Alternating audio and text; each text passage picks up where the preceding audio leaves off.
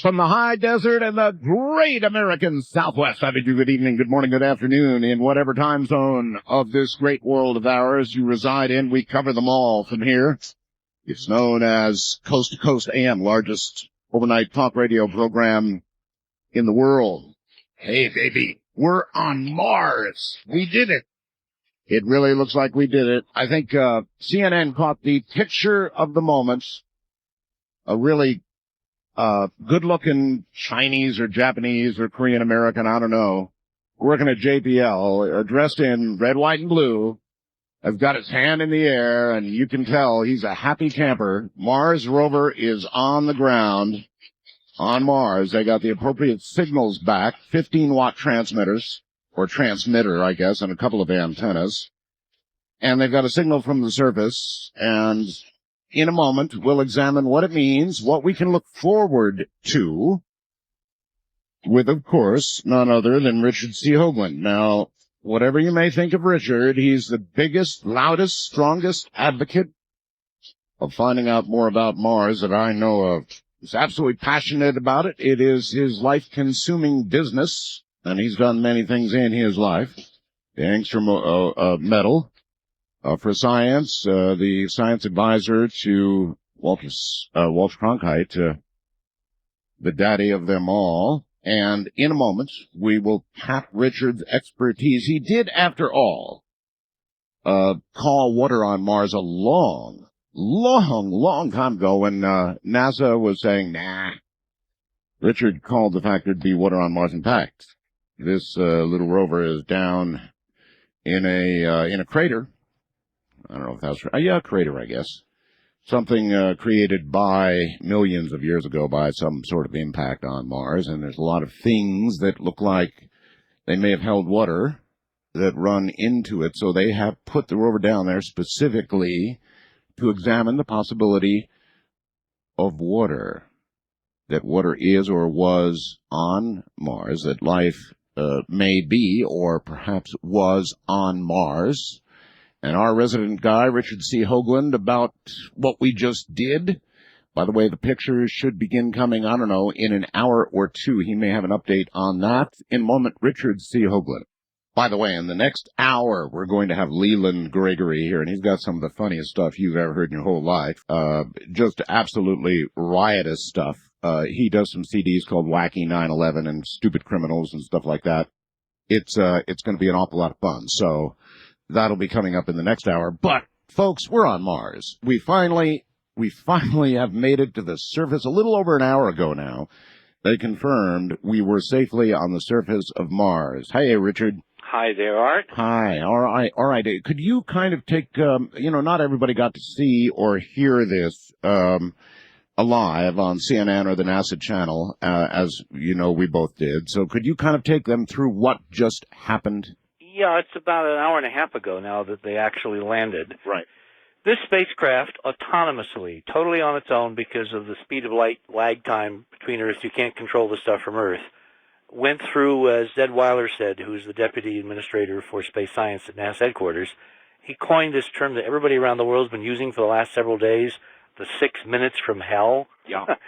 And in those 6 minutes from entry, when the heat shield of this little lander hit the atmosphere and boiled up to the surface temperature of the sun, through parachute deployments, through airbags, through bolt cutters, through retro rockets, and then airbag bouncing on the surface and rolling to a stop, they actually made it.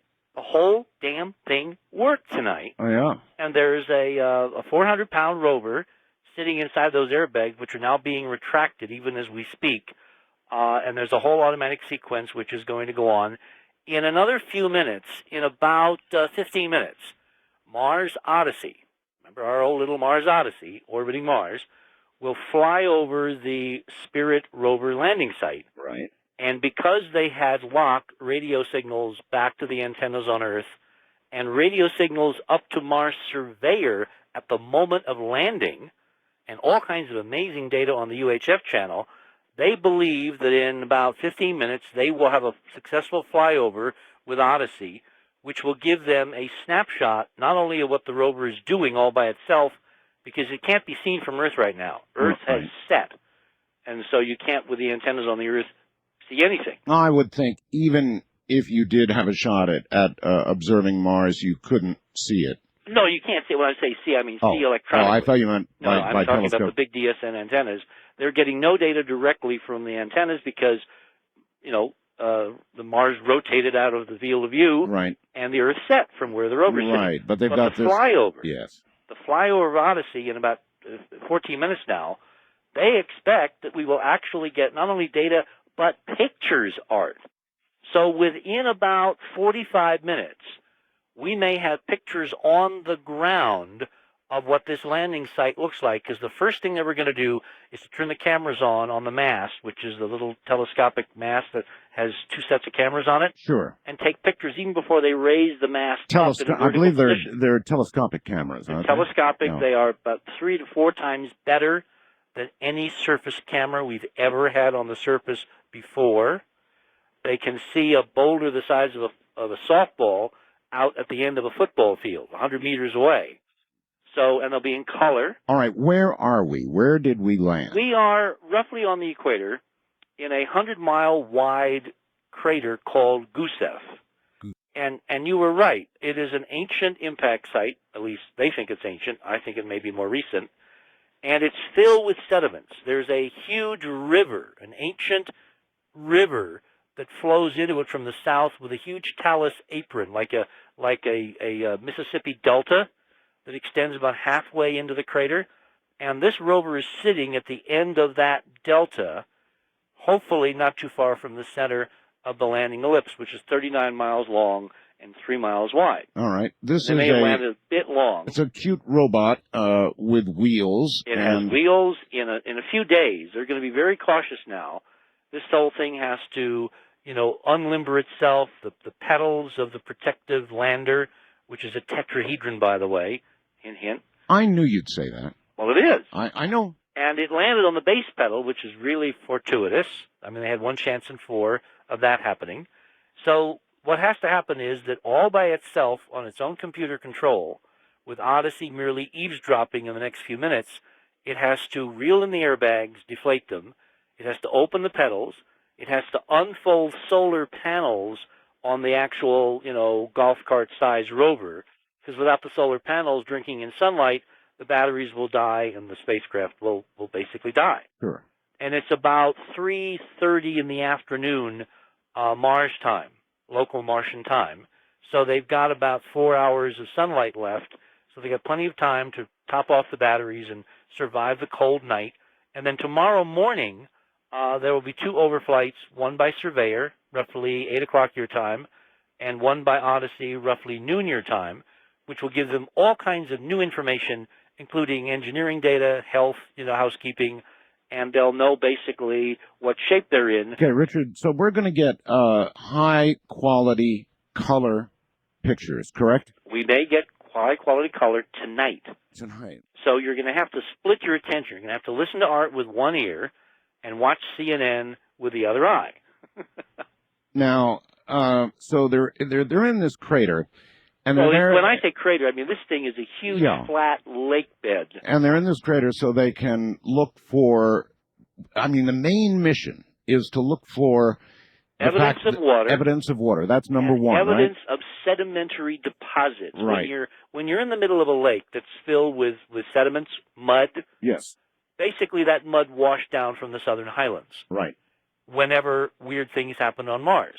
Now, the cool thing, Art, about this is that the NASA team thinks they're verifying one set of models for Mars. As you know, we have a different model, the so-called Mars tidal model.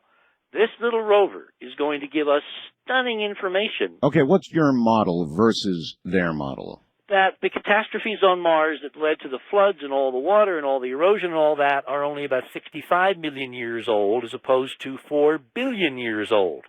That Mars used to be a satellite of a bigger planet that blew up 65 million years ago. Pieces of that planet were flung all over the solar system. One of them hit the Earth and did in the dinosaurs. A lot of the debris hit Mars, causing this incredible southern cratered hemisphere, which plastered one half the planet with all kinds of impacts. And this landing, this Gusev crater, is right at the boundary between that plastered zone in the southern hemisphere, and the smooth northern plains that appear to be the level sediments of the ancient Martian Ocean. Yes, and this is also what Dr. Van Flandern That's believes. right. Tom Van Flandern has been, championing this idea for several years, but he didn't get the evidence that we've got, which is the evidence on Mars itself given to us by these various missions. And the main belief at NASA is that it's an ancient crater surface. Nothing has happened recently on Mars for billions of years, and that all this stuff happened a long time ago. And this mission could prove one of or these the other. By what? Well, the one key thing we're going to be looking for, this spacecraft carries amazing analysis instrumentation. It can rove out and it can look at rocks, it can look at soil, it can measure spectra, which is how we get element content and mineral content. Right. What we're going to be looking for, Mars is red. We believe that Mars is red because of the catastrophe, that Mars is red because of all the junk that got dumped on it from the planet that blew up. If that's true, a lot of that red stuff is oxidized iron from the exposed core of the exploding planet. Now, we know on Earth that the core of the Earth is a combination of iron and nickel. Well, to us Earthlings, iron seems red and iron seem connected. When iron rusts, it gets red, yes. Yeah. Well, but the minor constituent should be nickel. This spacecraft, for the first time of any spacecraft we've sent there, the Vikings or Pathfinder, can measure the nickel content of the iron dust, the iron soil, the iron sands. And if it's a certain percentage, it will confirm our model of the exploded core of the planet that Mars used to orbit. And when do you think this kind of data will begin to... Well, they're going to start within the next week. They're going to, be very careful. They're going to sit on that little lander base till they know everything's working. Then they'll raise up on the legs with the wheels. They'll roll down a ramp, and then they'll start looking at rocks, and they'll start sampling with this amazing set of gadgets they have on this reticulated arm. Yeah, now I've heard it's about a week that they... Yeah, it's about a week before they actually begin to move. So they look around and they identify each rock, and they probably have a committee meeting about what path will be taken. Exactly, and they'll have orbiter photographs taken looking down. They'll have the descent lander camera that was photographing. In fact, one of the mission managers said a few moments ago before we came on the air that they think they can make a movie of the descent from the engineering camera photos that were taken all the way down to landing. That'd be pretty cool. That will be cool. Yeah. And what they're going to look at is they're going to do spectroscopic analysis, remote control with the cameras, which can actually look through various filters, and they'll look for various interesting rocks that look unusual and different and anomalous, and then they'll roll over with the wheels to the rock, and then they'll sample the rocks, and they'll do this for a year or two. Or they actually are planning 90 days for the nominal mission. Okay, we all know that these things last longer. There is nothing on this particular mission and spacecraft that will discern biological life, is there? No. They're looking. That was on the other one. That's on Beagle 2. And as I said, when we have more time sometime, I think I figured out what happened to Beagle 2, but it's much too long and complicated and intriguing a story to get into tonight. All right. But it's just put that on your to-do list. I think I figured it out. This lander does not carry any life detection experiments. It only carries environmental experiments. But depending upon your model, depending upon what you think happened to Mars, the data can move you down one canyon or another canyon in terms of various models. Mm-hmm. Now, the coolest part about this is the serendipity factor. Since we're dealing with the honest folks at NASA, just look at their faces. These are an astonishing achievement by a tremendous group of people, and I got to take my hat off to them. I was sitting here thinking before how different it was in the old days, where I would have to get on an airplane and fly across the country. Of course, and now we do it that comes now. to you. I could sit in my living room. I've got the computer here. I've got the TV on. I've got NASA television by satellite. Well, as I was saying, Richard, it's like we're there. If you can get to CNN, Associated Press photographer got a wonderful picture of this Asian American in mission control. Yeah, he is the mission commentator. Well, they caught the picture, believe me. It says it all. I've been looking at that shirt all night. Yeah, it says it all. They caught him in that instant. They were dancing around and they were hugging each other, and I feel so good for them. Now, let me tell you where this audience is going to get some maybe surprisingly cool stuff. Since we're in the middle of this ancient basin which fill with sediments and junk and debris Right. when the catastrophe hit. Debris, as you know, when you have flash floods, everything washes downstream. Right. So with this rover, it's not inconceivable that we could literally roll up to a piece of debris of a Martian house, or a trailer, Yeah. or a wing of an airplane, or anything sticking out of the mud. I have a high confidence level that if we start getting pictures back, you'll be calling me up saying, Art, it's a hammer! Look, a hammer! And the cool thing is that since these guys don't even expect that, I mean, it's so far down on their radar that I'm below, sure it is. you know, there will be no a priori censorship, because the neat part is we're supposed to get these pictures live. Yes.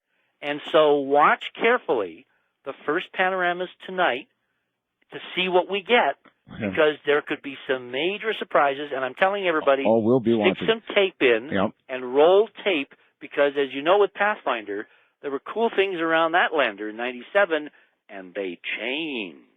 So everybody roll your tape. Exactly. All right, I was watching CNN when they were discussing the possibility of life, past or present or whatever, on Mars.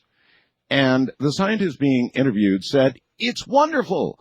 He said, it's almost theological. And boy, that one stopped me cold in my tracks. It's almost theological. Well, they're getting close. How's it theological? Well, I mean, look, right? From the mainstream perspective, I mean, forget artifacts, forget, former civilizations, forget all the stuff that we all, think about and talk about here. They're looking at the confirmed existence of a microbe as a theological moment, because it would mean, if it was independently evolved, that life, happened in two places. Oh, yes. In the same solar system. Yes. And as Carl used to say, if that can be confirmed, when you look at the night sky, it means the galaxy is filled. Teeming with life.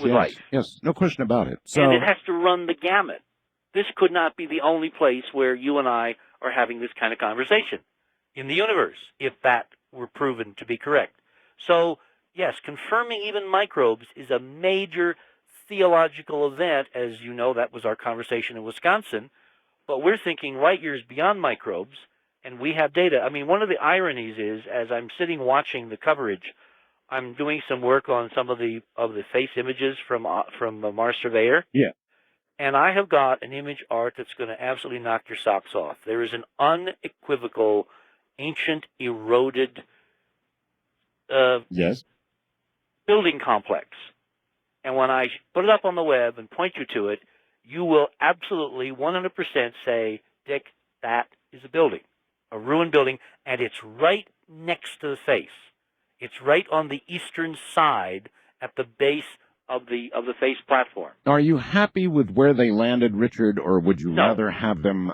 No, because at best we're going to get environmental data. I mean, if we have the serendipity of coming across a ruined Martian trailer sticking out of the mud, that would be amazing. All right, look. There's not a high probability. All right, Richard, we're going to wrap it here. If anything occurs, anything over the top occurs during the continuation of the program here, you call me. I'll get you on the air. I will be here. And if there's any giant surprise, I'm here tomorrow night too. So, all right, by buddy. Tomorrow night we should have some amazing images. Well, exactly. All right, buddy. Thank you. Thank you, my friend. And good night. Yeah, we're on Mars, baby. We're on the red planet, and we're about to open our eyes. From the high desert, I'm Art Bell. All right, one segment of open lines coming up, so if you've got something you want to get on the air, we're as close as your telephone. We're on Mars, baby. And we're about to open our eyes, and we're about to get photographs. It really should be something, perhaps even almost theological. We'll be right back. Not a bad way to begin a program, huh? By having America, just as you're starting the program, put a rover down on Mars. It's going to be, and it's a very exciting time. Could go on for even longer, perhaps, than 3 months, if they're lucky. They say, as Richard said, they say 3 months, but then a lot of times things last longer. This could be very exciting indeed. First time caller line, you're on the air. Good evening. Yes, sir, Mr. Bell. Hi. You're very respected and loved out here in Agua Dulce, California. Thank you. Welcome to the program. Thank you, sir. I wanted to talk to you real quick about a craft that we believe is the Aurora. We've seen it several times behind our house. Oh, yes. The first time we saw it, it looked like, remember those spaceships they had in Space 1999, that TV series from about 25 years ago? I do.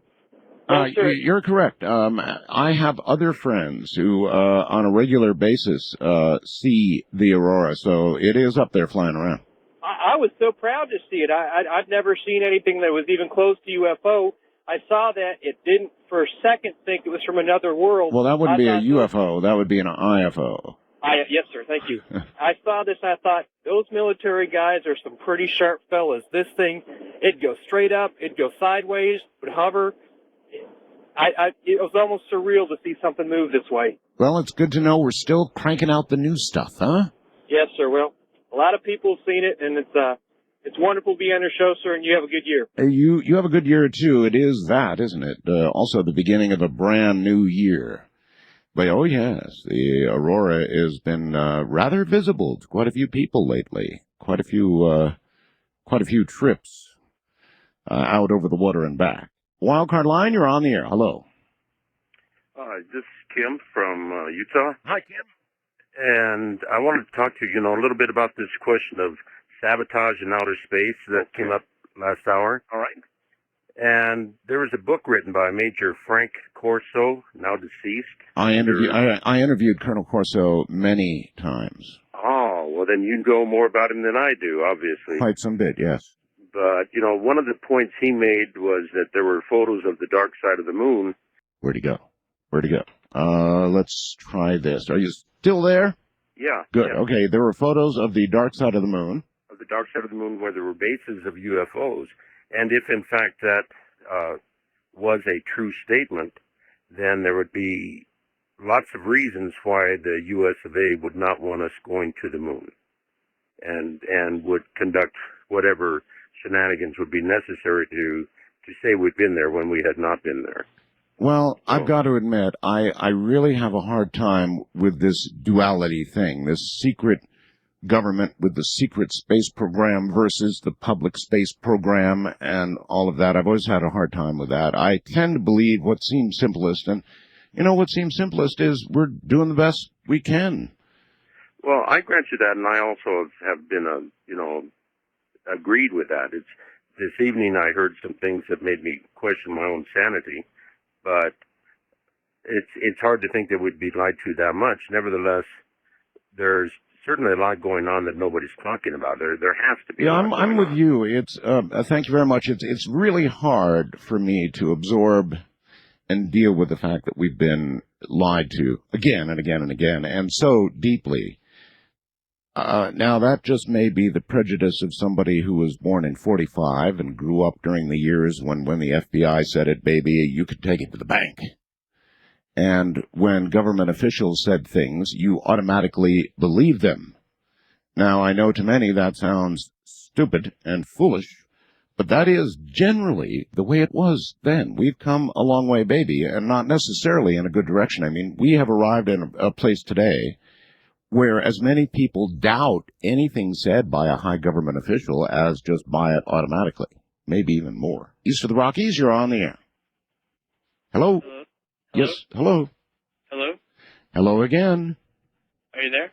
I am here. Are you there? Yes, hello. I'm sorry. Don't be sorry. Just proceed. I have a concern about people are talking about the relationship between the British probe and the American probe succeeding, and that the relationship between that and some sort of conspiracy. And I like to think less about that and more about how that might be a good thing. About how, and as it's been stated in books about, there is a reason that we might be lied to. So could you speak about that? No, well, I have been, but I really can't. I did speak about it as much as I'm going to, really. Yes, it could be true that we are simply being lied to on a massive scale. That is not what I tend to believe. I guess I'm stuck in the past in that regard, and I tend to trust what my government tells me.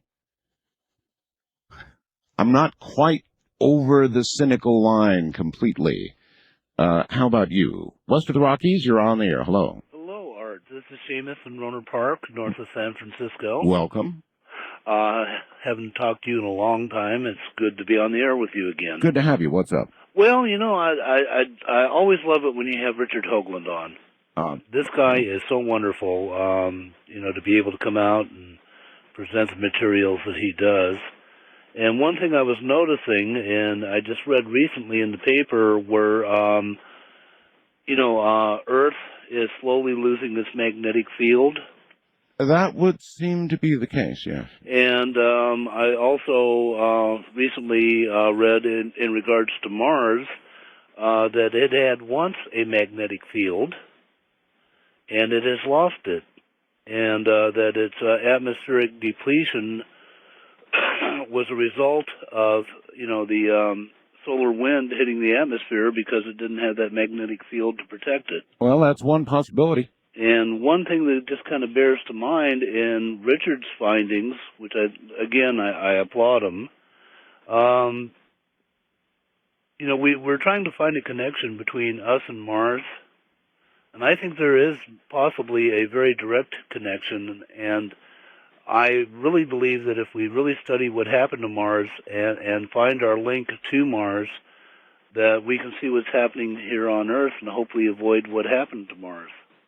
Well, I think that's what they're thinking, that if we can figure out what happened to Mars, we can perhaps forecast or begin to understand what might happen to us. Sure. Oh, yeah. Yeah, that's the idea. All right, sir.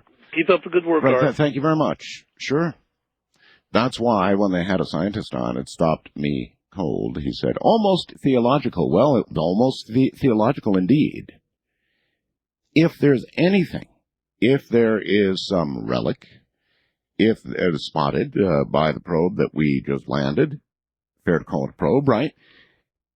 If they verify that there were large amounts of water on Mars, rivers of water, then they're well on their way. I mean, where there's air and where there's water, there's probably life.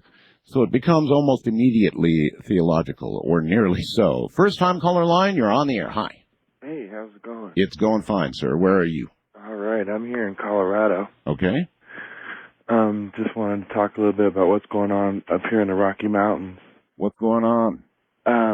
I was working freelance construction for one of my buddies. We got freelance to go out up into the Rockies and help dig what we were told were water trenches to lay water pipes. Yes. Of course, there's no neighborhoods or houses anywhere. Right. Excuse me, caught a cold. We dug for approximately 6 feet into the ground with the trenches. They went on for about 2 miles up a hill. Yeah. And about 4 miles down this hill. And why were you digging these trenches? Well, we were told that they were going to place water pipes. Water pipes in them. Okay, and so you were digging But this trenches. was a good 120 miles from any houses. Okay. Anyways, after digging, well, it appeared to be regular construction foremen that were sent out with us. And every once in a while, after like every couple of feet of digging, they would scan with this thing. They told us they were checking to make sure there was nothing, you know, we weren't going to dig up anything or do anything. You know, why would they most of the workers didn't speak English. Why would they be worried about digging something up if they're like 100 or 200 miles from the closest house? What they told all the workers is they didn't want us to break a cord or a pipe that's already been laid. Okay. They don't ask a lot of questions. Okay. Anyways, we were digging for quite a while. Eventually, the scanners that they were scanning with started making noises, so they jetted us out of there. They told everybody, you know, job's done. They paid us that day. We had actually been digging for about maybe a half hour. It was all right, wait, slow up a second. You and how many people were doing this digging? I know in my group of diggers, I was in charge of 6 diggers. 6. And there was us, and then they sent 2 foremen along. And how many groups of diggers were there? That's what they didn't tell us, but from radio conversations I heard later, there were at least 6 groups of 6 groupers, or 6 groups of 6 diggers. No kidding. Yeah. And they were all... when were you doing this? How long ago? Oh, this was last week. Last week. Yeah. And then suddenly they found something with the sensors, and Well, I mean, they thought we were all pretty stupid employees. I'm actually a pretty smart guy. all right, but the bottom line is they found something. Actually, I think they were looking for something ahead of time. Yes, and when they found something, Right, and when they started scanning whatever they were looking for on their meters, they sent you away. They eliminated everybody. They paid us for that day and up to a week in time, and they said the whole project. Now, what kind of people were these? They came to us as regular freelance foremen and construction workers and subcontractors. And they told you were digging for water pipes, for placement of water pipes. Right, which was, according to my experience. How and work interesting. history, I wonder, any idea what they were looking for? Yes, I'll get to. Anyways, where was I? Sorry. Well, you were about to tell me what they were looking for, because we don't have a lot of time. So right, I'm not exactly sure what they were looking for, but I mean, they were really well financed and extreme high technology equipment. And then they dress really poorly in really shoddy shoes and clothes and trucks, beat-up trucks. But like in a beat-up truck, at least millions of dollars worth of computer equipment behind the seats of the truck. You know what I'm saying? No kidding. Yeah. Oh, these guys look like they're poor. I was like, are we going to get paid? But they're very generous with the money and very well financed. Anyways, I'm sorry. I'm just trying to give you a little bit of information. Take a deep breath. Hold on, explain. sir. Hold on. Take a deep breath. Pause. Yeah. Where were you roughly? Best as you can describe. Where were you? Mm-hmm. Yes, I'm subcontracted out of Denver. Where were you digging? Up in the Rocky Mountains, in an area I wasn't exactly familiar with. It's about 4 hours out of Denver. 4 hours out of Denver. And good 160, 200 miles away. And that's as close as you can identify it. Were you going north, south, east, west? No, the way they transported all the workers, they said that the only trucks they could rent were these huge moving buses. They were like buses, but with no windows. No windows, so you didn't know where you were going. Right, and they told us that reason is because this is all they could afford, which I later to be assumed wrong when I saw equipment such as just everything they had. But, all right, and you spent how long digging totally? For about 2 weeks. 2 weeks. 2 weeks of digging, and then suddenly they find something and you're gone. Anything else to this, as in what you think they might have been hunting for? Well, what I found out from later on from listening to radio transmissions, which was how I found out that they had teams of diggers up there, is what the guys were scanning for was apparently something they lost. I couldn't completely understand, but something they had at one time and then they lost. They're really, really vague when they talk to each other about things. So you don't know, but something they had something and they lost. think they did have before and they owned it, they knew something about that's gone, and now if they don't find it, it's just really horrible to them. I mean, no amount of money is going to stop them, you know what I'm saying? But we later found out that they were government workers, and the way we found that... Well, are you there? He just went away. Or somebody made him go away. That was an interesting story, wasn't it? I wonder what they were looking for. I wonder why he was disconnected like that. Interesting. Wildcard line, you're on the air. Hi. Hello? Going once, going twice, gone. East of the Rockies, you're on the air. Hi. Hey, how you doing? I'm doing all right, sir. All right. Yeah, it was kind of interesting how he did get cut off, wasn't it? Yes. Just a very critical moment there. Yeah, right. Anyway, that was. I would have rather have heard more of him than what I have to say, anyway. But, well, let's try you out since you're here. Okay. Nothing. Just I think it's pretty neat about what is going on at Mars, and I just don't understand why. It seems like so many people are afraid if they do find that there's life or whatever. I think so many people think that's gonna. It won't bother you a bit, huh? Well, I mean, I think people are so worried about whatever religious rifts it's going to cause. But I mean, that just for people to limit whatever is. Well, are you a religious person? No, not really. You're not. Well, that's probably why that's why it won't bother you. Right, exactly. But I'm just saying, I mean, whatever, I mean, people, whatever their God is supposed to be, so all-powerful. Well, I would think that would encompass, like, infinity in the whole universe instead of, like, just pinpointing it down to here and being so protective of it, That would be my point of view. I would not be morally, religiously, faith challenged if I heard there was life on Mars. But exactly. but there is a big but here. Right. I'm going to tell you, just as I've told many others, I get thousands, probably hundreds of thousands of emails. And there are a lot of people, I can assure you, that would be very disturbed if it turns out there was life on Mars. Right. Really, they'd be very disturbed. Yeah, it seems, like I said, it seems like they're limiting themselves that way, that's all. Well, but that's just the way they are. They're very fundamentalist. They believe that they're Earth-centric and human-centric, and there just can't be life anywhere else. We're special. We're the only ones. And you know who put us there, and didn't mention anything about putting anybody else anywhere else. Right. Hey, I was the other night when you were doing the predictions. I got through and got cut off. Nah, won't work. They're already locked up and sealed. But if you if you want to mention what you would have said, you're welcome to. I simply cannot record it officially. I know. All right. Real quick then. What would you? I think unfortunately though we're going to lose Fidel this year. Unfortunately. Well, are you gonna miss Fidel if he exits left? Oh, not personally. I'm just I don't want to see anybody have to go, but I think it's going to happen. Well, if he goes, he'll definitely exit left. All right, sir. Well, thank you. Take care. Unfortunately, we're going to lose Fidel. All right, when we come back, we'll turn to the lighter side tonight, I think, for a while, with a man named Leland Gregory. And some of the funniest stuff, and I mean some of the funniest stuff in the world, comes from real life.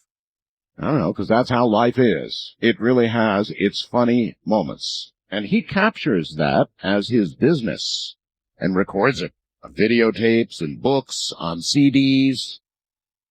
Coming up after the break, Leland Gregory. From the High Desert, I'm Art Bell. With Art Bell. Appropriate bumper music. Not all of us play with a full deck all the time. Some of us, well, we're a world of different people, as you're about to find out.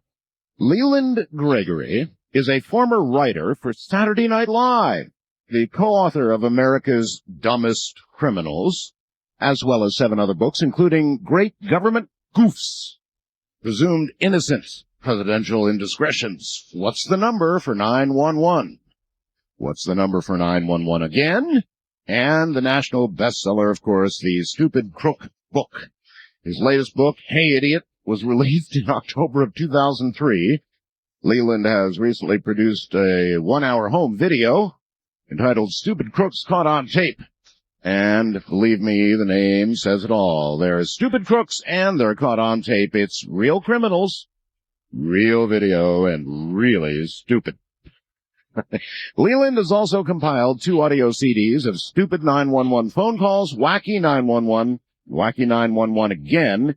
In addition, he co-wrote the feature film Ernest and the Great Pizza Race. That's as part of a 3-picture deal with Disney, and optioned the Ian McTeagle story screenplay to Touchstone Pictures. And we'll have audio for you tonight. Some of the very best from Leland coming right up. Very briefly and quickly, from Lynn Taylor, with reference to the man who got cut off, who was a very interesting call. He was talking about digging. Lynn is in Denver and says, "Hi, Mr. Bell. I grew up close to where the guy was digging for the pipes. I believe he's talking about the area around Center Ridge, south of Glenwood Springs, about 75 miles in the middle of the mountain range we call the Flat Tops. Now, I have no way of knowing, west of Delta, it says. I have no way of knowing if that would be accurate at all, but I thought I would pass it along. Now, Leland Gregory. Leland, welcome back to the program. Well, thanks, Art. It's been a long time. How you doing? It has been a long time, hasn't it? Too long. That's right. So it's great to have you back. Well, Leland, a lot of the audience will not have heard our first program together, no question about it. So we'll get to some of the material we did on that show a little later in this particular show. But tell people essentially what you do and why you began doing it. Well, basically, I collect stupid things, mainly stupid stories, stupid video, and stupid audio of our human race gone bad. I scuba dive in the shallow end of the gene pool. Yes, you do. Why do you do that? I mean, what set you on this course? It's greed. I just want money. I'm an American. Actually, I came about finding this particular genre completely by accident. I was sitting around a coffee table with some friends, whining about how talented we were, but at the same time how incredibly broke we were. So we came up with a few ideas for TV shows, since we were all TV writers. One of the ideas was a show called America's Dumbest Criminals, and we put out a home video, which did terribly, but a local publisher said, hey, the kind of the Field of Dreams things, if you write it, I will publish it. So we wrote it, and he published it. Before it hit the stands, I moved to Chicago to train at Second City, which was always a dream of mine. And while I was there, I met a man in my class who also turned out to be a writer for the Associated Press. And he said, hey, why don't I write a story about your book? And I went, okay, that sounds good. Yeah. Not knowing what that meant. And he wrote the story, and 3 weeks later, the book was on the New York Times bestseller list and stayed there for 17 weeks. And I thought, hey, I think I found a new job. There is gold in stupidity. Yeah. And that was 95, and I've been putting out pretty much a book a year since then. Like you mentioned, I have 2 audio CDs, and now a 1-hour home video called Stupid Crooks Caught on Tape. So thank God stupid people breed, or I'd be out of a job there, Art. Well, true enough. And so you wallow in the shallow end of the gene pool. That's me. You like that? Well, with all the computer stuff I get, if you have a computer, you get it. Well, I don't know. I get more messages than most people, I'm sure but I you get do. thousands of them. Nevertheless, when the Darwin Awards come out, when all the stupid lists come out, whenever there's a stupid criminal story, and they're pretty wild on the web, right? I stop and I read. And so why do you think, and surely you've had time to reflect on this, why do you think people really love this stuff? And I'm no different. I do too. Why is it so cool? I refer to it as the banana peel syndrome. We as human beings are always so rigid and tight and trying to be proper and try to do the right thing. But you see someone slip on a banana peel and you laugh. And that's what this is. Someone does something stupid and you go, I'm glad that wasn't me. That's about that's the thinnest degree of separation. All right. Because, basically, I'm sure you've dealt in your past, it's the only thing that really connects us together as human beings. I mean, it transgresses socio-political, economic, geographic, ethnic boundaries. I mean, everybody has the ability to do something stupid. The people I report on just happen to have done it very well. Well, I was going to say religion connects us all, but not in the same way. Not in the same way, right? You're right. I suppose even Al Qaeda probably at times laugh at each other. He didn't mean to blow himself up. Oh, that was so stupid. No, but it is common. It is common. Yeah, so. it is. And, it goes back through time. I mean, I'm sure, when we kind of crawled out of the primordial sludge, somebody stepped on somebody's fin. Also we're in the age now, well, actually we're past the age. There are video cameras literally everywhere. Yeah. Just about everywhere. I mean, they've got security cameras up, and so the opportunity to catch more of this than we used to be able to catch is greater, isn't it? Sure, and the global communications system that we have now. I mean, you can read a story about some guy in Caracas, Venezuela, and which 20, 30 years ago you never would have known or heard about. It wouldn't have been publicized, but now it is. And I had one guy in Caracas, Venezuela, who made a bet with his next door neighbor that he could hypnotize a jaguar. Oh. And he lost that bet. And what else? Part of his left arm. But so that's the example. I mean, the book, my newest book, Hey Idiot, I don't keep it, within the boundaries of the United States because there's no really need to do that. We don't really we haven't cornered the market on stupidity. No, and I suppose broadcast provides, whether it's television or radio, it also provides a fertile field for combing for the stupid, huh? Oh, yeah. And now, of course, like with the advent of the Fox network, there's so many shows about people doing stupid things.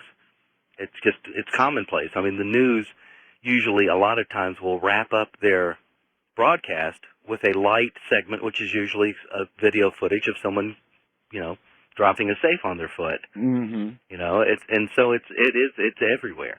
And I think people are going, is this a trend or is this a pandemic or something? But it's not. Well, all right. Let us give them the beginning of a demonstration of what you collect. Okay. This first, are we going to go to the audio? The audio, yeah. Sure. The first one took place. It's a call-in show in Australia, and the guy is talking about his favorite rock and roll group, AC/DC, and it's a promotional giveaway to win a motorcycle if you can do one simple thing. All right. And he can't. You ready for it? I'm ready for it. All right. We're going to give that away. We're going to draw that on the 17th of March. But if you heard it, give us a buzz. Let's take caller 10, shall we? Okay, hello, Triple M. Yes, hi. Hello, what's your name? Mark. G'day, Mark. How you doing? Not too bad. Mark, where are you from? Greenacre. Greenacre? That's a little joke there, Mark. Yes, I know. How you going? Not too foul. Now, listen, Mark, are you an AC/DC fan? Yes. Do you have a motorcycle license? No, but I'll get one if I win it. Okay. I'm going to win it. You're going to win it, You're going to win. I like that confidence. Yes. Well, okay, we've got to ask you a question, mate, before we can put you in the barrel. Yeah. Okay, spell AC/DC. A-D... Do you believe this? A-C. I'm going to ask you again. Hang on. How do you spell AC/DC? A-D-A-C. Mark. One more time, Mark. How do you spell AC/DC? I'll fill you in a minute. Mark, just... Yeah. Mark, yeah. Yeah, say AC. How do you spell AC? Spell AC/DC. How do you spell A-D-D-C? A-D-A-A... Oh... I'm getting this all wrong. You are, Mark. You are. You're getting it seriously wrong, Mark. If you've just tuned in, Mark is from Greenacre. Mark, we're going to give him a copy of AC/DC's new album, Stiff Upper Lip, if he can spell AC/DC. Mark, just spell AC/DC. A-D-D-C. Oh, you idiot. It's AC/DC. A-C. Look, sound a sec. AC/DC. Just say that. A-C-D-C. Yes. Mark, it wasn't that hard. Okay, Mark, not only that, we're going to give you a copy of your favourite AC/DC album. Do you have a favourite copy? Anything A-D-D-C is good. I'll get it right one of these days. Okay, how about we give you a copy of Back in Black, which is fantastic. Oh, and in yeah. fact, we'll play you an AC/DC track. Yeah. All right, mate? Hey, cool. Okay, now, Mark, you're in the draw for the Harley-Davidson 883 Sportster.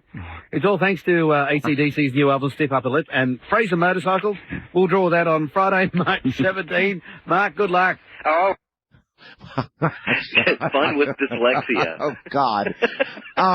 That's really, there aren't words for that. No, I could not figure that one out.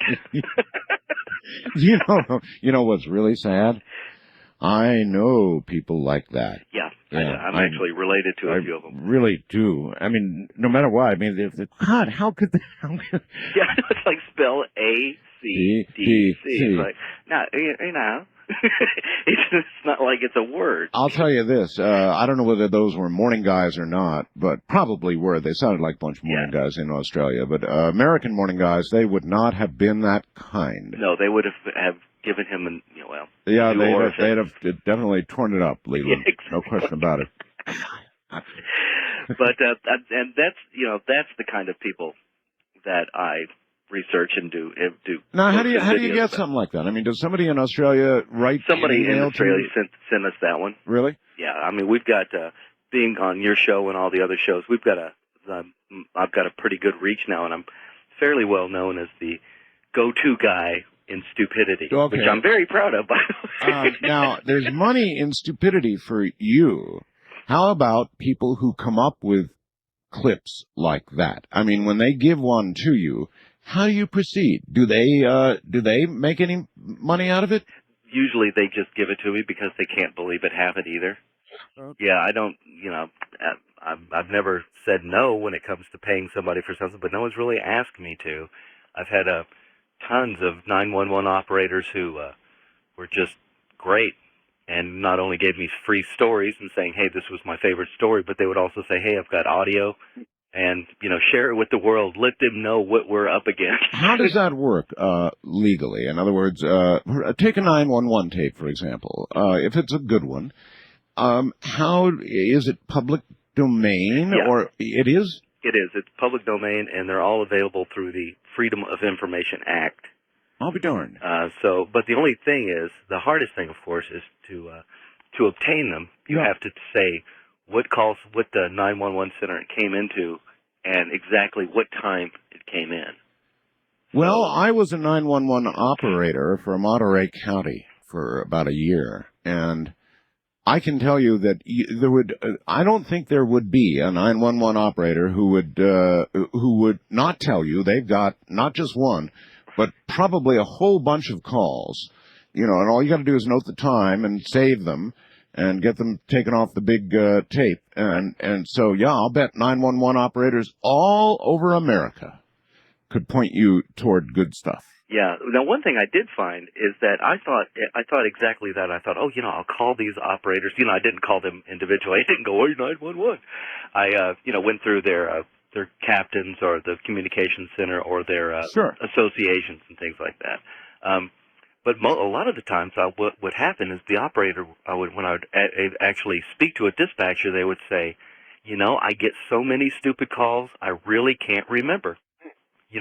Because according to the National Association for, I forgot the title for them, but they're the main association for 911 communications operators. It's between 65 and 70% of all the calls that come in are frivolous or non-emergency phone calls. Well, that's worth thinking about all by itself, isn't it? Yeah, it's pretty frightening because, the 911 operators, one of the problems I had to begin with, Art, was when I would contact the 911 centers, they were very reluctant to help me at all because they've been beaten by the media so often by, they're not responsive, 911 is stupid, and, it took 12 minutes to get an ambulance to my house. They're so used to that kind of negative media until they realize, hey, I'm on your side, and I just want to hear stories about stupid people.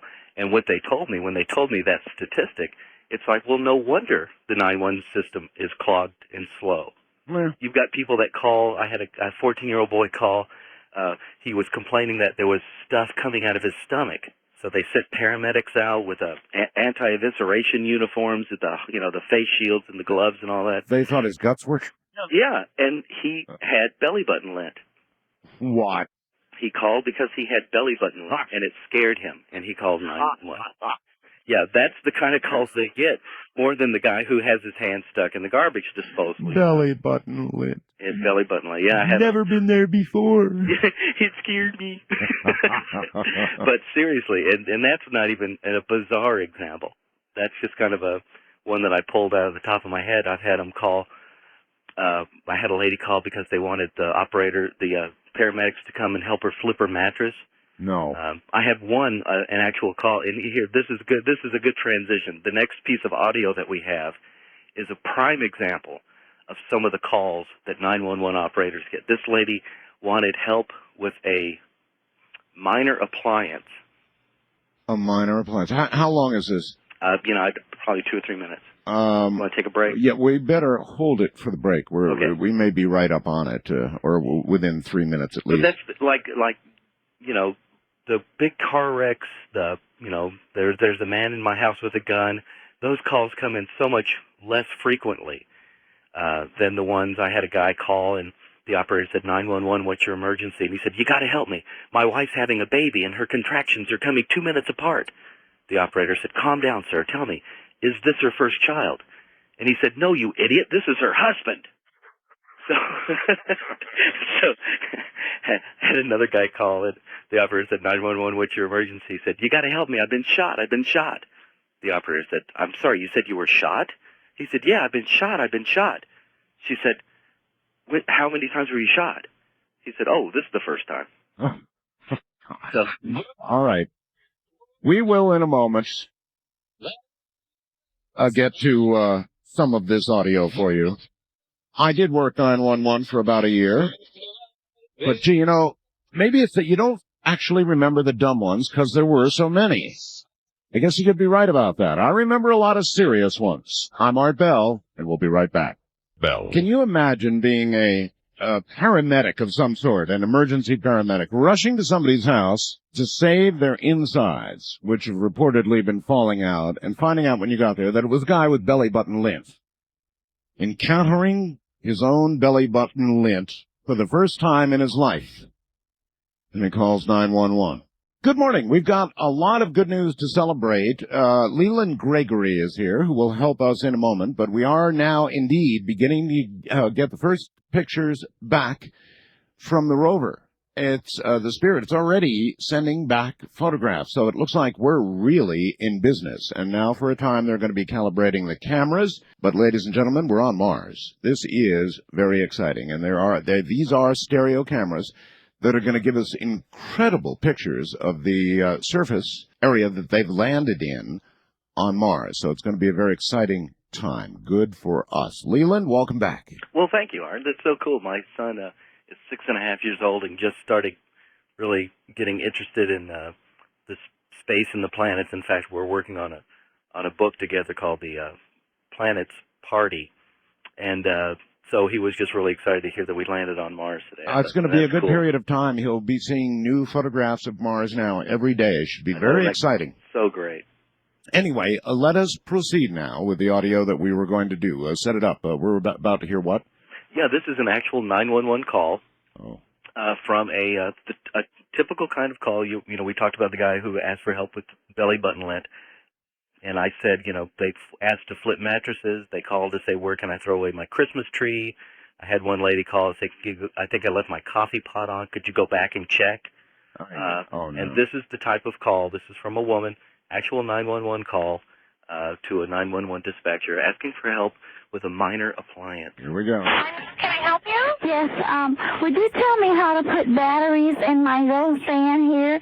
It says I have a AA battery, but on here it says 1 AA plus, and then the bottom says plus AA1.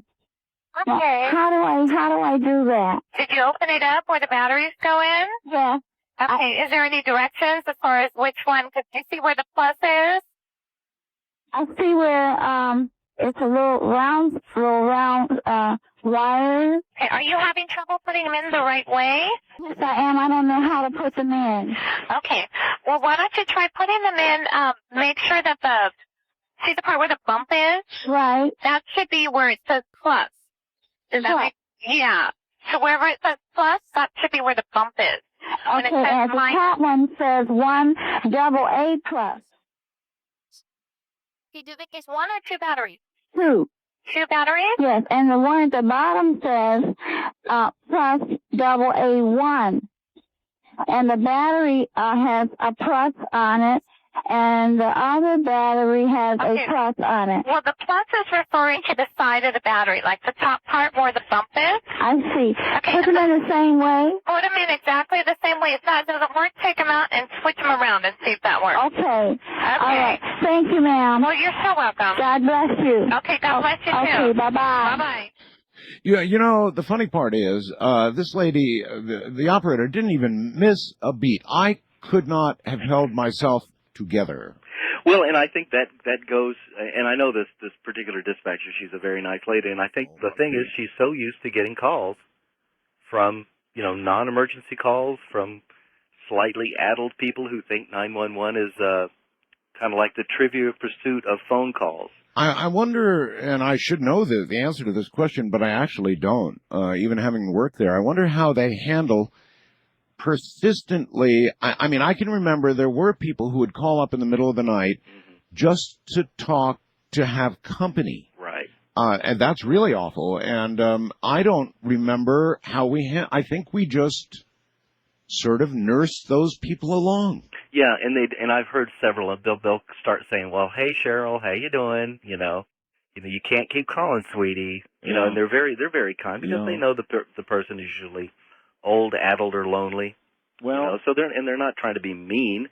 A lot of patience is going to have to go with that job description. Well, yeah, I mean, it's probably you need, psychological training. You have to have the patience of a saint. I mean, why would you do a job like that if you're a mean person anyway? When you do a job like that, usually you need psychological help. Okay, I wasn't going to go there, Art, but since you were former 911 dispatcher, I can do that. That's right. Actually, but really, they. Let me tell you the truth about the real kind of serious truth, Leland, about 911. I did it for a year, and I left because it was too much. Leland, I'm really serious about that. You're hearing the lighter side of it here tonight, but I can assure you there were lots of life and death situations that did happen, children, that kind of thing, and I'm the kind of person who took that stuff home with me at night. And after a year, I said, you know what? I won't live long if I do this because I can't shake it off. I just can't give it up. A good 911 operator has to become somewhat immune to the serious side of life. Yeah, and I'm not sure exactly how they do that. I really I mean, I've listened to some of the calls that you're talking about. It was something that I would never, publish because they're not funny. They're not funny. I mean, there's absolutely nothing funny about it. But, I mean, that's really a tough job. Nevertheless, what we are doing tonight is a funny part of it, thank goodness. Right. And so what's coming up? Well, the next one is, again, an actual 911 phone call from a very distraught gentleman who, and I found out that he is actually seeing these insects. He's not... He's not dreaming them up, and if there's someone that claims that this animal's not an insect, forgive me, I'm not an entomologist. But anyway, so he calls 911 with a question about all the things he sees floating in the air. Really? Okay, let's take a listen. 911 emergencies. Okay, mostly you people are a bunch of bull. But if you'd like to do something that's really worthwhile, get onto the TV news stations at 6 o'clock and let the public know where in the hell all these butterflies came from today. Is that clear enough? Butterflies? Yes. Where did they come from? Where did they come from? You have a problem that police officers can help you with this? What's that? Do you have a problem that police officers can help you with? Hell no. I just want to know where all, and so does everybody else. Where did all the butterflies come from today? Do you know little butterflies that fly through the air? I have no idea, sir. Well, get on TV news, people, and tell them they're supposed to know. But try and get into a news station. You can't do it. You can't do it. Goodbye. Doesn't that make you just want to rush right down and apply for a job as a 911 operator? It does, doesn't it? Because, they treat them so well. Every 911 center I've seen is usually in the basement. Oh, yeah. With no windows, concrete walls. Well, have you ever tried to have a talk with somebody who's been enjoying the spirits for the entire evening? He's probably between blackout and consciousness somewhere when he makes a call like that. It's part of the job description. You're going to talk to people who are, let's face it, folks, skunked. Yeah, exactly. That's a good word to describe that. That starts with S. I would have used another one, but but that's why you're there and I'm here. But yeah, I mean, I can't even talk to people, and I used to do that a lot. I used to drink a lot, so I've been those people. I've never made 911 calls, but I mean, I know the type of person, how people talk. And everything's so important. And well, did you know, and you won't believe, and you can't understand. It does tend to bring out the confrontational side of a lot of people. Very confrontational indeed. Big time. Too bad you didn't have audio on that belly button lid. I mean, that's incredible. I'm still, to have been there when the medics came rushing in, that would have been worth quite a bit. Yeah. Anyway, I'm stuck on that for some reason. It's interesting. Yeah. I mean, it's something that you wouldn't think, especially because I can imagine the boy had left the door open for the paramedics to come in. He was lying flat on his back on the couch, not moving. Paralyzed. Here comes the paramedics in their gloves and their suits and all that. I'm sure they looked like something out of E.T., and they did a full examination. And then they finally asked him, you said, where is it? Where is the problem? He said, right here. And it was, belly button line. All right, onward. The next call is a very interesting question that a mother proposes to the 911 operator, not being familiar with the laws of the community. She wanted to make sure what her son was suggesting was legal. I see. Here we go. 911. This is dispatch? Oh, are you an officer? I'm a dispatcher. Oh, how are you tonight? I'm fine. Good. Don't laugh at me if I ask you a question. Okay. This is kind of stupid. But my friend wants to know if she could take one of the homeless men off the street and live with him. Would it be against the law? If it would be against the law? Uh-huh. No, it's not. If they had sex, would it be against the law? What? No. It wouldn't? Not if they both agree. Oh, that's great. Bye. What a great mom. You think that was a prank, or do you think she was? No, I don't think that was a prank, unfortunately. She sounded a little too sincere. Well, a lot of times you can hear in the voice when it's a prank. But right at the end, I heard where, she was, well, maybe it was, God help us. It's frightening. Yeah. And it's such a bizarre question, you kind of think, well, usually those prank callers aren't so clever. You know what I mean? Yeah, she sounded. But that's such an interesting and unique question that it's probably, Mom was probably hitting the sauce and... I guess. You never can tell. Yeah, you never can tell is right. All right. Well, the next one's not actually a 911 call, but it is a police traffic stop. And you were mentioning about people who have had a little too much to drink. Yeah. This man was pulled over for drunk driving and was answering some routine questions, and I thought he gave such a clever answer to one of the questions that I thought your audience would like to hear it. Here we go. Man, I didn't do nothing wrong. You got your truck stuck out here in the field. You're out here driving a truck and you're drunk.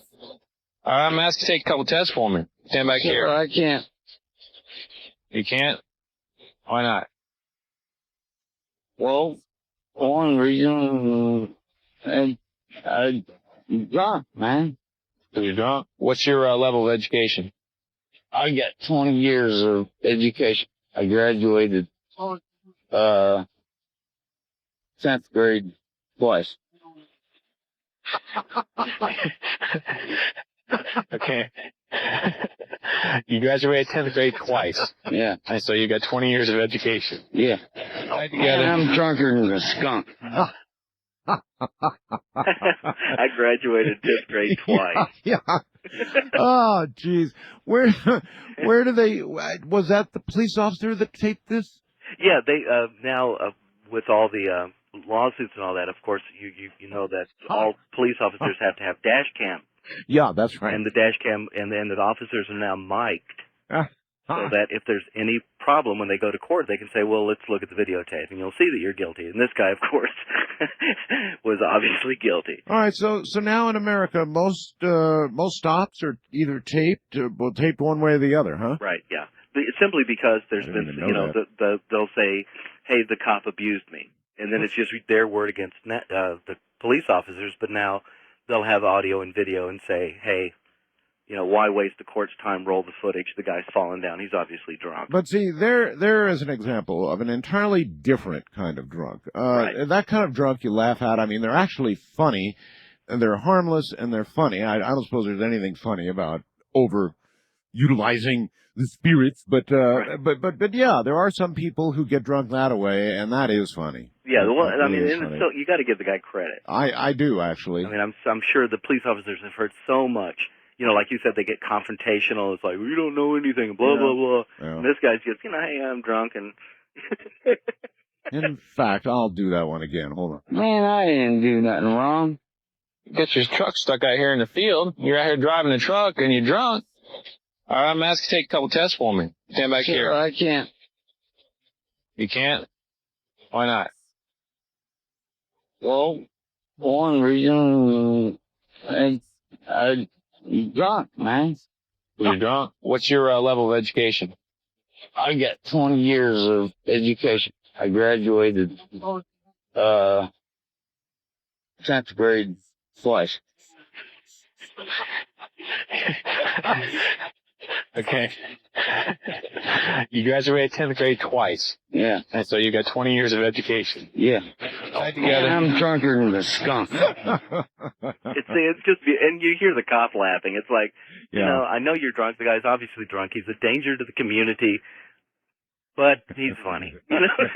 Give him a break. He made me laugh. I wonder what happened to the guy. I'm sure they took him to jail. Well, and I'm sure he amused his cellmates. He was out in the middle of a field, he said? Yeah, apparently he had been so drunk that he drove his car out into the middle of a field. I see. And then that's how he got pulled. I mean, the guy was obviously, I mean, he even said, I'm drunker than a skunk. Yeah, oh yeah. You know, so he was. But anyway, he got taken off the road, but didn't give the cop any trouble. By percentage, how many of these clips come from people who are under the influence, in your best estimation, of something? Oh, a lot. I would say around 80%, especially the traffic stops. 80%. Yeah, this is just an estimate of from my humble opinion, but I've seen a lot of the dash cam footage. And a lot of times, one of the only reasons you would pull someone over, of course, is if they were driving erratically or they had an expired tag. I had one guy, I have the audio for it, but I didn't send it to you because it's just basically him screaming. But he was pulled over and for a routine traffic stop, and the police said, hey, there's been a lot of problems in the area. Do you mind if we look in your trunk? And, of course, the guy could have said no. You know, they didn't have probable cause. Right. And the cops would have said, okay, move on. He said, sure, go ahead. Yeah. So he gave them the keys. They opened the car, opened the trunk, 15 pounds of marijuana. 15 pounds. 15 pounds. So they put him in the back seat of the patrol car. And, of course, the patrol car is mic'd. And he starts thinking about what he did.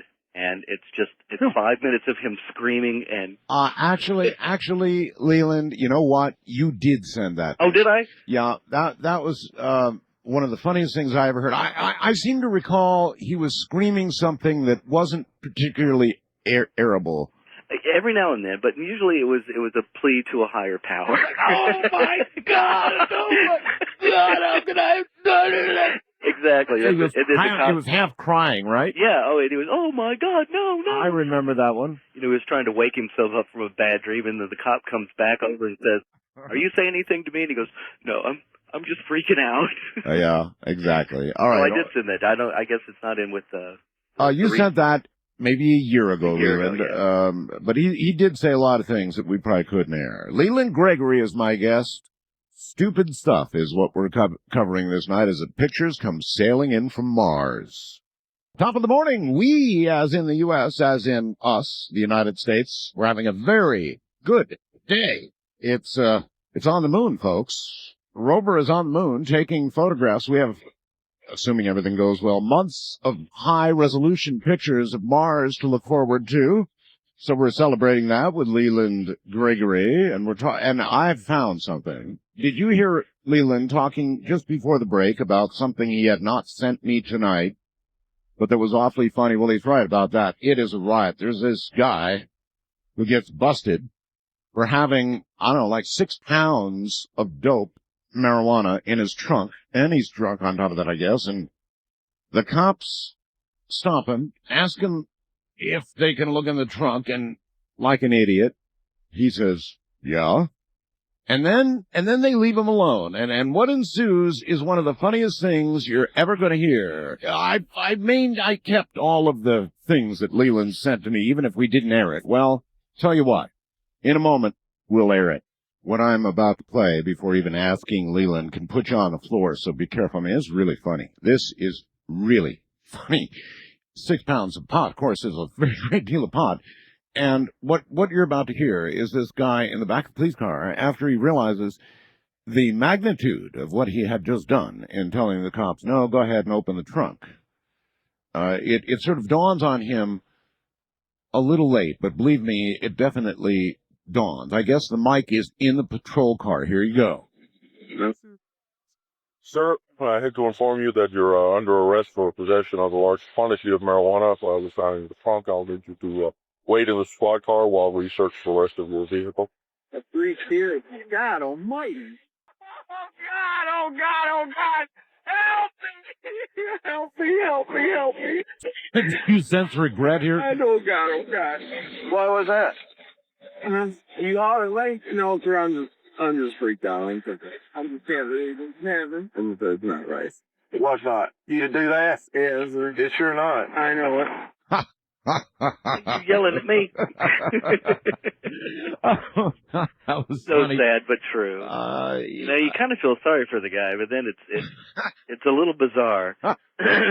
Well, and yet, you know, it's understandable. I mean, it's actually understandable when you realize not only how stupid you just were, but what the big right-hand turn your life just took. And little regret there? Yeah, maybe. A little bit, yeah. See, so as you can see, I saved the CDs. You're an amazing guy. Yeah. That was great. Because I sent that to you a while ago. Oh, months ago, yeah.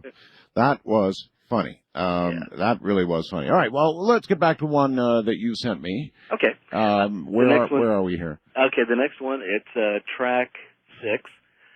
This took place in Maine, and it's a police stop.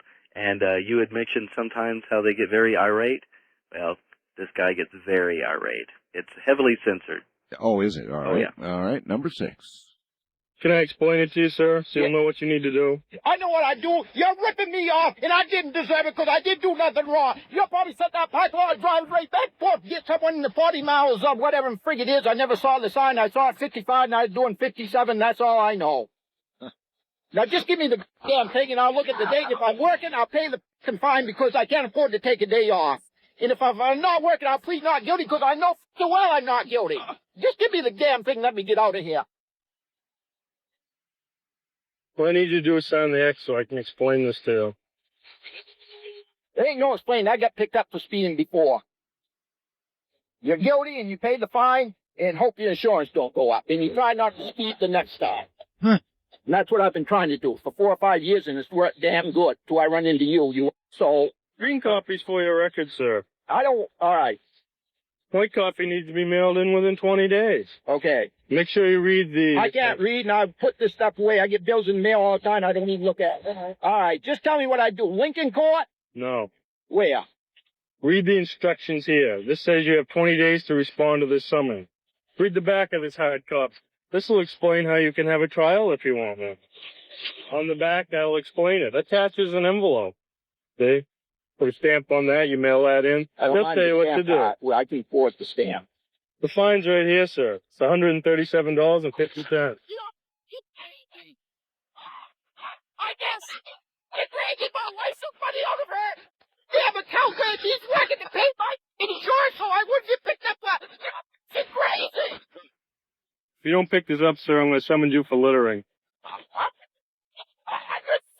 you crazy? It is Benny. $100 Shakers! Today's crying. I've never heard of a song like that if I lied to. Let me get the out of your face! Stab animals! Jesus Christ! We're giving you a warning on the failure to produce insurance. That's expired. Didn't I give you another one? No. My wife told me it was expiring today. She went paid her car insurance, and over the expired on the 10th. I'll have to plead guilty if I got to work because I can't take the day off. Yeah, so now just give me the damn thing. Let me get out of here. I didn't do nothing wrong, and I know I did. Now let me get the out of here. I ain't in no hurry, but I did want to get some pills for my dog. Bye. Bye. I had the end of it all. The strangest thing in there, he said, I ain't in no hurry, but I did need to get some pills for my dog. You know, I heard that. You know, that cop was playing him all the way. Oh, yeah. I mean, playing him all the way. He knew he had one on his hands, and he just played He was that just having perfectly. fun with him, yeah. Yeah. And it's so funny because the guy sounds like Cliff Clavin. He knew he had Can I help you with this, dude? Yeah. He knew he had a classic on his hands, and Yeah. you could actually hear him playing it. Well, that one is actually in Maine. That is used in police training. Is that to right? Show people to show officers how to deal with an unruly person. Oh, yeah. Huh. It's very funny, and that's a real one. And so, like I said, that was from a police dash cam. Yeah, I'm sure. That guy knew he had a classic. I'm telling you, he was playing it. Oh yeah, I believe you. Yeah. Anyway, all right, fine. Let's plow forward. The next one is a 911 call from a man who, well, I don't know how to explain it. He has itchy legs. Itchy legs. Yeah. Itchy legs. There you go. Here we go. 911 emergency. Look, my legs, they itch so bad. I think I'm going to go crazy. Okay, your legs itch very bad? Are you listening to me? I sure am. Now, all right, now. My legs are itching so bad. Uh-huh. Look at it, they're driving me crazy. Okay, would you like to speak with the paramedics? I would like to speak to them, please. Thank you. Sure, let me transfer you. Hold on, please. Fire emergency? Hello, medics? This is fire department. The fire department? Uh-huh, what did you need? Well, I have no fire. I have no fire. Okay, you need paramedics? Excuse me? Do you need paramedics? I don't know whether I need paramedics. I don't know. What's the problem? My legs are itching something terrible. It's been that way for 2 or 3 days now. Okay, how's your breathing? My breathing is fine. It's just that my legs itch me something terrible. Is there a rash on it? A rash? That's right. I've been to the doctor, and I have a rash on my legs. Do you understand? Uh-huh. I'm not going crazy. I have all my marbles. You understand? Just my legs. Is there any pain with that? Any pain? Uh-huh. Just a very bad itch. Okay, we'll be right there, okay? Now look, I don't want to spend a lot of money on ambulance and things like that because it isn't so. My legs itch me very bad. That's fine. You can tell the paramedics when they get there, okay? All right, thank you. Okay, bye-bye. He doesn't want to spend a lot of money? Right. Well, I guess he doesn't realize that, you know, you get a free ride to the hospital if you have itchy legs. But Oh, incredible. it's amazing, isn't it, Art? Yes. It makes me so glad that I'm not doing that anymore. Right. I mean, what you're hearing, this stuff really does come, folks. I mean, it really does. The actual number by percentage of people that are dysfunctional in one way or another in America is a little frightening. Very. It really is a little frightening. And you get an imbalance when you work in a 911 system. You really begin to think even a greater, like 80% maybe in one way or another dysfunctional. It just seems that way because you get a lot of these kind of calls. Exactly. Okay. Well, what's next? Well, I just want to let people know that if they're where they can get all this stuff before we go too further. Yeah, actually, it's not just audio that Right. you have. You have books as well. You Yeah, can books some and of it. videos. But, So fire away, plug they're away. all available, if you don't mind my plug, Not at all. at realwacky.com, REAL, realwacky.com. You can get the audio CDs that you're hearing now, the video, Stupid Crooks Caught on Tape, my new book, Hey Idiot, and lots of other stuff at realwacky.com, or you can call toll-free at 1-866-754-8273. That's 1-866-754-TAPE. Some of these are so funny. I remember the one that absolutely killed me. I guess we'll play it later. Right, I think I know which one you're talking about. I know that you do. Yeah. It's the gag one. The guy's gagged and he's calling 911, and Right. that is, in my estimation, the single funniest 911 call ever made. Now, it could be that there's better, but I haven't heard it. I mean, that one's the top. pretty darn good. Yeah. We'll get to that, folks. Hang in Okay. there. All right, what have we got coming up? Let's see. Okay, speaking of itching, this is another traffic stop, and the man is arrested for public drunkenness, and is being given a field sobriety test and a questionnaire. But he has a problem with a part of his body that's itching and keeps asking for help. All right, here we go. It's edited too. Under Florida law, you are required to take a chemical or physical breath test to determine the alcoholic content of your blood and or breath. Hey, my neck. Wait till we finish it. Damn. It itch.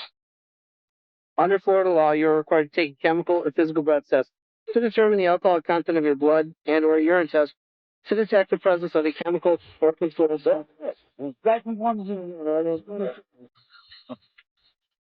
If you refuse to take chemical, a physical breath test, or the urine test, your driving privileges will be suspended for 1 year for a first refusal.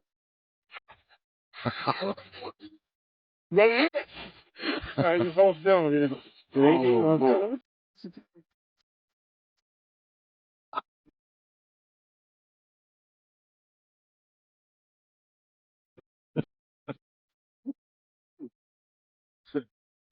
Okay, I'm going to interpret this as a refusal. No. You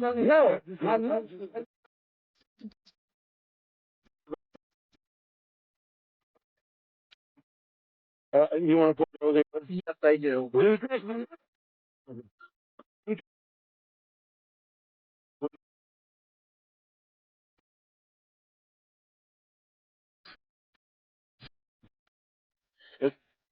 When you, sir, this time I'm going to conclude this video. Just remain there for a second, please. Go. You gotta love it. I guess you do. Oh, jeez. And, you know, other than the fact that the one cop couldn't keep a straight, he sounded young, he sounded new on the job, and like he was trying to do He was his trying job so right. hard, Yeah, yeah. he really was trying hard, yeah. And it's true. It is funny. That one is on the video. Stupid Crooks Caught on Tape. So you get to see the young officer reading, his little pamphlet, trying to keep a straight face. Yeah, some people actually may have seen this on television. I seem to recall having seen it. It might have been. I used it a lot for promoting the book Hey Idiot and my book Stupid Crook Book. So it could easily, you could have seen it there or before. The guy is bearded and kind of looks like Charles Manson, and he's dancing around trying to relieve his agony. You know, that's so stupid. I mean, I've got to stop here for a second. It's so bad, Leland, that you would think the man in question, apparently he has no rights at all to that video. In other words, that video is community property in essence. Is that what it boils down to? I mean, well, on videos like that, what happens is they get obtained by an archive company, like in England or Canada, and then you have to buy the licensing right to rebroadcast. I got that, but what I guess I'm asking, the guy himself has absolutely no recourse to stop himself from looking like a complete idiot. I guess not. I mean, because once he submits, and says, it's okay to, videotape this, then he's kind of up in the air. That's incredible. All right, maybe one more before the bottom of the hour here. Oh, okay. Let's skip the next one because I don't want to get into that. Here's a real quick one on track 10. Okay. One of the stupid calls that we talked about of people that are asking for dumb things, and this guy thinks that 911 is also, I guess, a clever fella calls a yeller.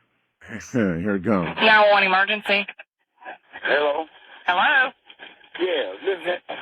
I'm out here at the X4. Uh-huh.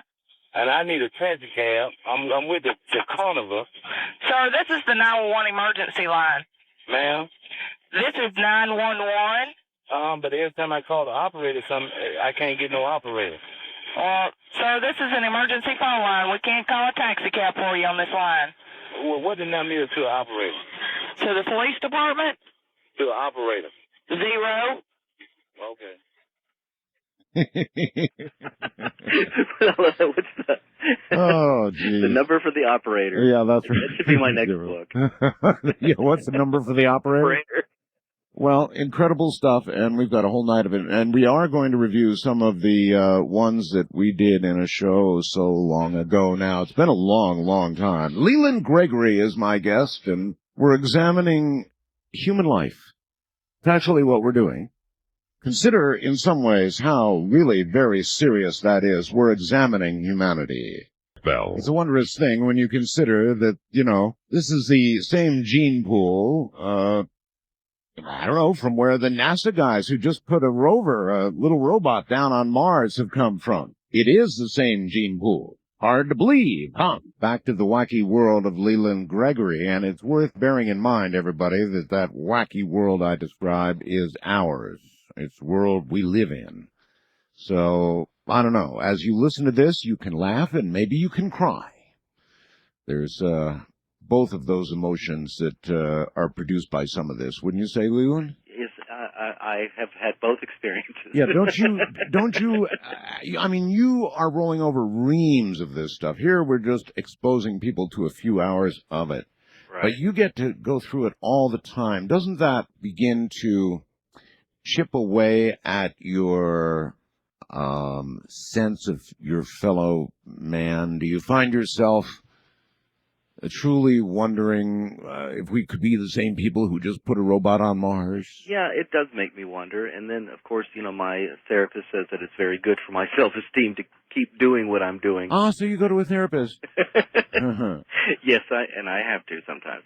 Yeah, sometimes I do, and a lot of times I think I feel jaded because I've gone through so much. But we all have a job. Do you suppose that you ever get so jaded that you pass up something that is actually very funny to someone else? Have you had that experience where you're sort of, Dan, you go, I don't know about this one, and you sort of put it aside and somebody else thinks it's a riot? Yeah, that has happened. Just like the one you just aired, the guy who was caught with all the marijuana in his trunk. I didn't send that back to you because I thought, that's... I've heard it so many times, I don't know if it's funny or not. No, it is. When I heard it again, and I heard you giggling. In the sense of, I won't apologize for it. You do enjoy seeing people stub their toe. That's exactly what it is, and I suppose it's inappropriate to laugh at such a thing. However, that was a big one. I mean, that was really a big one. It was a big toe stub, yeah. As you realize what you just did and, how life is going to change and where you're going and everything, I can actually understand the reaction. I really can. Yeah. All right, well, anyway, onward. What have we got here? Okay, the next one is... number 12, right? Number 12. Okay. I don't really know how to explain this one, other than it's an actual emergency. It's not life or death. It's kind of some in pain emergency. But it kind of goes back to a question I've always had. Why would anyone want to have, as a pet, a 5-foot python? Oh. And if you are thinking about getting a 5-foot python as a gift, listen to this audio clip first. Here we go. Police and fire, do you have an emergency? Just someone stuck in his window. He's trying to break into someone's house. What's the address, sir? Do you know the address of the house? No, I don't. I'm calling from the house. How are we going to find him? I'm stuck in the window. You're stuck in the window. Right. I thought you said somebody was breaking in there. Right. I'm breaking in the house. You're breaking into your own house? No, I'm breaking in somewhere else's house. That wasn't it. Yeah, no, that wasn't it. I made a mistake. It's track 11. It's track 11, huh? Yes, sir. Okay. Track 11 it is. Here we go. 911. Got my son and she won't let go. So is it a snake? Yes. Okay, so it's a python and he's got a hold of the hand and it's around the rest of the... She's on his index finger. Okay. And she keeps wrapping around his arm, and as soon as I get part of her off of him... So do you need paramedics or just need some big strong men to help you out? Strong.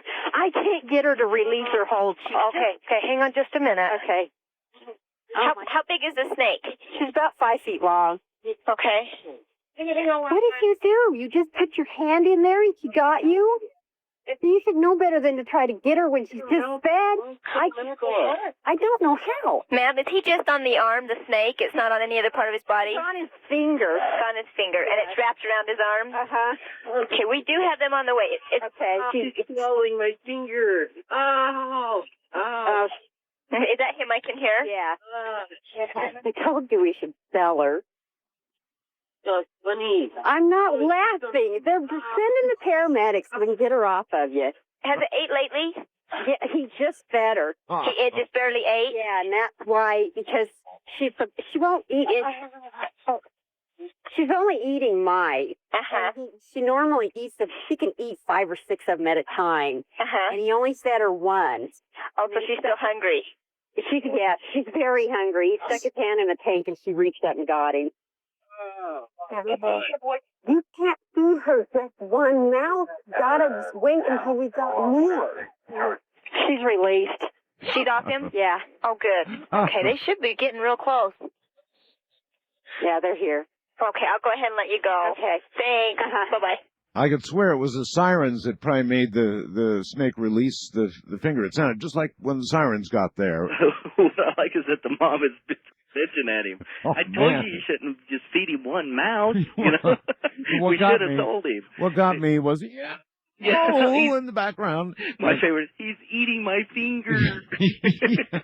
Did he really say that? I didn't hear that. Yeah, he's like, I think he says, he's swallowing my finger. He's swallowing my finger?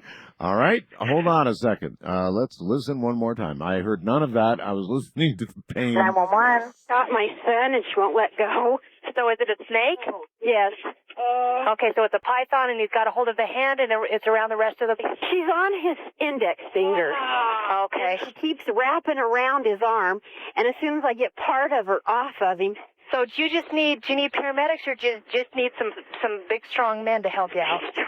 I can't get her to release her hold. Okay, hang on just a minute. Okay.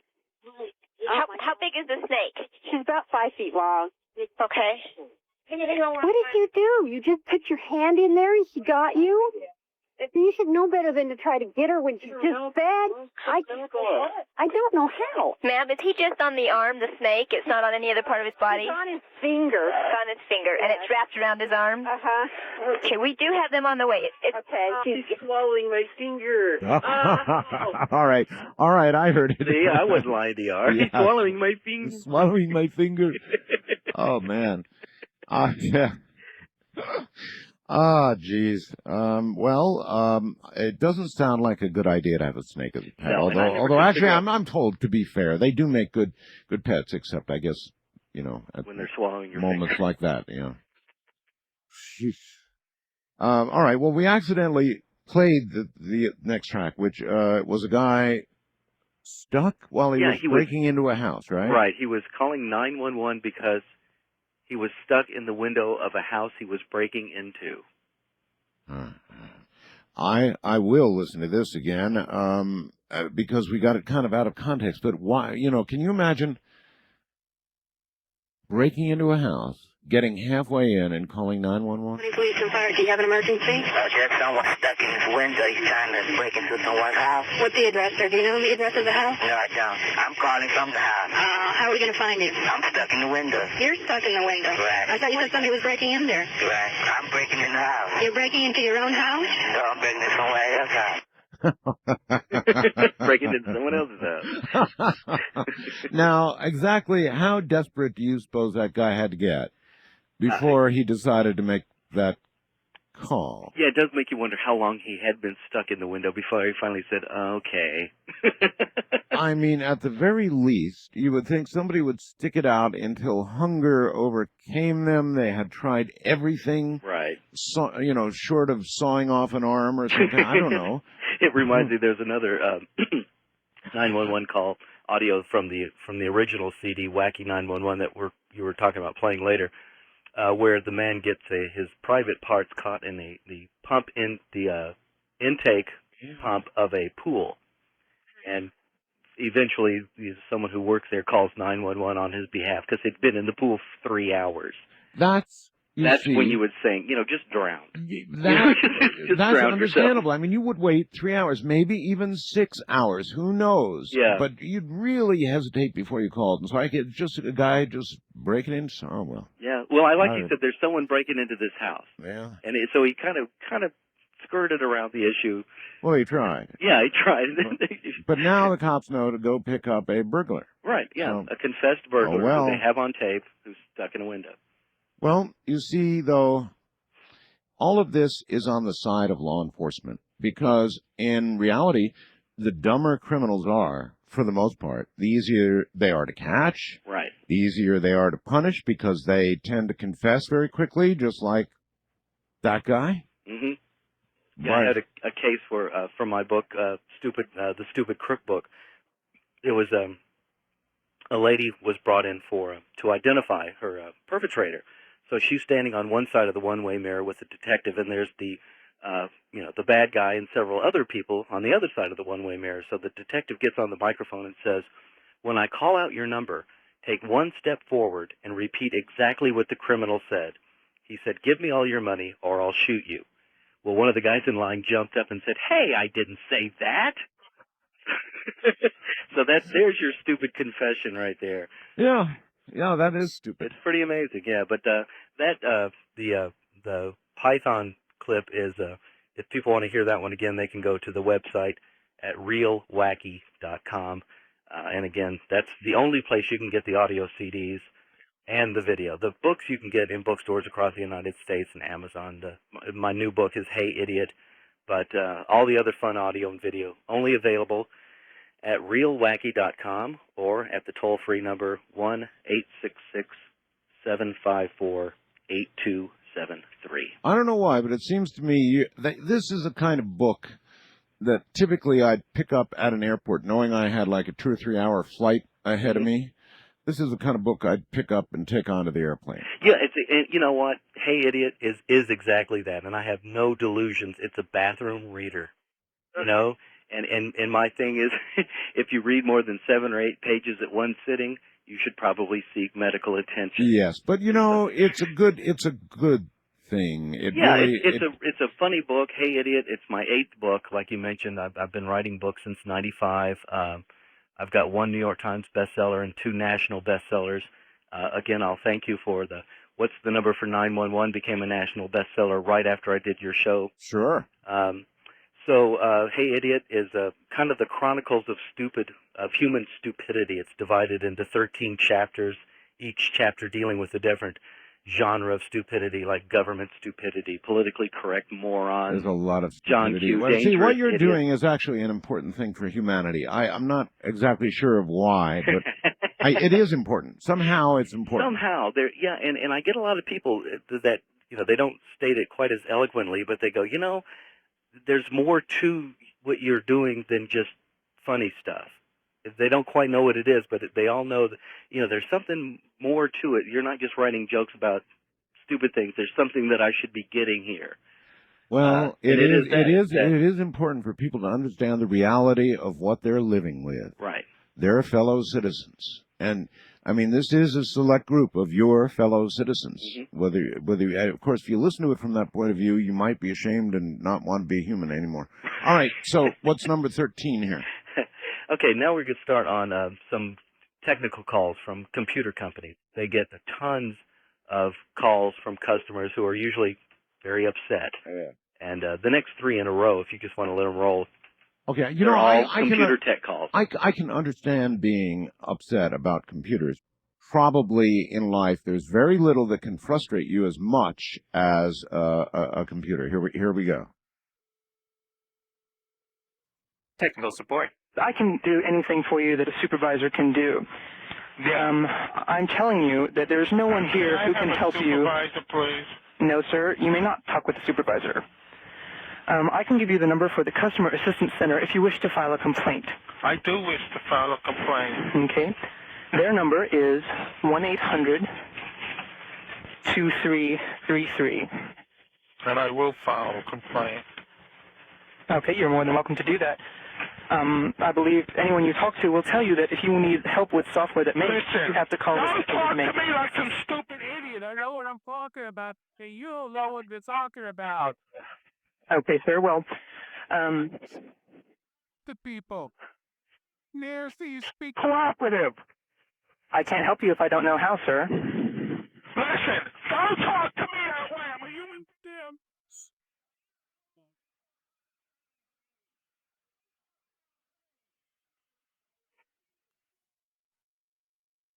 This. Do why I want to be super.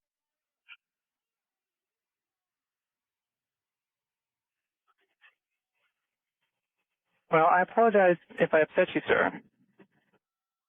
Yeah. You see, that is probably somebody who just installed a new operating system. It was fine. And then. Hey, man.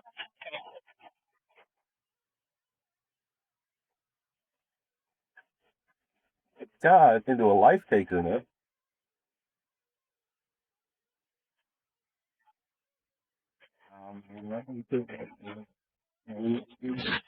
Okay, now wait a minute. This one does require your understanding what you're hearing, I can see. This is a computer tech call from this woman who's obviously very upset. Now, you might understand why when you find out she lost all of her data when her computer crashed. Now, this is not so funny. I mean, you could lose work that you'd been working on for months or something like that. Here it is again. Now, listen. Fine. And then. I put. Hey, ma'am, it's okay. I just failed my midterm. God, it's into a life taker, man.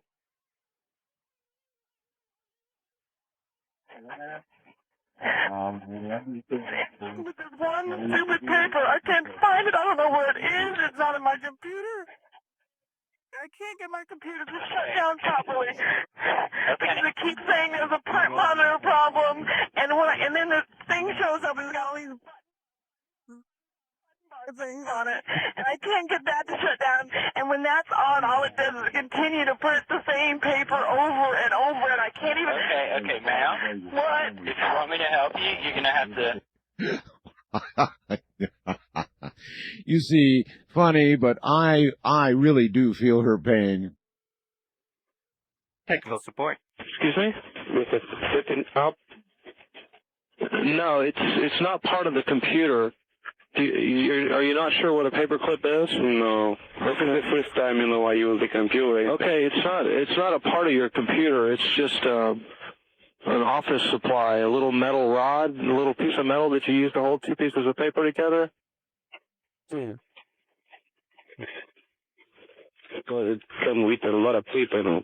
Okay, no, it's not part of the computer. Oh. It's just something that you would have laying around the house that you take a stack of papers and use a paper clip to hold 3 or 4 pieces of paper together. Mm-hmm. You know what I'm talking about? Like a dead pig? Like a dead people? No, this is do you know what, it's a piece of wire, metal. No. Okay, it's something that you could put. You see the small hole next to the CD slot? Yeah, small hole. Okay, it's a piece of metal that you could stick into that hole to push a button that is inside of that hole. Mm-hmm. Do you think this CD is not come out because something is not work well? No, it's probably fine, but you need to get the CD out in order for the computer to come back up okay. Yeah. I don't have this kind of paper. Okay, it's a paper clip. Is it? Okay. Is there somebody? Sometimes it pays to just sort of lay back a little bit and look at the lighter side of life. And there is one, fortunately, and we're examining that tonight. More of it in a moment with Leland Gregory. Okay, we've got one more to go, I think, from the current CD, and then we'll plow on to some absolute classics. We've got a lot of people asking, of course, for the one with the guy who hits the deer. That's all over my computer screen. Play that, play that. There's 2 things, Leland, I think, that in a person's life will actually cause them to live longer, that I've, aside from a good diet and all the usual. I think having a pet, like a cat or a dog or something, probably not a snake, But having a pet will cause you to live longer. There's something about petting an animal and interacting with an animal that will keep you alive. And laughing. Right. Laughing is the other thing that I think is very likely to keep you alive longer. A lot of laughing. There's something about the kind of endorphins that it produces that I think leans toward longevity. That's right. Actually, I'm 97 years old, but Yeah. sometimes I feel that way. It's done well for you. All right. So where are we here? Let's see, where was it? It's 16. I think we can probably play this, can't we? Yeah, I don't see why not. It's you think this is a prank? Yes, I do think it's a prank. All right. Now, this is an example of the kind of thing making the rounds on the Internet. I'm sure many of you may have heard this, or maybe not. If not, you'll get an earful now. Yeah, here it comes. Thank you for calling. This is T. Tony, and how may I help you? I just picked up my 92 Accord from your lot, and there is a huge turd in the back seat. A huge turd? Yes.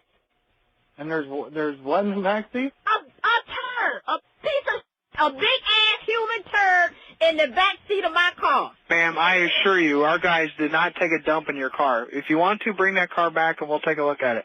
You want to take a look at it? All right. Well, for some reason, we lost the audio on that, so we're going to have to try it again. I have no idea what just occurred. Let's try this again. Thank you for calling. This is T. Tony, and how may I help you?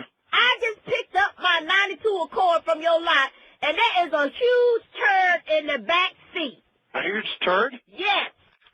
And there's what in the back seat? A turd. A big-ass human turd in the back seat of my car. Ma'am, I assure you, our guys did not take a dump in your car. If you want to, bring that car back and we'll take a look at it.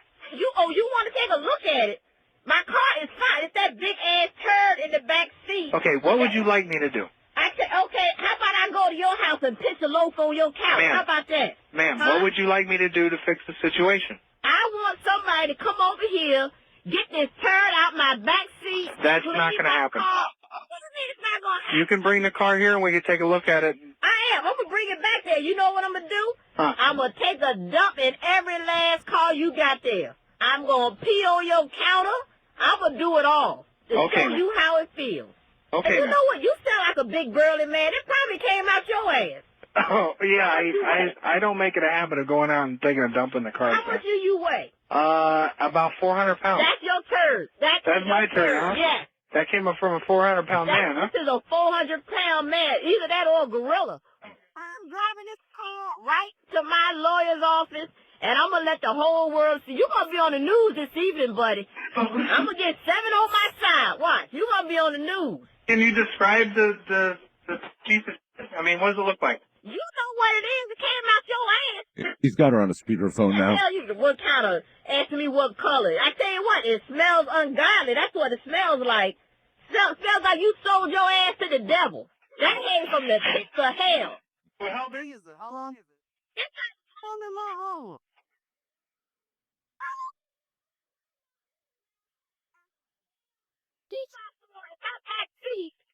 You know, I think there's some racial shit too. That's what little kids are running away from it.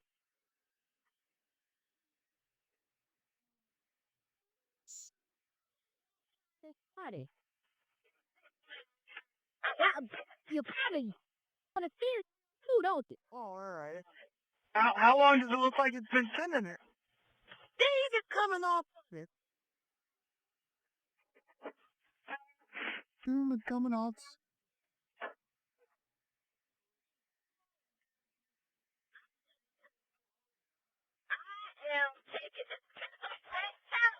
Okay. What you need to do is you need to bring that turd back, and we'll match it up. We got a lineup. We'll match it up with the other turds that we have.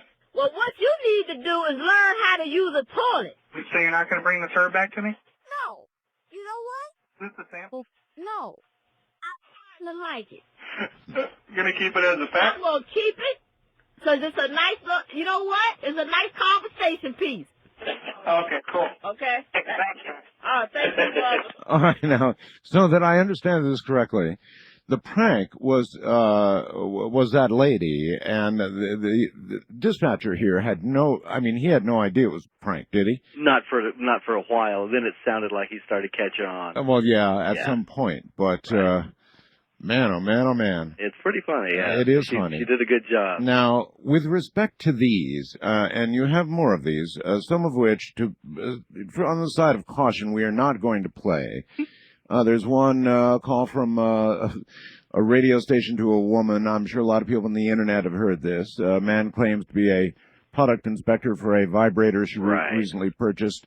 Eventually, the woman admits she's used said vibrator for 3 weeks. She's surprised at the end to find out it's a radio prank. And then there's others. And these are, you have some interest in finding out, even though we can't air these, the origin of these so that you can, or how do you look at these in trying to decide the provenance of these?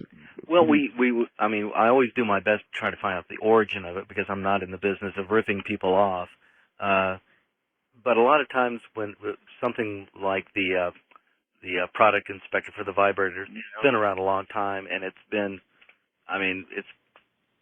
it gets into everybody's emails, so it's almost I guess if it's gone around the world once, is it then in public domain officially? You see, that's a good question. I really don't know, but I never could track down exactly where that came from.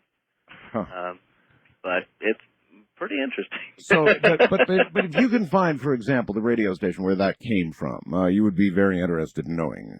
Yes, I would. I'd like to find out where it came from and what they've done with it and, what kind of response they got from it. All right. I've got the original in here, and you're going to have to help me out with track numbers. I know that I have many requests for the deer, so let's go ahead and serve it up. Okay.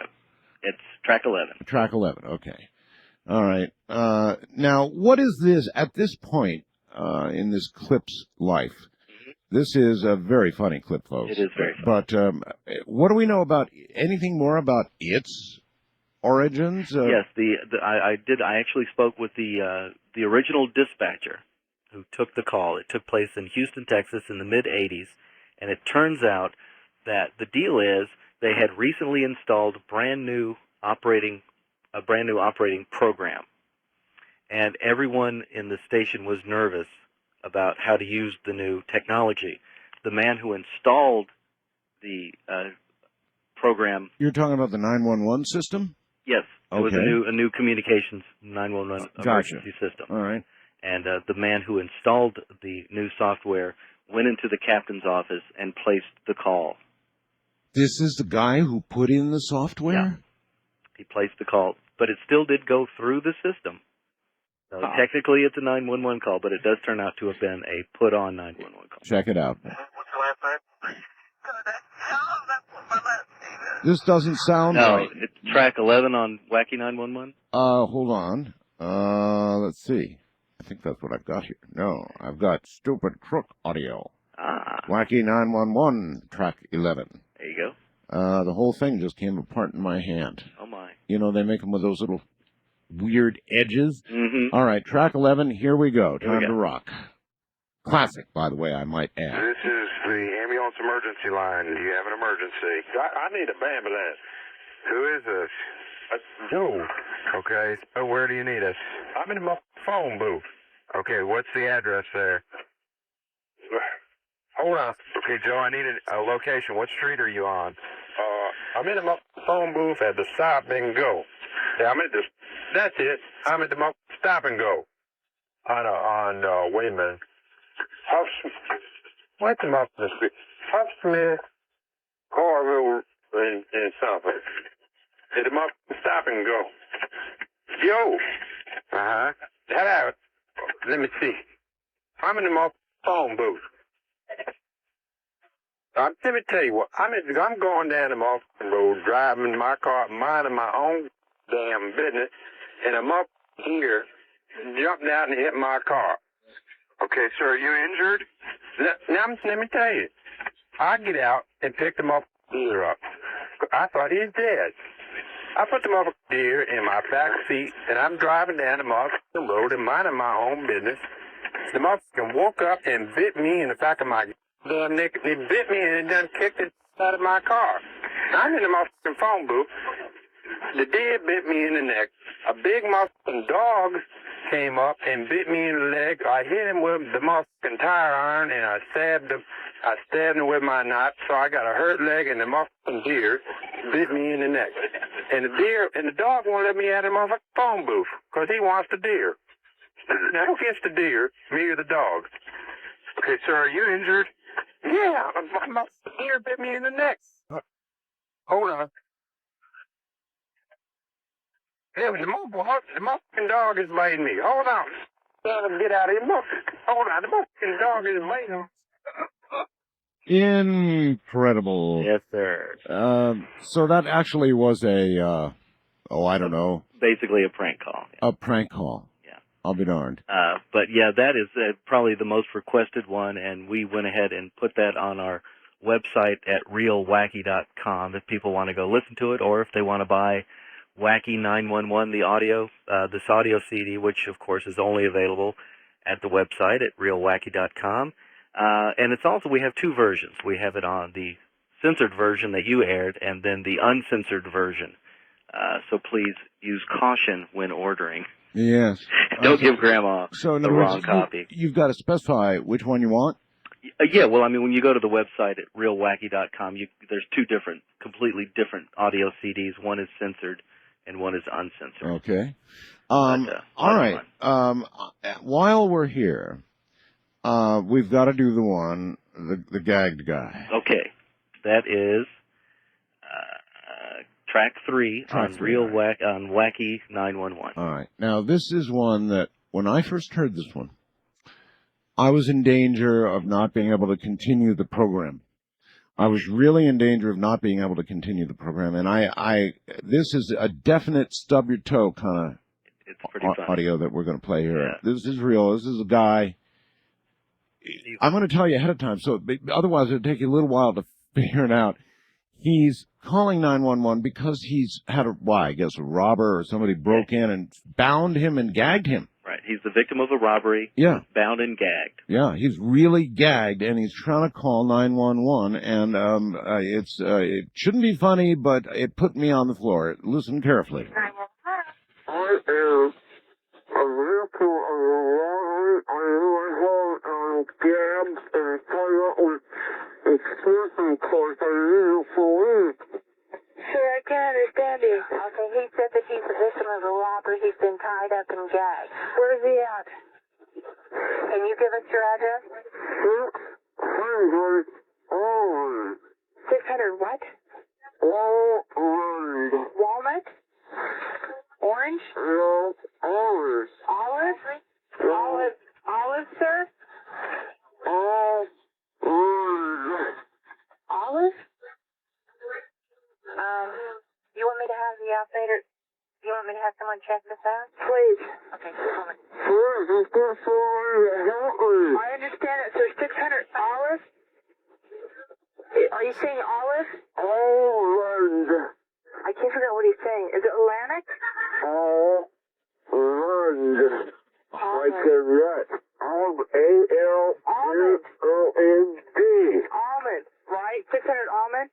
Okay, that won't be necessary. You don't have to run a check. How long ago did this happen? Well, I think it's right here. You got somebody on your listen to me. Listen to me. Do you live in a house or an apartment there? Apartment. What apartment do you live in? 1, 2. 1, 2? All right, what's 2? What apartment? 2. What? 2? Okay. And what's his last name? Okay, so we're going to send the police out, all right? You'll send her test. We will. Okay, bye-bye. It's kind of a horse situation. Okay, sir, let me go so I can send the police, all right? Bye-bye. Yep, that's an amazing one. It really Completely is. different reactions to that, because when I was on the Today Show, yeah, I aired that one, and Katie Couric looked at me and she said, "That's not funny." Did she really? And I said, Is Katie, it, well, it is. See, it really is true that it hits people different ways. Right. You played that for Katie, huh? Yeah, she said, that's not funny. And I went, well, thanks. Well, if it's not, then, well, you know, I guess, I don't know. I don't know. think it's hilarious. It would be frame of mind. But Yeah. when I first heard that, and still now, you know, I feel for the guy in every way. I feel sorry for him, but it is funny. I'm sorry. Yeah, it's funny. You know, and what I like is that the operators, you know, trying their best, but and they go, you know, he goes, I'm at almond is what he's trying to say. Almond, yeah. And they start guessing all around it. Walnut? Well, And it's like, here they are in the nut category, but... yeah, some of life's absolutely most painful moments really are funny. Yeah. And for him, obviously, it was frustrating, painful, and probably just like the worst day he ever had. I mean, Oh, he just I can got only down and imagine. gagged. But still, and what made that funny was the frustration in his gagged lips. Right.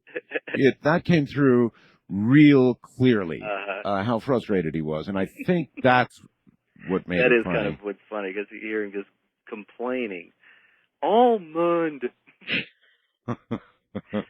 Now, see, how did that one reach you? Do you recall? Was it an internet It was grift or what? a 911 dispatcher. Oh, it was a 911. Yeah. Almost all the ones from the original CD Wacky 911 came from dispatchers.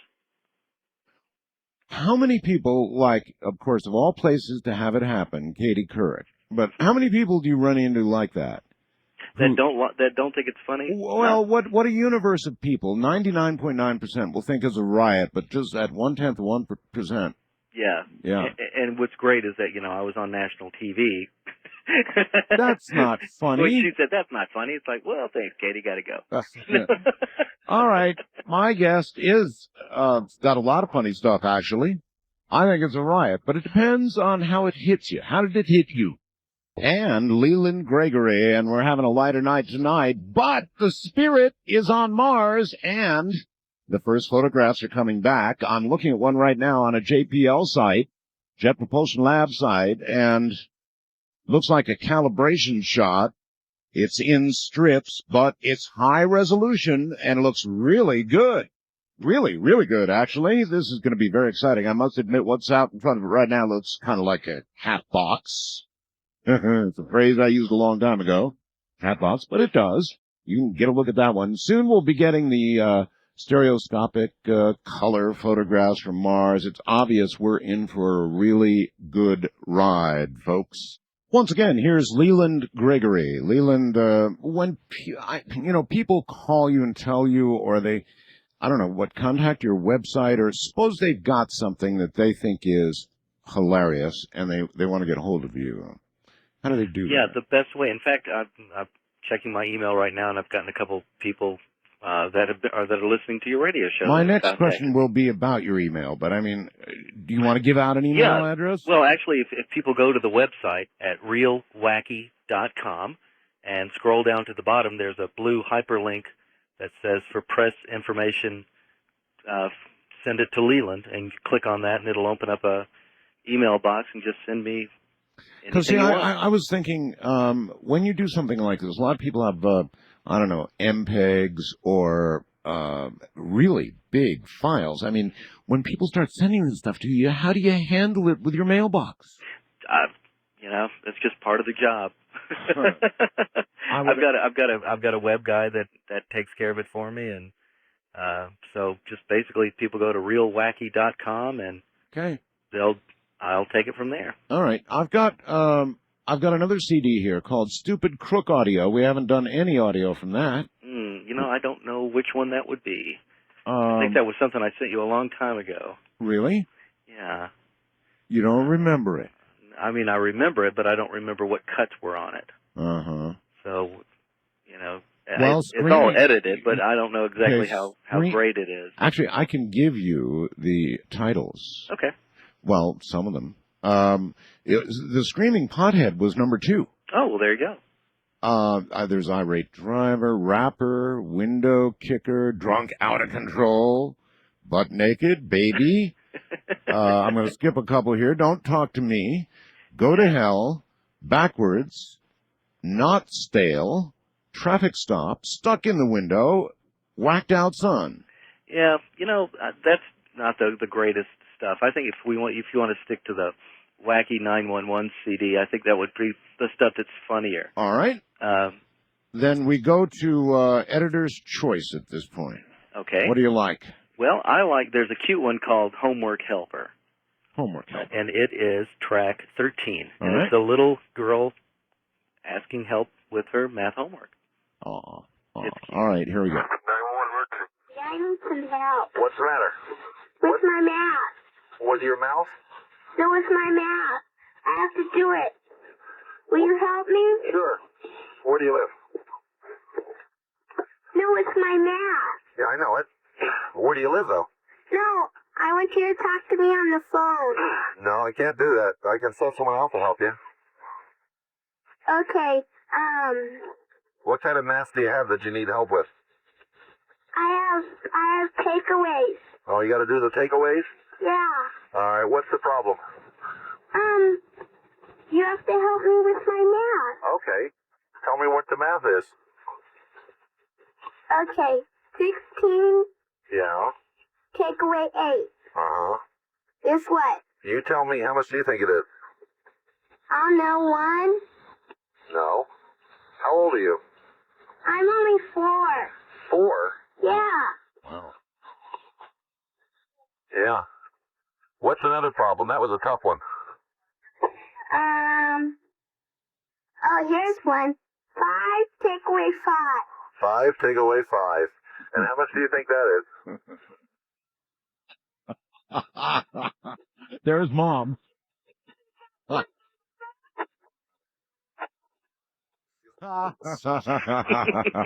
Yeah, that was funny. That was really cute. See, that's cute.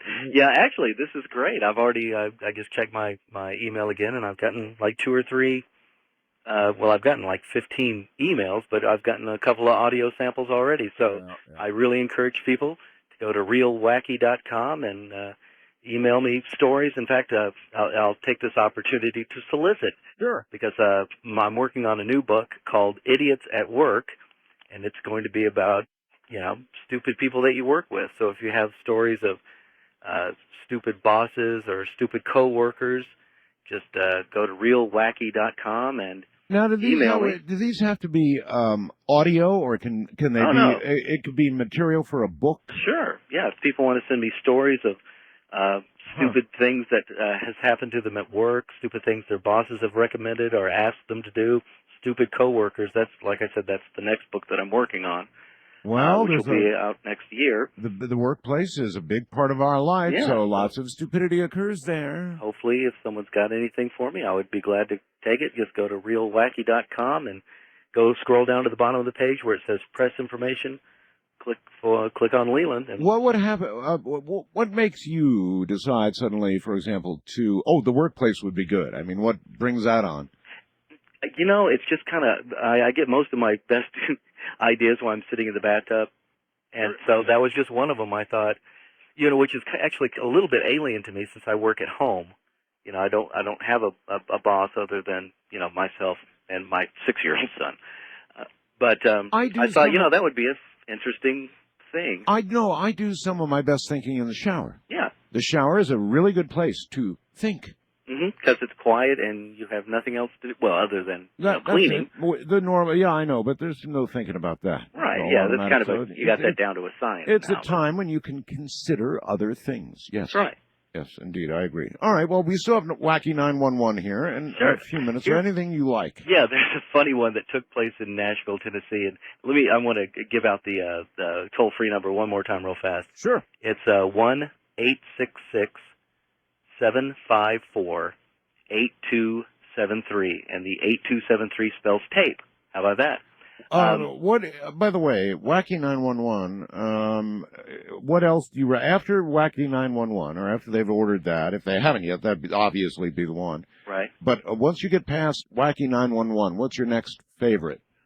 Well, my next favorite is the Stupid Crooks Caught on Tape video. It's very funny. It's an hour video of there's no reenactments. It's all actual dash cam and and security camera footage of stupid criminals getting caught doing stupid things. It's very funny and very Do you embarrassing. have fun putting them together? Oh, yeah. It was a blast. I mean, it's so fun because I get to sit in the edit booth and listen to the editor laugh. So it's fun to see the material, new people seeing the material. Because like you said, I've seen it so much, I'm jaded. But then when I get to see it through someone else's eyes, it's like, oh, okay, yeah, that is funny. Exactly. You know, so all right, name a track here on... Growing in My Mouth. This took place here in Nashville, Tennessee, and it is track 6. 6, huh? And this, again, is a call to 911. A call to 911 from a guy who, well, it's kind of hard to explain, and you'll see why. Here we go. I don't know what, something is happening to me right now. I don't know what is going on. It's just, it's hard, it's hard to explain. Just things are just growing out of my, and I am not calling it this, no joke. Did you need the police or do you need an ambulance? I need the ambulance. I need to go to the hospital because things are just growing in my mouth. Like what? I don't know what. All right, hold on, let me connect the ambulance. Sorry, Bob. Oh, yes. I don't know what is going on, but something is growing. Things are growing in my mouth. Things are growing in your mouth? Yes, I don't know what is going on. I was in the bed, and now things are growing in my mouth. Things are growing in your mouth? Yes. What kind of things are growing in your mouth? I don't know what they are. I can't see them. Can you feel them? Feel them? Well, yes, I feel them in my mouth, but I don't know what they are. What do they feel? Do they feel like trees or just limbs or what? Like circles? Oh, like little balls or something. I don't know what they are. Have you looked in the mirror? I'm afraid to. That ending is classic. I'm afraid to. Yeah, I like that. Oh, jeez. You know, do you ever get to follow up and find out, for example, what the hell he was talking about? The police on that one, you know, like they're local. He was on something pretty substantial, you know, something you can't buy at a liquor store. Let's say. Yeah, I hear you. Yeah, it was. He was pretty whacked out on that, but yeah, I love the way the cop is messing with this. Like, is it a tree? Like a tree? And then have you looked in the mirror? I'm afraid to. Yeah. It's a very interesting gentleman at that one.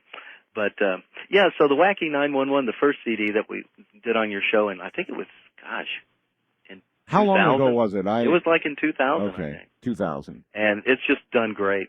I think we sold about 15 or 20,000 units, and just a lot of people are getting a lot of enjoyment. I get a lot of dispatchers call back saying they'll put it on at a party, you know, because it's censored, so it's safe, and just gets a lot of fun response. I'm sure it'd be great at a party. How could anybody listen to that whole?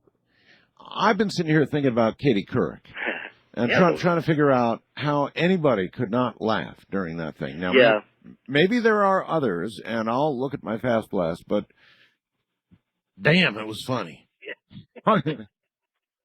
So you're at work now on the workplace. How far through that are you? Or I'm getting right now. I'm in the research mode. My the book is due April 1st. I usually have my books due April 1st just to, you know, keep me on top of things. It's also my wedding anniversary, so it's kind of a fun time to do it. So I'm doing a lot of research and trying to find stories, and that's why I'm kind of asking people to go to the website and go to realwacky.com. Send me your stories.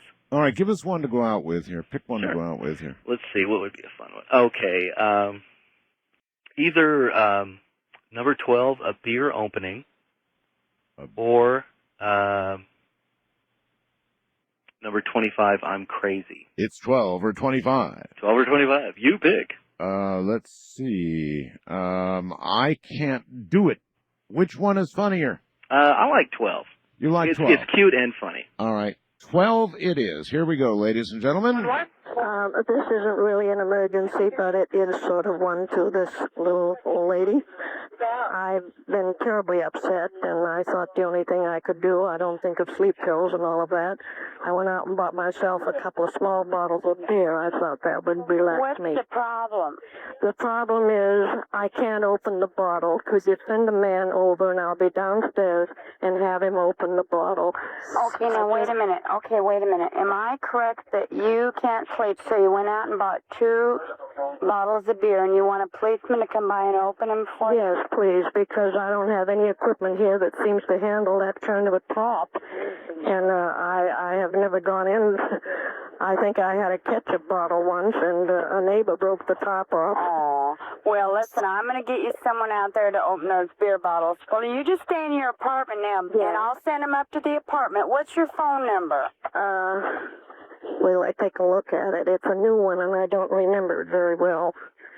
Oh, what the hell, I can hardly see it. It's all blotted and blurred. It looks like, I can't see it without a magnifying. Okay, you can't see it without a magnifying glass. That's okay that I don't know your phone number now. Well, it looks like it. It has been put in by the operator, or the one that put the phone in, and it's down below, and that was it, and then they put another one on the top, and they're sort of over blurred. I'm sorry about that. That's okay. I'll just get it. I'm cold sober, and I know you are. Yeah, and I don't have any bad intent or anything. I just want to be able to go to sleep. I know. Well, we'll get you a unit out there to open that beer bottle. Thank you. You're kindly, welcome. dear. Uh-huh. Shall I hang up? Yes. Okay. Okay. Bye-bye. Bye-bye. Affirmative. Who are you calling? Affirmative. Assist the elderly female. Assist her to do what?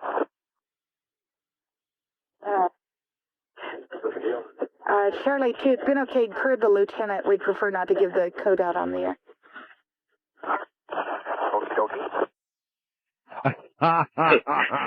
So apparently they have a code to help old ladies open beer bottles. So they would actually send a police officer over to open beer. They actually did, in that instance, send a police officer over to open the beer bottle. Well, you know, that's not only nice on the part of the dispatcher, but the department as a policy and the police to do that, period. I mean, that's unimaginable. Right. Well, the thing is, you know, it's obvious the lady, you know, it's just not a prank. You know. You know, and it's obvious the lady's an elderly woman, and, you know, what the heck. I guess, I mean, they only do it, of course, if they have, you know, nothing else to do. But you know what? That really does reflect really well on the 911 system, on the operators, on the police, on everybody concerned. I mean, that really reflects well on them to do that. That is, crazy as it may sound, it's public service, right? Well, and actually, that particular dispatcher, I've spoken with her. She's just a nice lady anyway. And, you know, that's just, there's several instances like the cop helping the kid with the math homework, and you know, they're good people, and if they're not stressed out or under a lot of pressure, they're going to act like any good person and help out. Well, that was way over the top. That was cool. All right. Well, listen, one more time, plug the website. The website is realwacky.com, and if people want to send me emails of stories of stupid boss mistakes or stupid coworkers, I'd appreciate it. Go to realwacky.com. Scroll down to the bottom, you'll find a link that'll open up a mail. Or if you want to order the video, Stupid Crooks Caught on Tape, or my audio CDs, and you don't have an internet access, you can call 1-866-754-8273. That's a toll-free number. Our operator, singular, is standing by, so if you don't get through the first time, you have one operator. Keep trying. All right. Listen, brother, thank you for being on the program again. I'm glad to hear that you're back on the air, buddy. We missed it. Thank you, and thanks for being here. Sure, pal. Take care, Leland. That's Leland Gregory. Actually, we have a lot of nice public officials out there, and that's kind of a nice way to close this out. Well, that's been fun. Meanwhile, we're getting pictures of Mars. I'll be back tomorrow night. We'll talk about that and a whole lot more. So, for that which moves in the middle of the night from the high desert, I'm Art Bell. Good night. You know what? If what we're doing these days with clones and creation of life and all the rest of it isn't enough to stand the hair on the back of your neck straight up, this photograph on my website right now is. This is one of the best or the worst, depending on your point of view. I always have to add that I've ever seen. I mean, this is just raw stuff. It's went up about 10 minutes ahead of airtime, like most things. It's totally bad. I mean, this is, again, no reflection on this man's father. He believes it to be the image of his father, and he thinks there's no mistaking it. But I don't know, man. I look at that face. And again, no offense, sir, but we're talking pure evil here. This looks like pure evil to me, the real McCoy evil, you know. Maybe it was just a fellow's attitude in life, the grumpiness. He said grumpiness. That's a pretty mild word. This is really bad. It's under what's new at artbell.com. Right now, you're going to want to take a look at this. Thing as horrible as this photograph is, I just noticed something else about it. God, it's an evil-looking entity. It would appear to be at the top of a stairwell in what is said to be a remodeled area, and it looks like it's halfway through the wall. No, it's 3/4 of the way through the wall on the visual side. The other quarter of it, I don't think you can see. I could be wrong about that, but it looks like it's part way through the wall or door or whatever is there at the top of this stairwell. This thing is pretty awful. In the world of awful, you know, it's like 10 on a scale of 10. www.artbell.com. It will be the first item under what's new. Let me see. Yep.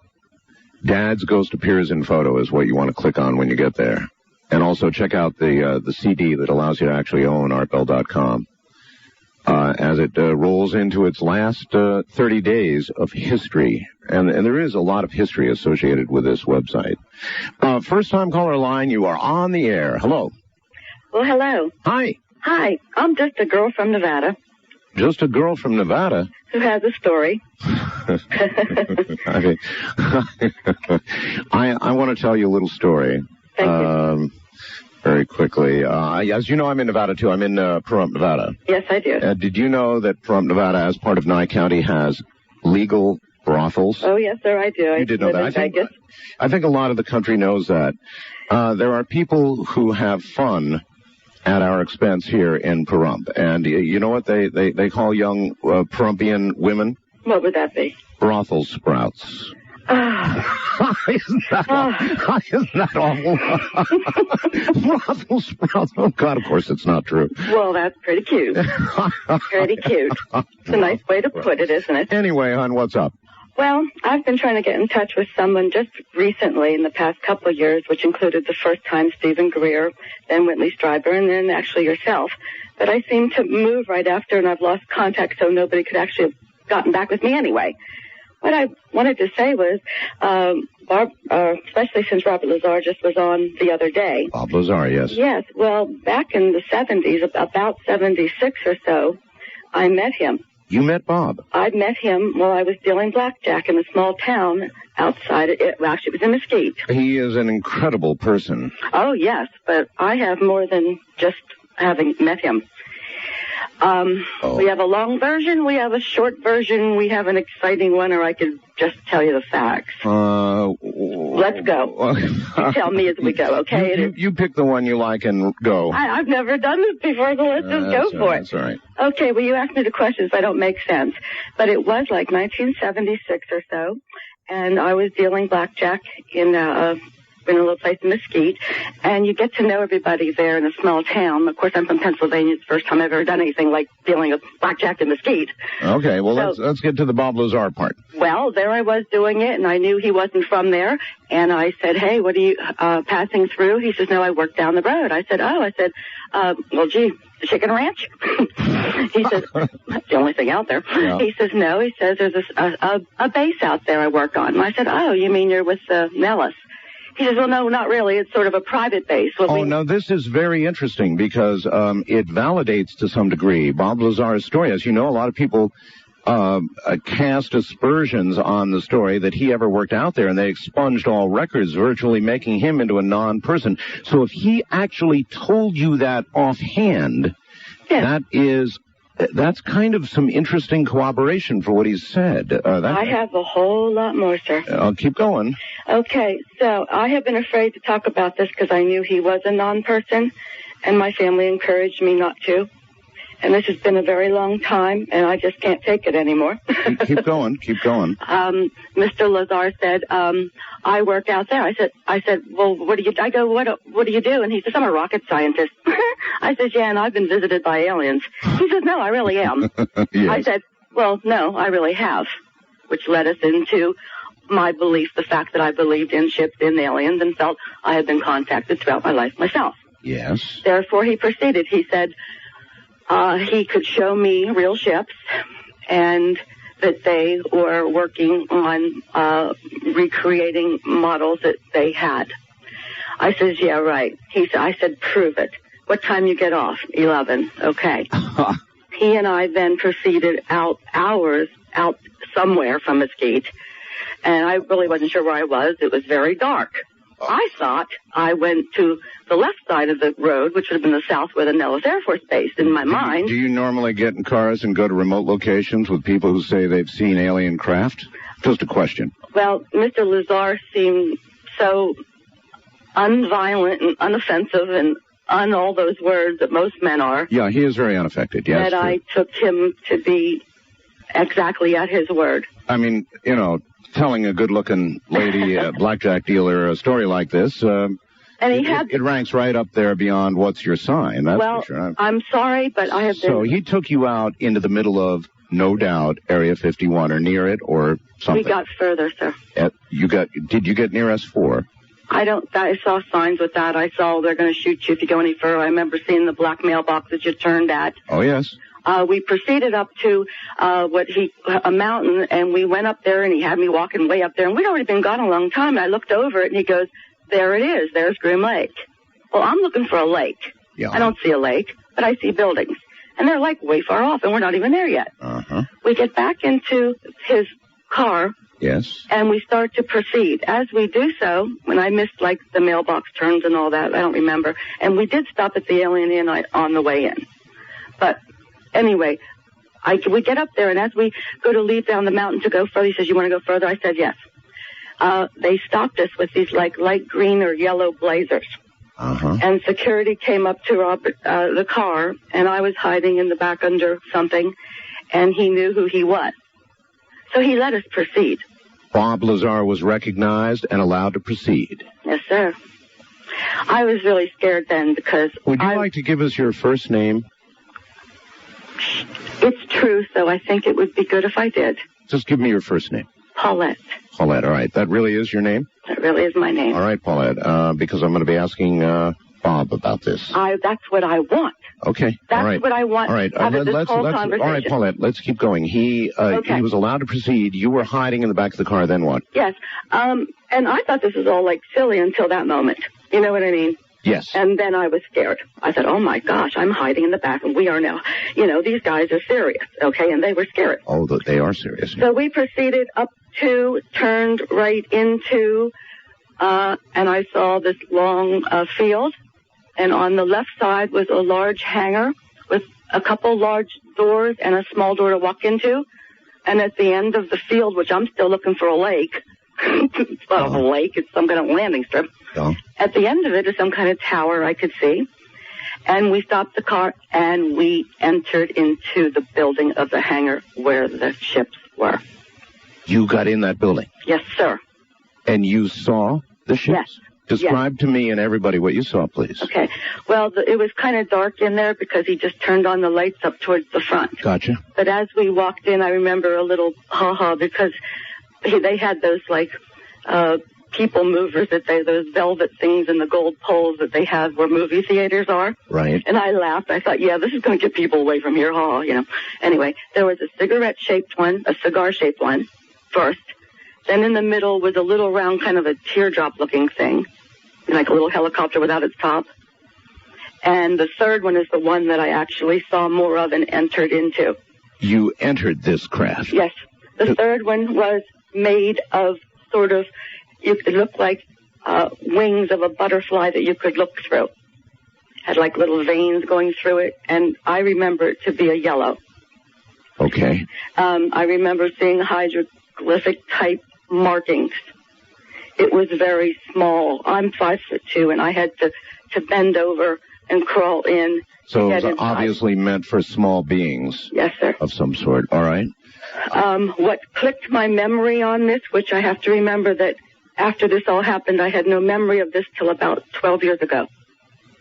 And when I heard a report on TV in Vegas that talked about someone talking about a sports model, Right. I remember the third ship, and I thought to myself when I saw it, he said, this is our sports model.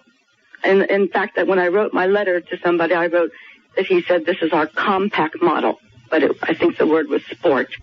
And I thought to myself, that's the economy model. Then I thought, no, that's not the economy model, because you don't need fuel in space, because everything works in wheels within wheels in reverse gravity. So he got you in and he got you out.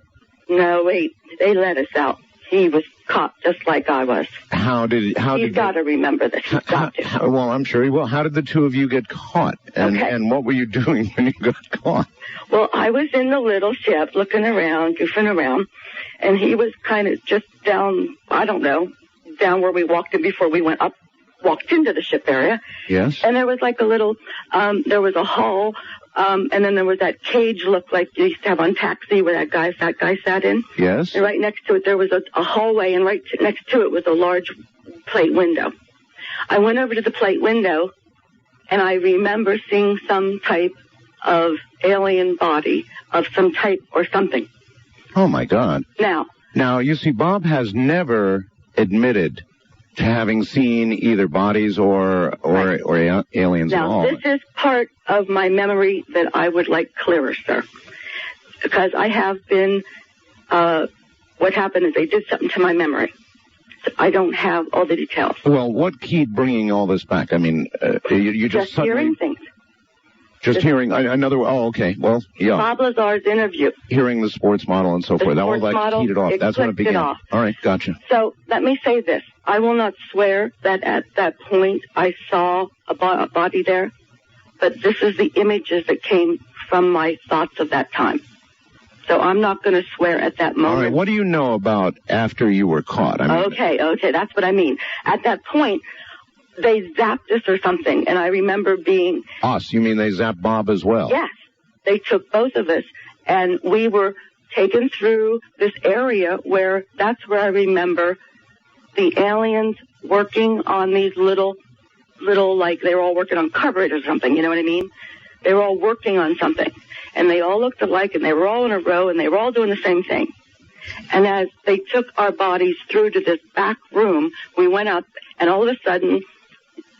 I mean, there's time that I don't remember, of course. All right, but I woke up, Bob Lazar, myself, and two other couples were connected to a machine with electrodes on it, standing in front of a military man, which was standing in front of a large glass window, and he had a desk. And I said to him, please, I said, let us go, we won't say anything. And we were nude. And I remember looking over at Bob Lazar. And I remember thinking, oh, my God, this is so embarrassing, you know. And then I thought, well, he don't look so good himself, so I guess I don't have to feel that bad. Oh, my God. I know, I'm sorry. Do you swear all of this is true? I swear to God. The only thing I'm not sure of because of my other times I was taken, I'm not positive of the bodies, but I know of everything else. All right, that's fair. I mean, you're clear on that. All right, here's what I want you to do, Paulette. I want you to contact me privately. I have email at artbell@mindspring.com. Artbell@mindspring.com. Okay. And provide me with a phone number, which I will not give out. I promise you to anybody else. And I want to talk to you, and I want to talk to Bob, and I want to follow up on this story. All right? You know how happy that would make me because it's something I've wondered about myself all these years too. Paulette, you do it. I'll do it. Thank you. Thank you very much. You get me the information. I will follow up, and then I'll follow up for all of you. Oh, you never know. Wildcard line, you're on the air. Hello. Hi, Art. Hi. This is Chris from Minnesota. Hello, Chris. What's up? Hello. And, boy, that's a tough one to follow. Well, give it a try. Two quick things before I get to my main point. I saw an interview recently with Jerry Lewis, and he apparently has this like remote control device that he uses to trigger some sort of a device. Oh, for his back. Yes, I know. I'd rather not talk about my back. Anyway, what's up, sir? And then the other thing is, before you leave the air for retirement, I would love to hear your Ouija board story that for all these years you've refused to tell. And I will refuse and take that one to my grave. Anything else, sir? Yeah, I recently was watching Entertainment Tonight, and they're doing a movie about Chuck Barris and his story, and I'd be interested in hearing it. Oh, you're exactly right, and that movie is about to come out. I mean, it's just about to be released. Chuck Barris is he did some incredible things. I mean, for television, Chuck Barris is just an absolute icon. Chuck Barris is a flat-out icon, no matter what you think. And, you know, there are a lot of people, and I'm going to talk to Chuck about this.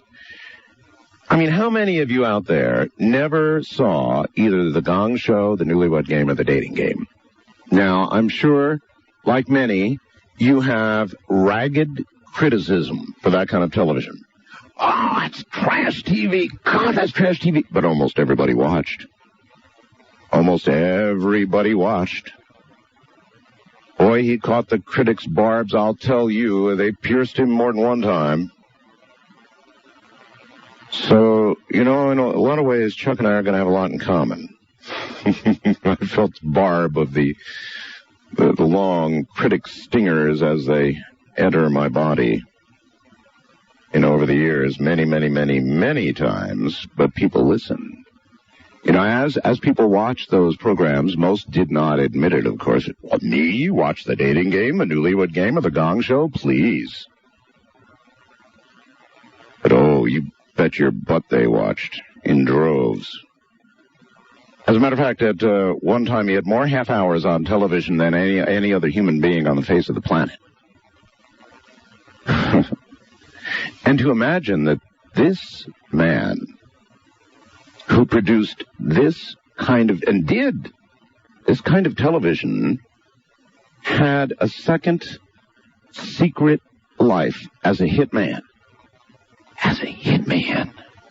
That's just outrageous.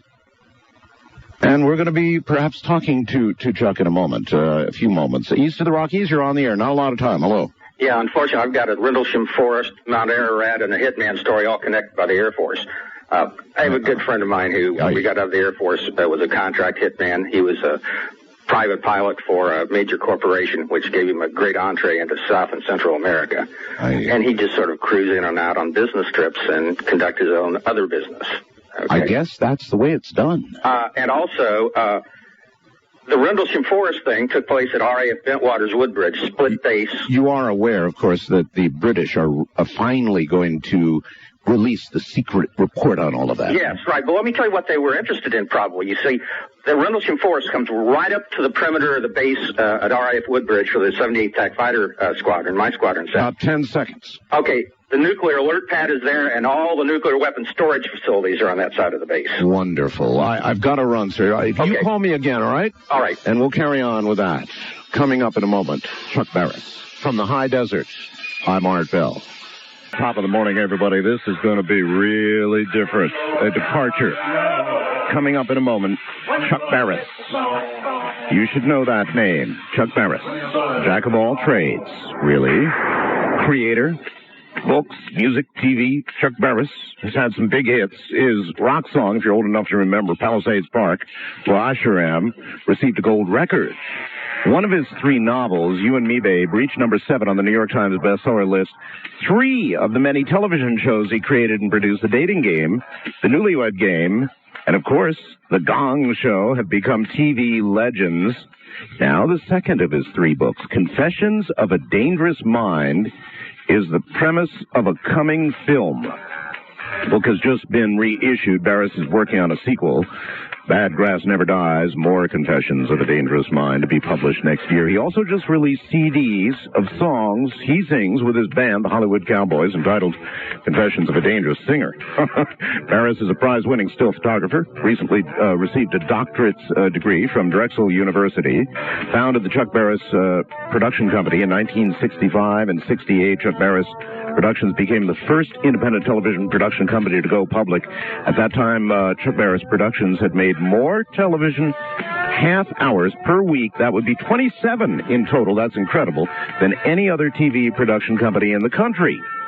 Barris was president, CEO of Chuck Barris Productions, later named Barris Industries until the company's sale in 1986. In 1969, Barris Industries sold a half-hour game TV show, The Parent Game, to independent television stations all across the country, opening up what quickly became one of the most lucrative sides of the television industry, first-run TV syndication. He's a member of the Friars Club of New York, New York Athletic Club, member of the board of directors of the New York Police Foundation.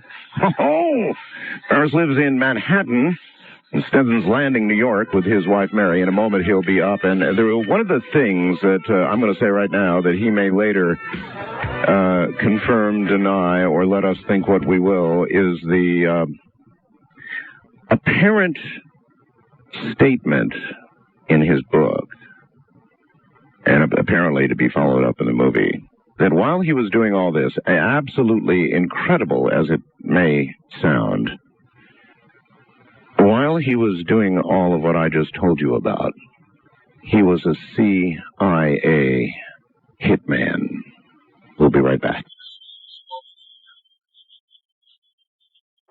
All right, all the way from New York, where he lives, here is Chuck Barris. Chuck Barris, welcome to the program. Oh, how you doing, Art? I'm doing just great. And yourself? I am fine. Fine and dandy for like 10 after 2, quarter after 2 in the morning. Yeah, that's right. You're on the East Coast, aren't you? Right. All right, well, you and I have a whole lot to talk about, Chuck. What a life you've had. I mean, what a life you've had. How in the world did you come to produce things that for their time, I mean, for today, of course, they're nothing. Look at the things that go on today on TV. But at the time, the dating game and the newlywed game, those kind of things, especially the dating game and the gong, outrageous. Totally, absolutely blinking outrageous. And so how did that come to be? Well, you know, it's amazing that they were considered outrageous. When you think about what's going on today, but they were. And I think the whole situation was that my program, starting with a dating game, were spontaneous. I mean, there weren't any answers. There weren't any correct answers. It wasn't a question and answer show. It wasn't a stunt show. Everything was spontaneous, and that was brand new. And, you know, that happened on the Newlywed Game, and everything else I ever did was a show that didn't have, you know, that couldn't be scripted. And so when you had a show that wasn't scripted, anything could happen. I'm not sure it did. You know, in those days, things happened. And they were, you know, really scurrilous at the time. And I bet a lot of it didn't make it on the screen either. Well, you know, the first 5 shows I did were unairable, which was amazing. That was the first 5 dating game shows. Unairable? Unairable, because then we had these really cute little Doris Day-like girls and handsome guys. But for some reason or other, which I'll never be able to explain, when they got on the air, they just said the dirtiest things that could come to mind. Really? And in those days, we weren't allowed to say toilet. We couldn't say God. We couldn't say make love. We had to say, make whoopee. Where was your favorite place with you and your husband? And on the Newlywed Game, we always said make whoopee. But these kids said things that just knocked me out. I would sit up in the wee hours of the night trying to figure out what possessed them to say this stuff. What do you think did? I have no idea. I really don't to this day. And so in order to save the program, because I was warned that if it continued, the program would go off there. I'm talking about the dating game. Oh, yeah. Which is my first. I had to get a friend impersonate. I got an actor who impersonated someone from the FCC. And he told the contestants beforehand that, you know, they would go to jail if they said, you know, anything distasteful in the air that these were FCC airways. These are government airways. You got a guy in a suit who looked kind of I had a guy in a trench coat and a hat, and that's what he did. And so he'd be like, come on the set before the show, and he'd say, yeah, he would walk into the dressing room. I'm Mr. Brown from the Federal Communications Commission, and here's the way it is, guys. That's right. $10,000 fine and 10 years in prison for saying anything, off color on a government airways. And that worked? It worked, Art. And our programs were clean until, basically clean. And then after that, years went by, and then it became bleeps. You bleeped out dirty words, or you bleeped out things, and so forth and so on. I mean, how did you even convince some network executive to do something as outrageous for the time as a dating game? I mean, he must have had you out of your mind. Well, it was Leonard Goldberg actually was the head of daytime programming at the American Broadcasting Company, and the show really didn't seem to be all that outrageous. Here it was a nice, clean-cut little girl talking to three guys. One guy was a handsome guy, one guy was kind of not so handsome, and some other character, and a celebrity. I always try to get a celebrity in there. And she would ask him, it sounds good. I mean, it doesn't sound like that, and it was good. It was a really sweet, kind of a nice program, and everybody did it. I mean, every person out there, every budding young star or whatever did the show, and there wasn't anything really dirty about it. You can make it that way, and they have. Have you seen Meet My Parents? Yeah, of course. No, you know something, Art? I never have seen any of these other shows that have been on the air since then, or that were on the air today. They don't. You can't do it. You can't watch. They don't move me. I mean, I don't find anything exciting about them. But well, that's what a lot of people said about your shows, though. Oh yeah. Well, I mean, they were so panned. The critics slaughtered you. I mean, they just came after you tooth and tongue. Yeah. Well, when the dating game went on the air, Art, the headline in the Chicago Tribune was "Daytime Television Hits All-Time Low." That was the first dating game show that went on the air. Now, I ask you. But it hit real hard. Thing was, though, the people watched it. Yeah, they did. And of course, as you said, not many people ever admitted they did, but they did. That's right. Obviously. And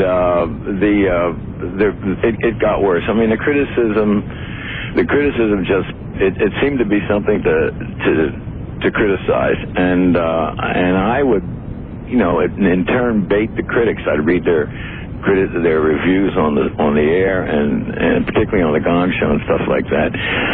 But internally, it was messing me up royally. And was it really? Yeah. I don't know what that was from. I don't know what I was.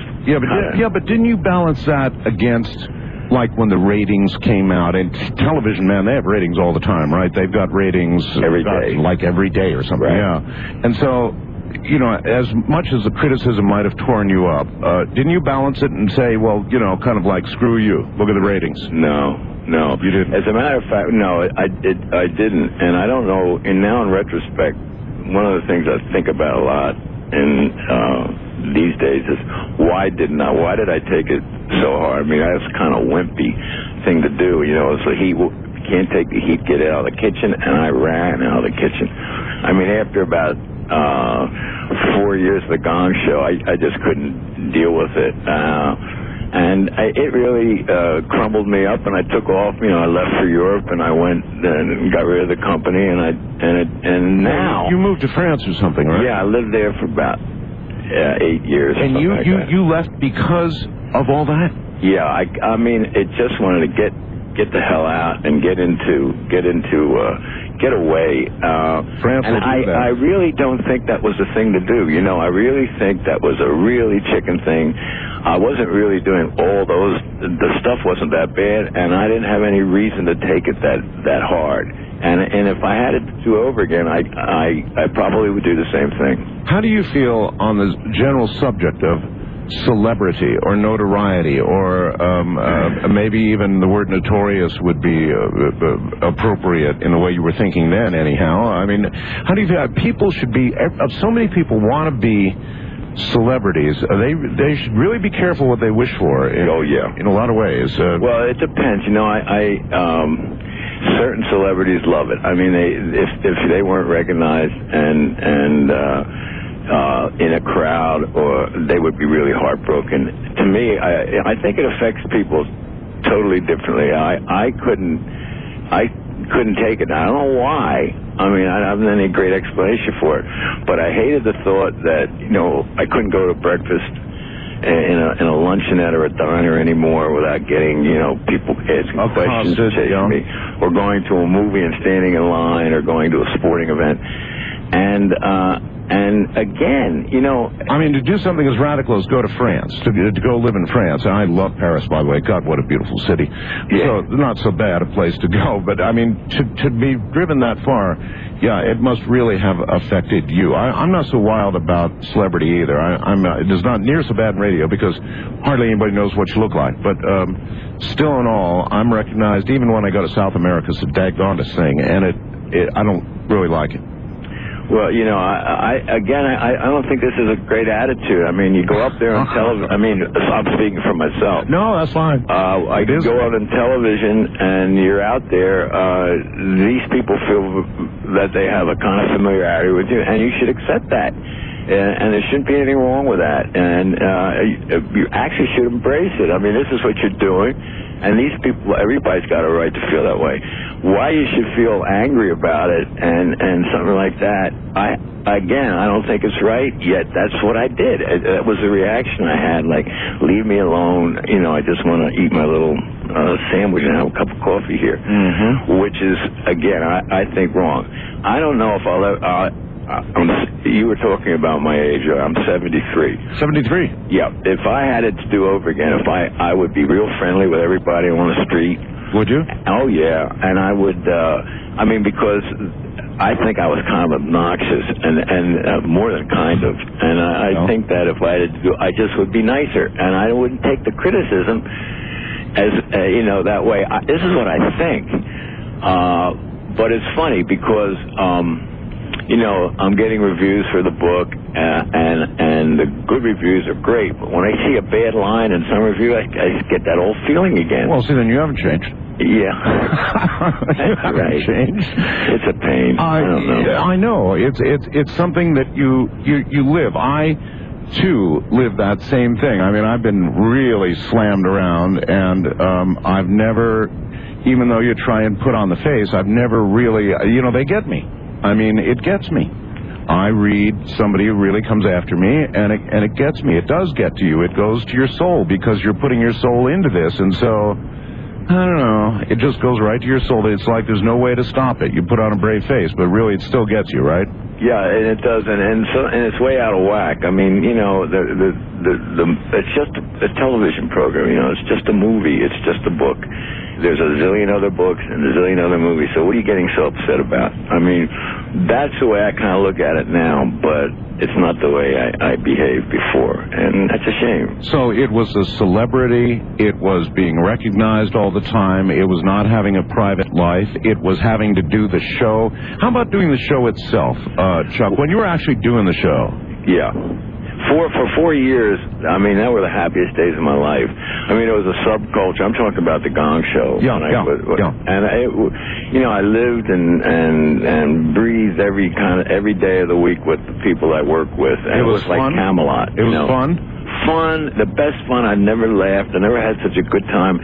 But there was a reaction, though, that was taking place. I don't know, it was kind of a genetic ham in my family or something, because on the stage I was behaving like a wild man, and I'm basically a pretty shy guy, and I couldn't really kind of watch myself, but the act of doing those shows for those 4 years was terrific. But you could feel it like a switch being thrown, right? When you started that show, you were somebody else. Somebody else.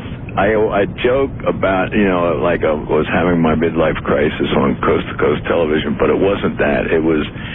That's a joke, and it's not even a funny joke. If some other thing got out there, I mean, I broke every rule that I told all my hosts to do all the time. I would always, you know, I would tell my host to don't be bored with it. Just, the public likes a routine.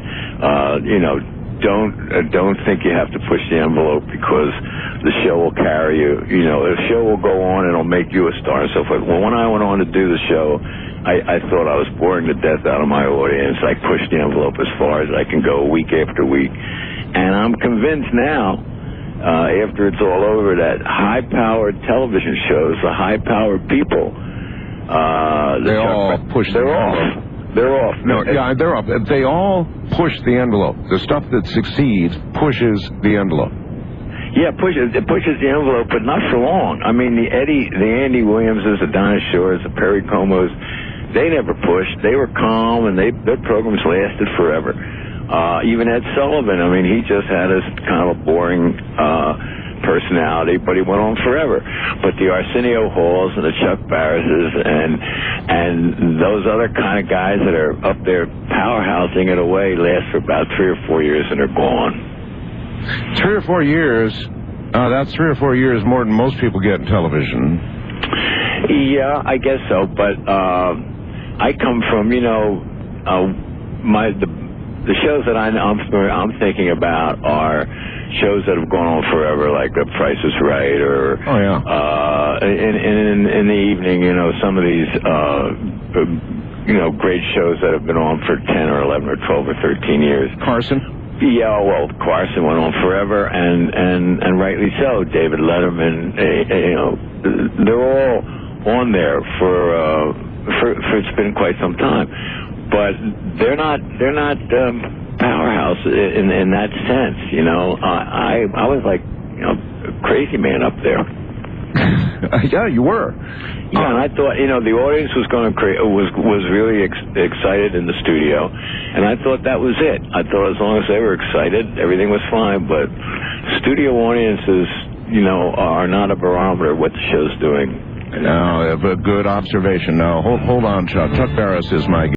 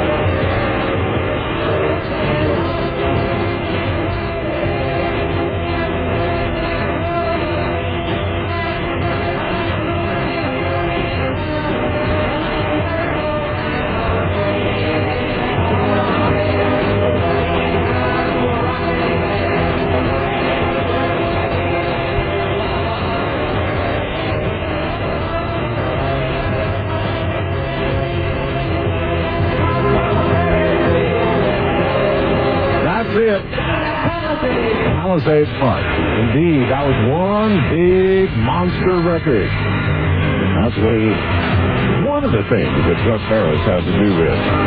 And you haven't heard the whole story yet. Stay right where you are. This is Coast to Coast AM. To reach Art Bell in the Kingdom of Nye, from west of the Rockies, dial 1-800-618-8255. East of the Rockies, 1-800-825-5033. First-time callers may reach Art at 1-775-727-1222. Or use the wildcard line at 1-775-727-1295. To reach Art on the toll-free international line, call your AT&T operator and have them dial 800-893-0903. Yeah, speaking of long-running television shows, one of them that happens to be still running came and got Chuck.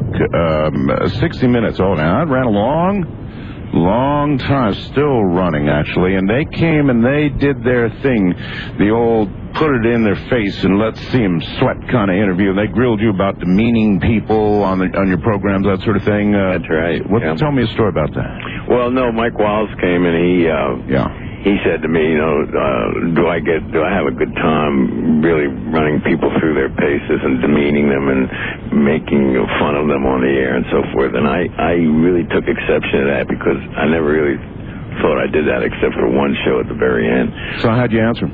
Well, I told him that, I said, these contestants are having the time of their life. I think it's the one little moment that they'll always remember. And he mentioned one lady who fainted on the show because she got a prize she thought was, something with the prizes, and she just collapsed and fainted. And I said, I thought she still had the best time of her life. So even though she fainted. Well, she fainted from joy. I mean, she just got this really an automobile when she thought she was getting like a peanut butter and jelly sandwich, and she just overwhelmed and fell right down among all the cables and everything. When they came to interview you, did you know they were going to do a job on you? No, I didn't. It was nothing that I really that I weren't worried about. And what could Mike ask me that I wouldn't be able to answer truthfully? So anyway, Mike went and went to this lady's house, and he asked her what did she think when she fainted, and she said she had the time of her life. I thought really was the situation with everybody on our shows. They really had a good time.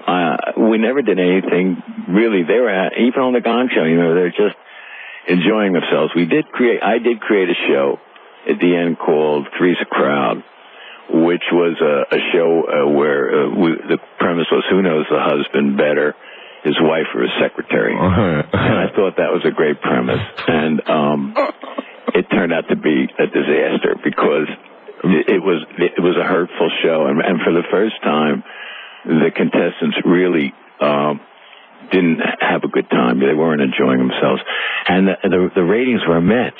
Now, see, I never saw that. I mean, did it? No, it was on for a very short time. The ratings were incredible. Well, I mean, what happened? Did the secretary know? No, the women's organizations around the country rose up, and other organizations, and that was about the time when we were really bait for everybody, and that's part of the reason that messed me up, because then that show went off the air, and I realized I kind of overstepped that area myself. You really think so?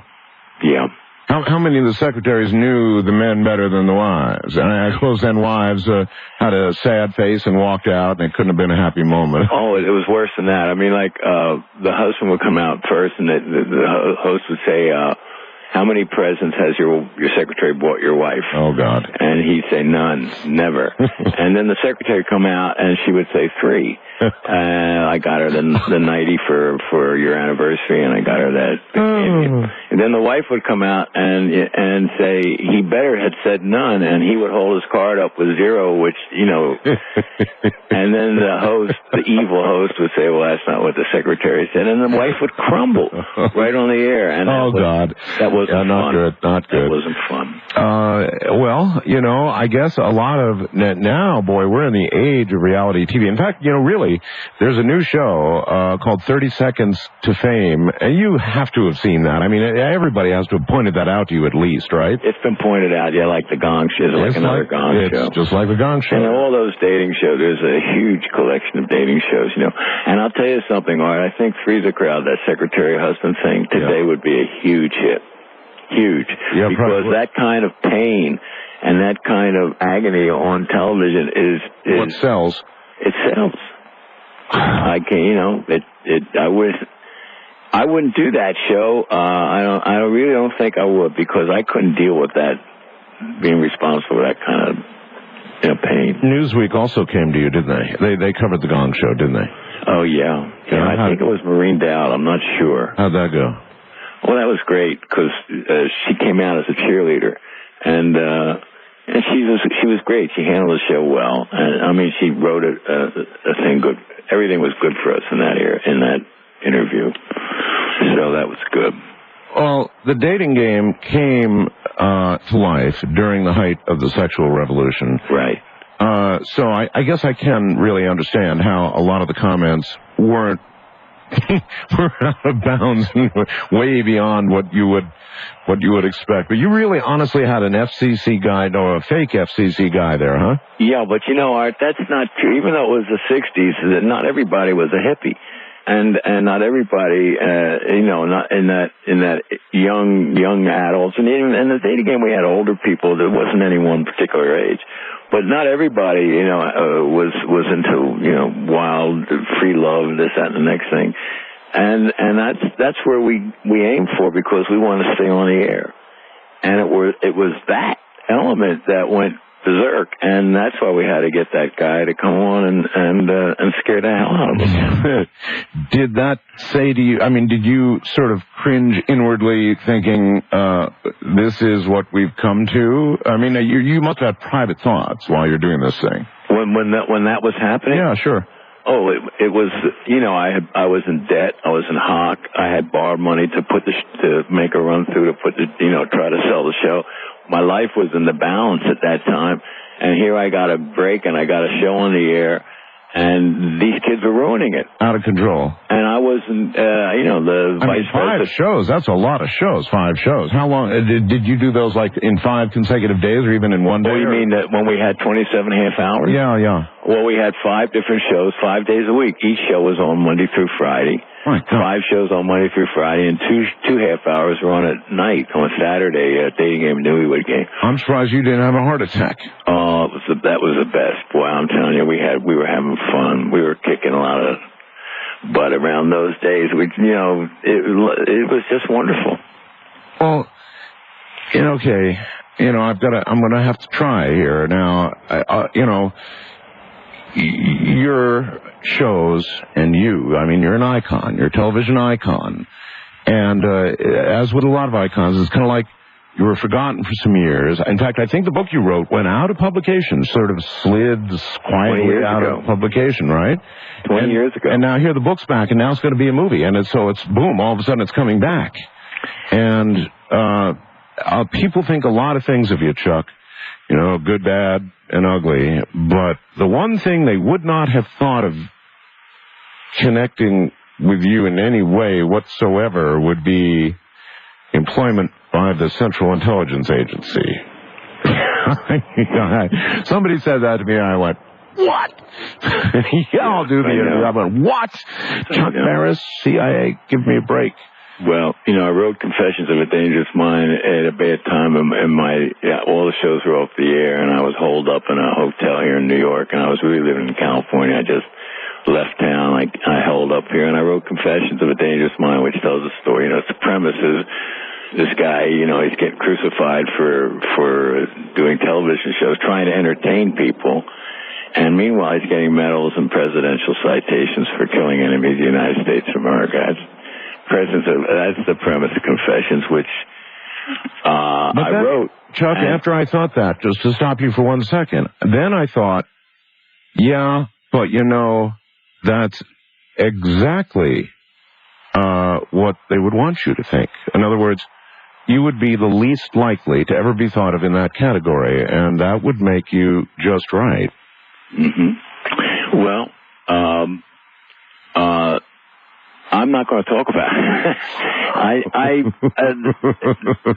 wrote the book. Well, all right, let's. And they made the movie, and the movie is with George Clooney and Julia Roberts and Drew Barrymore. It's really good.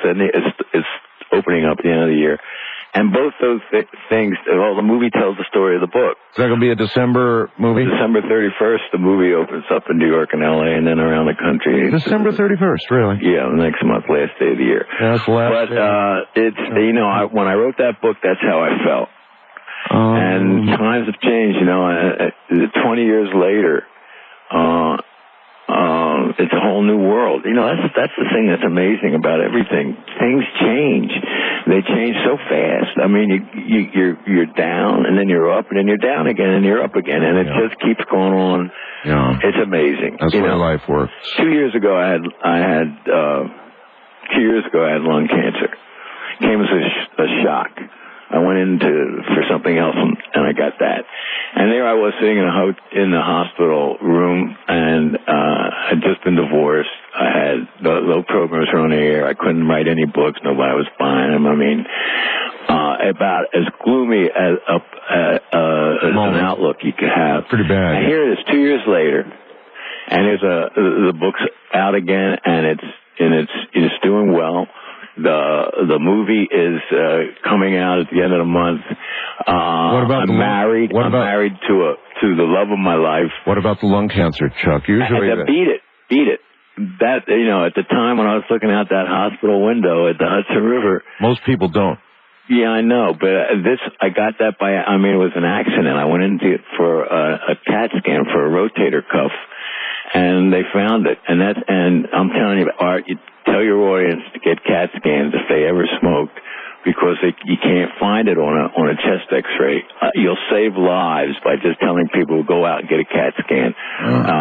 Of course, that's what happened to me. And the CAT scan caught it so early that it was just an operation. I never had to take chemo or radio or anything like that. They caught it right at the very beginning. Very, very beginning. And that's what you can find that out if you take a CAT scan.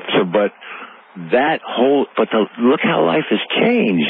And that's not to say that, tomorrow afternoon it could be something, disastrous, but Lord giveth and taketh away and keeps doing it all the time. And so fast, make your head spin around. And that's what this story with Confessions of a Dangerous Mind is. I mean, here it was. Well, do you agree with that premise, Chuck? Yes. That of all the people in the world that you might think of as a CIA hitman, Chuck Barris would not exactly be the first name that would spring to your mind. Well, of course. There's no question about that. But I also believe in that premise, too, that you can get, nailed to the cross for trying to entertain and praised to the sky for killing. That's weird. That is weird. You're right. I understand that you can't talk about probably the details of that work. That's right. Obviously. But you did a lot of traveling, didn't you? Yes. So that traveling would give you an opportunity to do whatever work you had to do, aside from what you were doing otherwise? Well, I just don't want to talk about it. I mean, Well, I'm sort of just stating the obvious. The obvious situation, sure. We sent dates all over the world. We sent dates to Russia, to... that's right. Everywhere. That's right. You did at the end of the every dating. time we sent a date somewhere, there was a chaperone, and the chaperone came from my company. It was a reward for the kids that worked for me. I mean, here are these kids that had to be 21 years old or older. Right. And here these kids work for me. I had a real young company, and they're all Californians, and they're going all over the world. I mean, they're going to Vienna and Paris, London, Rome, Tokyo, anywhere you get, Australia. I mean, they were in Brazil. We sent dates everywhere. And when you sent dates, you always sent a chaperone. We always sent a chaperone, and then on many occasions, there must be a lot of stories with that alone. Oh, there were a couple of books the kids wrote. I mean, yeah, there were plenty of stories about that alone. But I'd catch a trip now and then. I'd go chaperone a trip to Pamplona and watch the bulls run, Really? Or go off to here or go off to there. Go off to here or there, yeah. So it was a perfect, it was easy for me to do that. So I did travel a lot, and so did everybody in the company, but they were kids. Do you think that how can I phrase this? The anger that you felt, with what you were going through, enabled you to do the other kind of work? I mean, I can imagine that. I can imagine an inner seething anger that could suddenly manifest itself in some way. Huh? Yeah, well, I was pretty angry. Well, I'm not. I'm not so sure I was so angry. I I was having a pretty good time. I was pretty happy. Things were good. It got angry toward the end, but only because... People don't, but they don't pick it up and go to France because they're real happy. I mean... No, that's true. I had a little self-exile job there, which really... I was, I kind of disappointed later that I exiled myself because I couldn't understand, why I did that. But there wouldn't be any other reason for that exile, would there, that you can't talk about beyond? It's just something you don't talk. I just don't talk about that. I'm sorry, Art. I mean, I don't want to be a bad interview, but there's ways to talk about things without really talking about them anyway, and. I was just wondering, could we imagine that there might be reasons for your exile? No, not really. I mean, basically for me it was just wanted to take a break. I kind of lived a Walter Mitty life in a sort of a strange way. And one of my little Walter Mitty dreams was to write the great American novel in the south of France, like Scott Fitzgerald and Hemingway. Sure. And here I made enough money to actually make that dream come true. Yeah, you could afford it. And at the time, boy, there was nothing. I know everybody must feel at some point in their life, just get me out of here. And the time passes, but with me, I could do it. I could afford it, and I did it. I went to the south of France, and I wrote what I hoped was a great American novel, which it wasn't. That was the bad part of the dream. Yeah, how were those years in France? They were great. In France, were they good? They were terrific. I mean, I was living out a fantasy, and it was a fun fantasy. And then all of a sudden, whap! I just missed the States. I missed sports. I missed the language, and I just looked up one day and said, get me the hell out of here, and I went home. Not interesting. But I lived in Japan for 10 years. Okinawa, the Far East. I lived there 10 years. And I got to the point, Chuck, where I realized if I didn't come home, I knew I was going native big time. And I realized if I didn't come home and come back to the States, that I was never going to come back. And so that's what brought me back to the States. That never was my feeling. I had a jacket on the back which said L'Américain, and I never ever thought I would be staying in France, ever. I missed the scores. We got them 2 days late. And this drove me nuts to a point where I finally came home. That's the scores. I couldn't get the baseball scores or basketball scores, Yeah. And we didn't have the internet then and stuff like that. So, were you alone most of that time, the time you were in France? No, I was married for part of that time, and I had friends there, other writers who were my friends previously who lived there, and gave me the idea of going there. It was great. I mean, I lived in the south of France. I had this great little house overlooking the Mediterranean, a little speedboat, and played pool and bocce in the town square in the afternoon, and it was fun. It was great. But then all of a sudden, I looked up one day and wondered what I was doing there. Time to go home. Oh yeah. All right, hold it right there, and we will be right back. Chuck Barris is my guest, and we're going to get what we can from him. Game show host, producer, CIA hitman. The movie coming out December 31st. That should be interesting. From the high desert, I'm Art Bell. All right, actually, this came to me from Adam Leiter, I believe it is. I guess Adam Leiter, and he's promoting all of this, Confessions of a Dangerous Mind. The movie coming out shortly. It's going to be a big one, too. Miramax Films. The all-star cast, including Sam Rockwell, Julia Roberts, George Clooney, Drew Barrymore, about the man's life that we're interviewing right now, Chuck Barris. And what was written to me was the following, with regard to the Gong Show. But, it says, in between those outlandish acts that were gonged nightly, and during some of those fabulous getaway dates awarded on the dating game, Chuck was serving America in a very different way. He joined the CIA in the early 60s, remained with them straight through his tremendously successful television career. After several years of domestic work, he was sent abroad to kill enemies of the American state, claiming to have killed over 30 people. Over 30 people. Now, he doesn't want to talk about this, and there's not a lot I can do about that. He doesn't want to, so we're going to just have to sort of talk about it and not talk about it, if you know what I mean. I have a question that I think you can answer, because you really brought it up yourself, Chuck, and that is, why do you think that that in America, producing silly but really fun shows is a critical sin, but killing people appears to be understood or even applauded? I mean, what does that say about us? Art, that's serious. Yeah, serious. That's a heavy question. I really don't know how to go about answering that. What that, that's very complicated. Yeah. Silly shows. So I said silly but fun. I know, whatever. Trivial, silly, fun.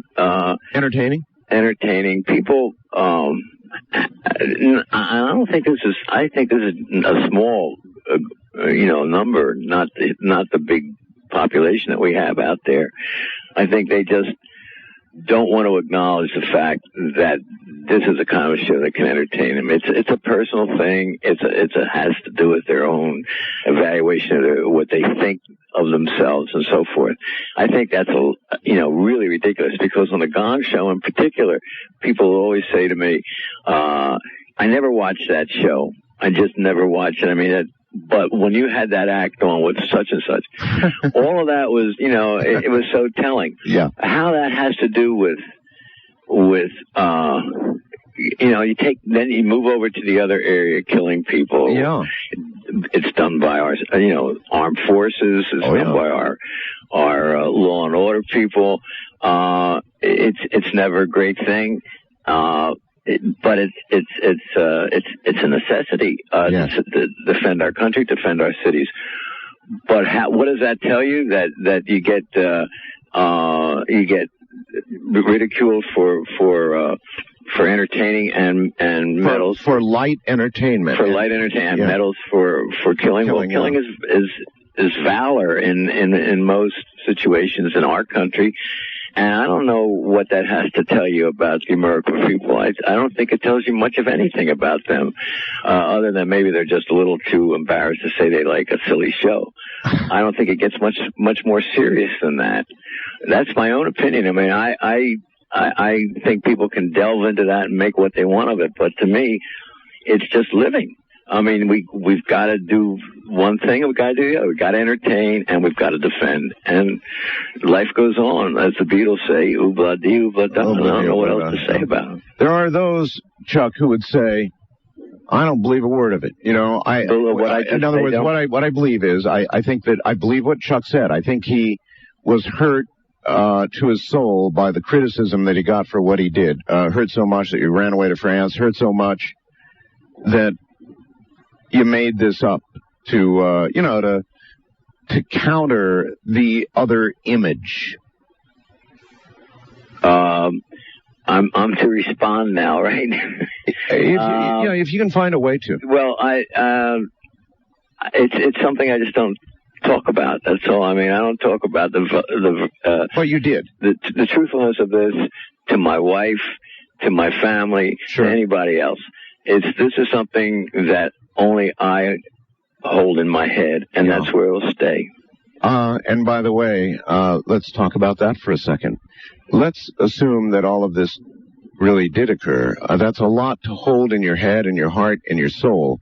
That's a lot to hold in. No matter the reasons you may have done it, no matter that it was, for the good of your country, and we all know, God knows it goes on. We do it like everybody else does. Nobody should imagine for 1 second that we don't, because we do. We kill. But, I mean, that's a lot to hold in, isn't it? Yeah. Would be a whole lot for anybody to hold in. And how do you think that's affected you? Well, listen, every one of us lives these lives of at times, desperation. Yes. You and I and your listening audience, everybody else, and we all have our problems, and that's all in our heads, and we hold them in however we choose to hold them in. Some of us just go off the deep end. Some of us manage to deal with it.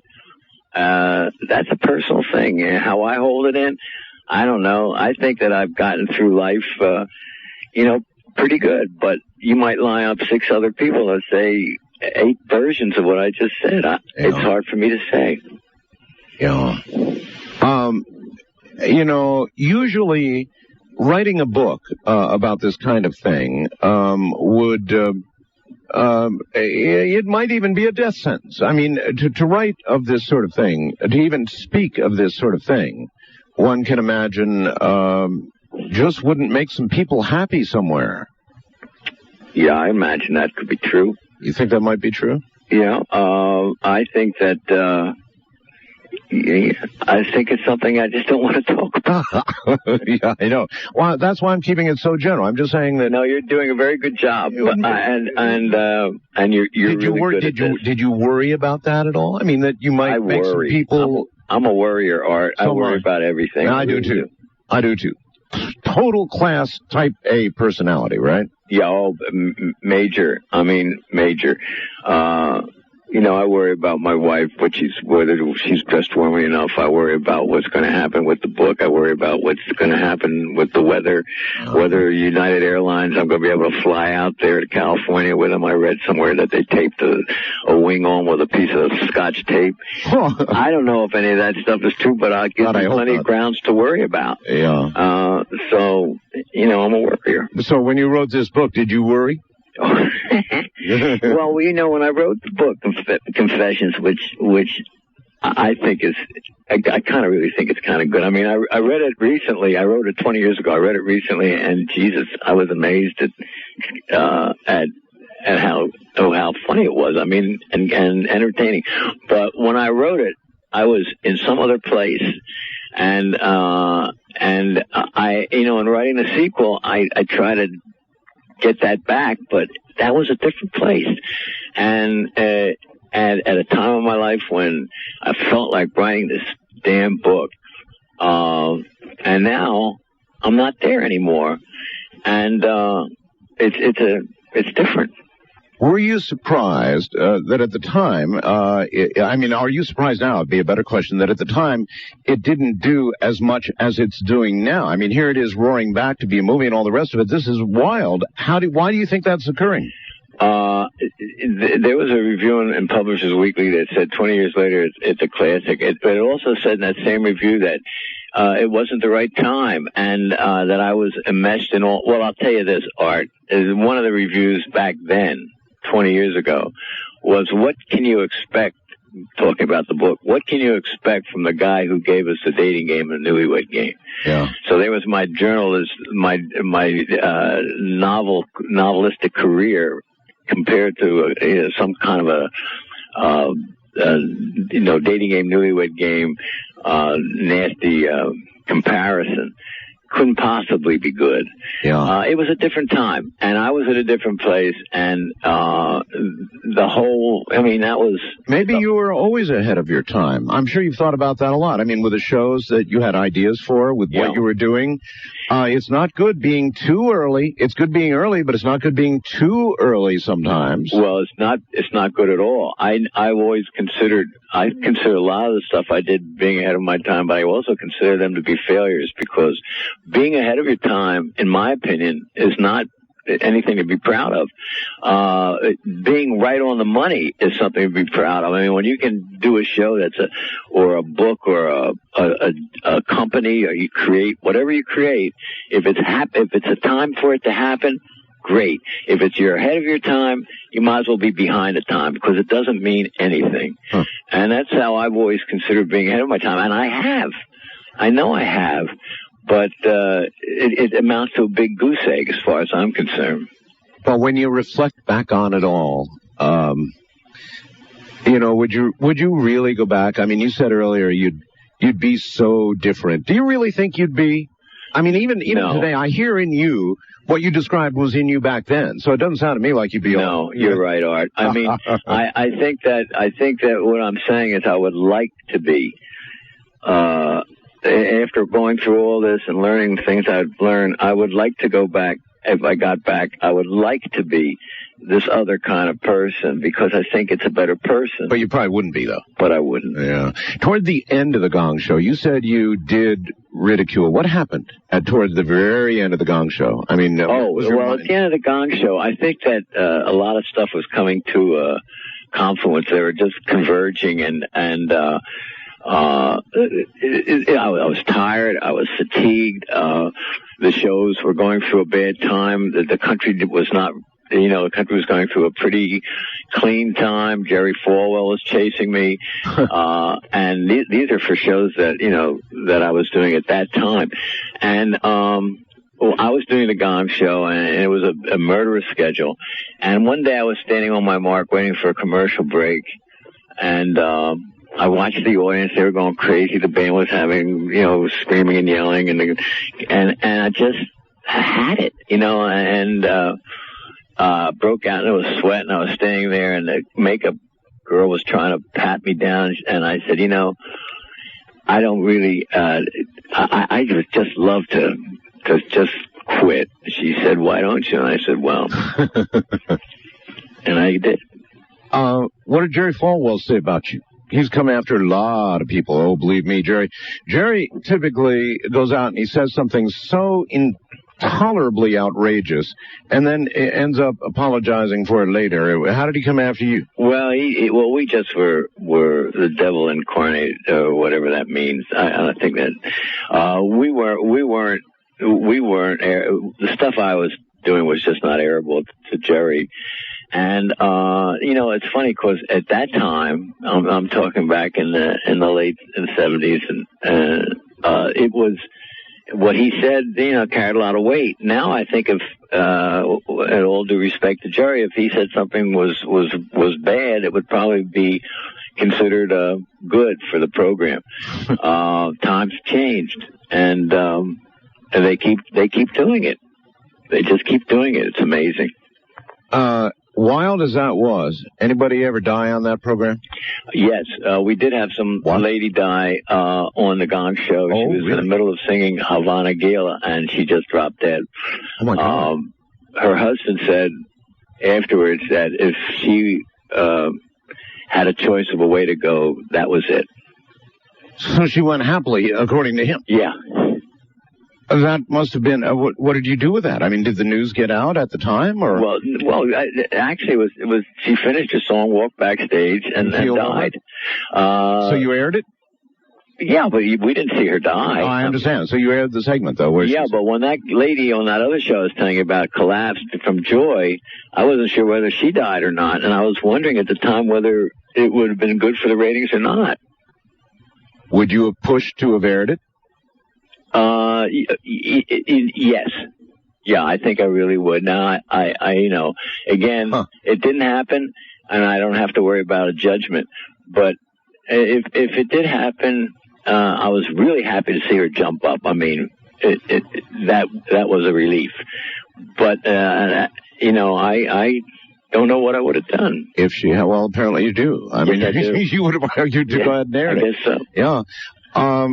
This movie that's going to come out, maybe there's another way I can ask you about this. The movie that's about to come out after Christmas.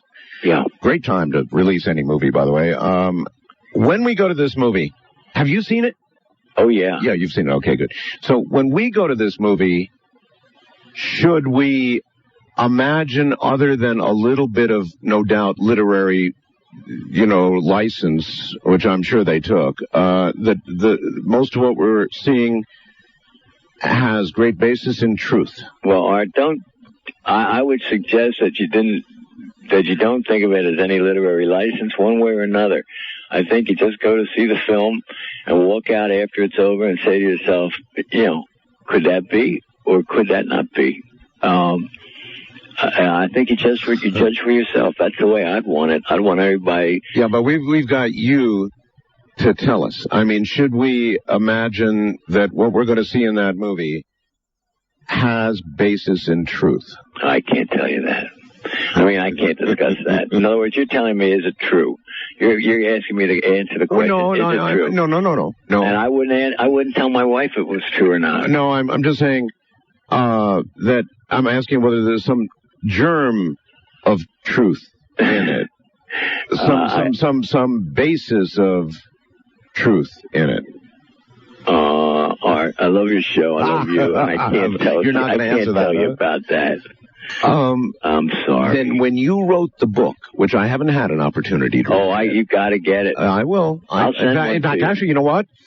I'd love to have an autographed copy. I'll send you one tomorrow. Would you really? Or today, actually. Will you really? Absolutely. All right. You know what, then? We're coming up on a break, so what I'll do is I'll pick up the phone during the break, and I'll give you my private address, all right? I'll take it. I got pencil ready. Yeah, good. Stay right there, Chuck. Chuck Barris is my guest. Actually, as you listen, you've got to admit, a very, very, very complex man. Pretty wild stuff. Tomorrow night, by the way, Stephen Greer. Then Friday night, Saturday morning, Dr. David Jacobs, who's also a pretty complex, in fact, those are complex men, all of them. From the high desert, I'm Art Bell. This is Coast to Coast AM.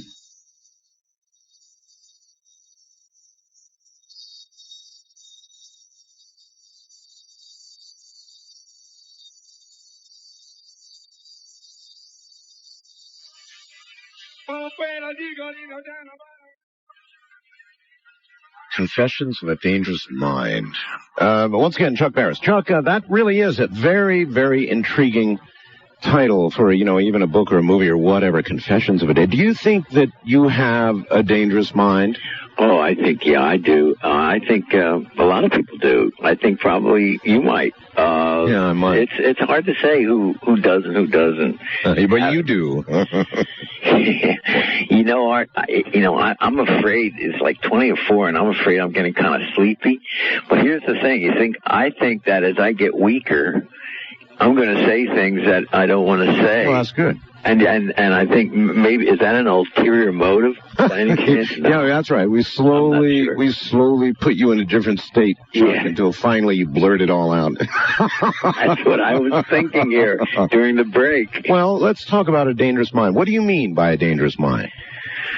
Dangerous mind. Yeah. I'm not a big psychoanalytical whatever. It's just that everybody, I'll speak for myself. Yeah. You have these thoughts. I mean, I have these thoughts. They're imaginative. Sometimes they're full of fantasy. Sometimes they're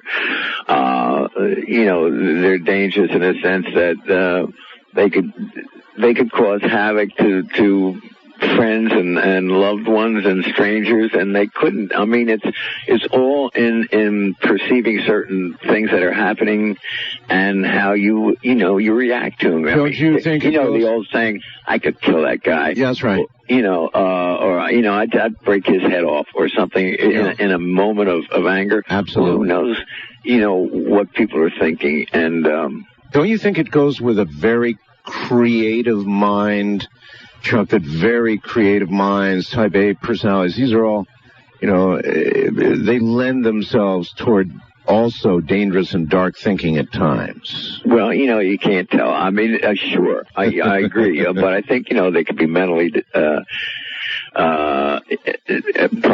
problematical, I guess you would say. For instance, like, we had a guy on a Gong show whose act was pressing a plate glass, a clear piece of glass against his face and making these wild, strange faces, which were very funny.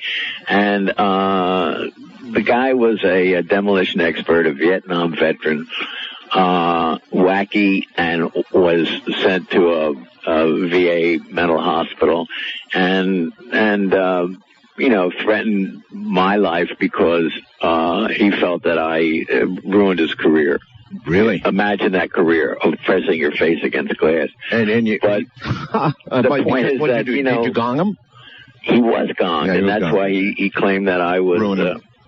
So who would have known? This nice little guy standing there pressing his face against glass. This guy has a dangerous mind. They're all over the place, unfortunately. Did you get a lot of threats? Oh, yeah. I guess because, in a sense, I mean, the Gong Show dealt with a certain amount of the lunatic fringe. I mean, these people were creating acts. I mean, there was the majority were just terrific, but there was this fringe group that were creating these funny acts from these mentally whacked out minds that went up on the stage, and they were funny, or they were, they were gongable or what have you, and they were airable, but they came from very strange minds.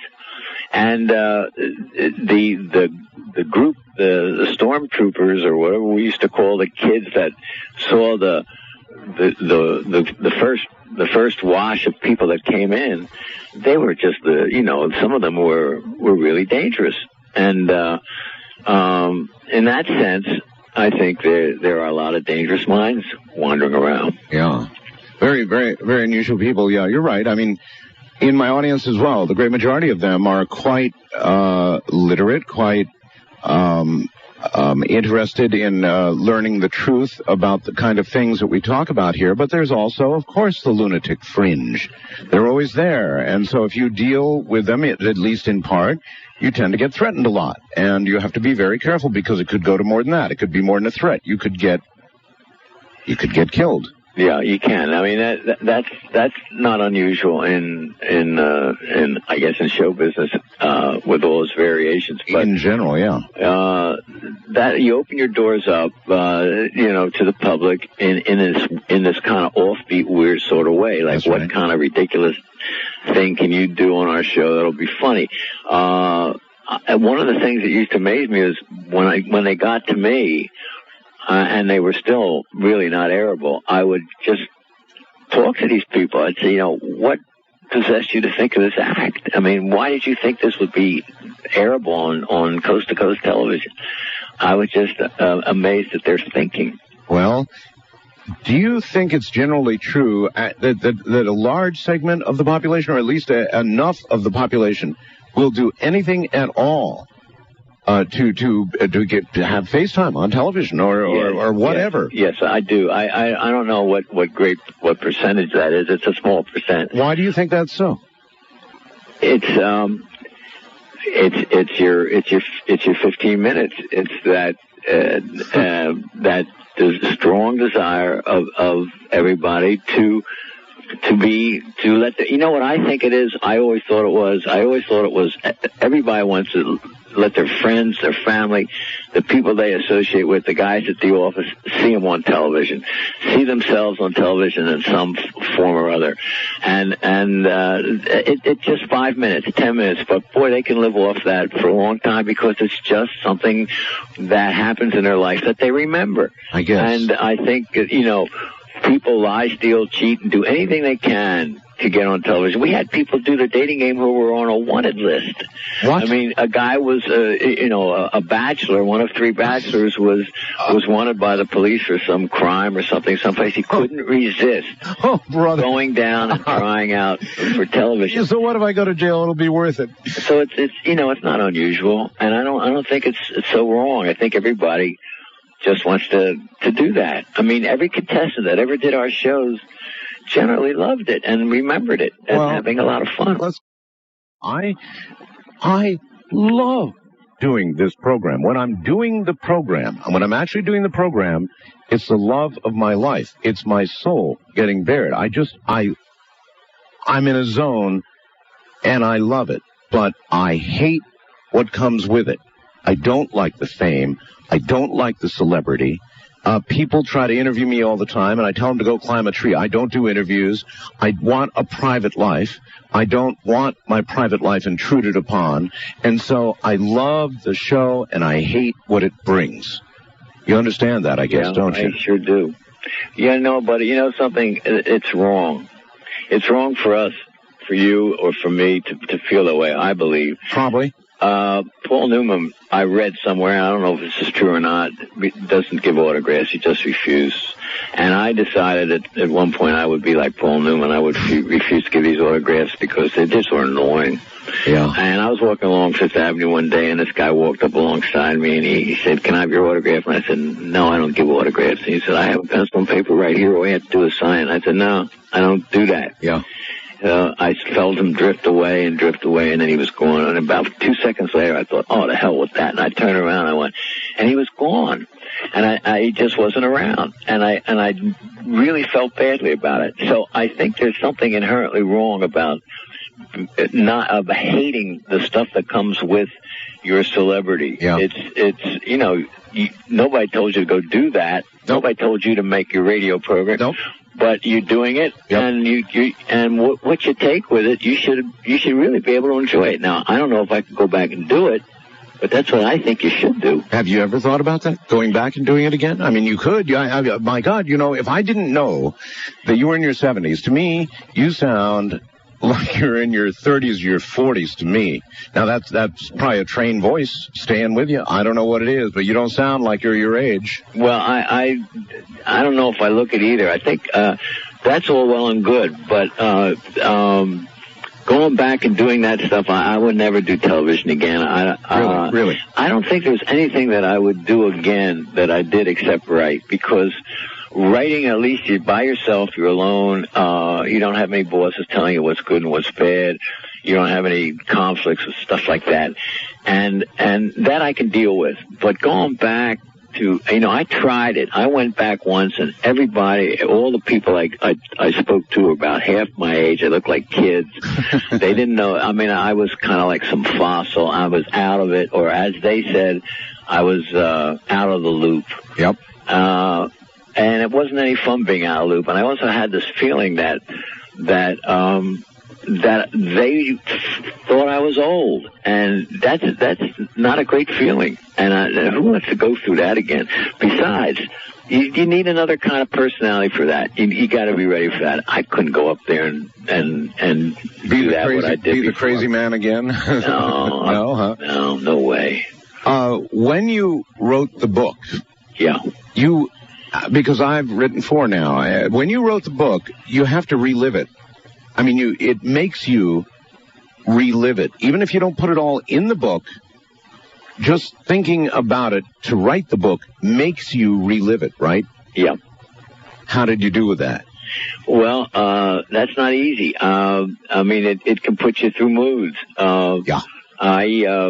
The good parts, that's great. You get a big kick out of doing that. The bad parts, it's tough. It's tough. And sometimes, it's a masochistic thing. I think writing in general is masochistic. I think that anybody wants to go live that kind of life you should let them go, because don't try talking to them, because it's a ridiculous thing. You're alone. Life is going by outside your window while you're sitting there writing these books, and these books seldom get read. I mean, when you're dealing in television, you're dealing in 20 million people in the audience. You're dealing in books, you're dealing with 30,000 books. It's almost ridiculous after 2 years, and sometimes you don't even get them published.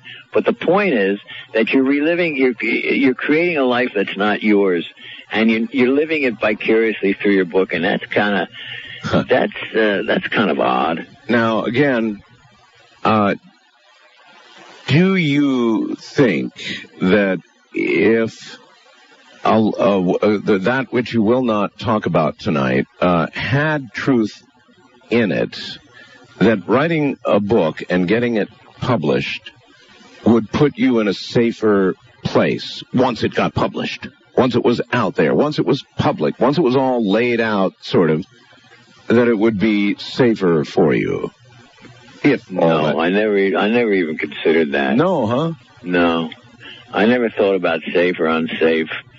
I never considered anything, like that. It just was something I had to get out of my system. I put it down, and it's out there, and that's it. The consequences, if sometimes if I would stop to think about consequences of things that I've done. Oh, yeah. From hosting shows to whatever, whatever. It would scare you to death. I'm sure it would. You were, where were you when the whole thing with Dick Clark and the ABC scandals and the payola and all of that occurred? I was out of work, and I was really unemployed. I was out of work for about 6 months. It was a long stretch for me to be, out of work. And I got a job. I kept going around the networks because I had been in a management training program at NBC, and I went around. I had a kind of a background that I could try to sell, but I couldn't get a job. So I went to ABC one day, and that's just when the scandals hit, and they needed somebody to go down and bird dog Dick. They needed ABC's solution to the problem of payola and all that. Was though Dick wasn't, accused of anything, they just wanted to make sure he was protected so that they could say they had done something. And I was the guy they hired to send down to him. What was your job? My job was to watch Dick. It is the silliest thing you ever heard at the time. But you were supposed to watch him? Well, what were you waiting for? Some envelope to get, Yeah. Oh, really? Yeah. My job was to be there when Dick started his working day till Dick finished his working day, and just see that everything was so that if called upon, you could go in front of some committee somewhere and say, "Hey, I watched Dick, every day, all day long. Nothing ever happened. I can assure you." That's right. And then somebody would say, well, how about night when you went home? But then I wouldn't know what to say. But that was neither here nor there because I didn't question it. I needed the job. You needed work. You bet. So, I got that job. And then Dick and I became friends because Dick knew that, that this was a life preserver to a certain extent. Uh-huh. And we remained friends for, I don't know, it's been almost 50 years, I guess. And that's where I was during that whole thing. You remember the game show scandals? Oh, very well. I was working at NBC at the time. I was in their management training program, and I remember when what was his name? It was a $64,000. Yeah, he went down for the count, and I saw him. His face was pure white that night that he was. I think he was being nailed that night. I remember it was at NBC. Did you see the movie Game Show? Yeah. Yeah. Was that? Do you think that was representative of roughly the way it came down? Yeah, I think so. The only thing I didn't like about that is sort of made heroes out of the guys that were throwing the shows. But I think that's basically, from my limited knowledge. I mean, I was one step up from a page. I think that was about the way it was. Did you know what was going on? No, not at all. No rumors? No. Not a bit. But I don't know why I would, because I was way down the ladder. I mean, I didn't know. I just knew where to take, I imagine it was bad days at Black Rock there, huh? Oh, there was bad days in every place because, all the game shows went off the air.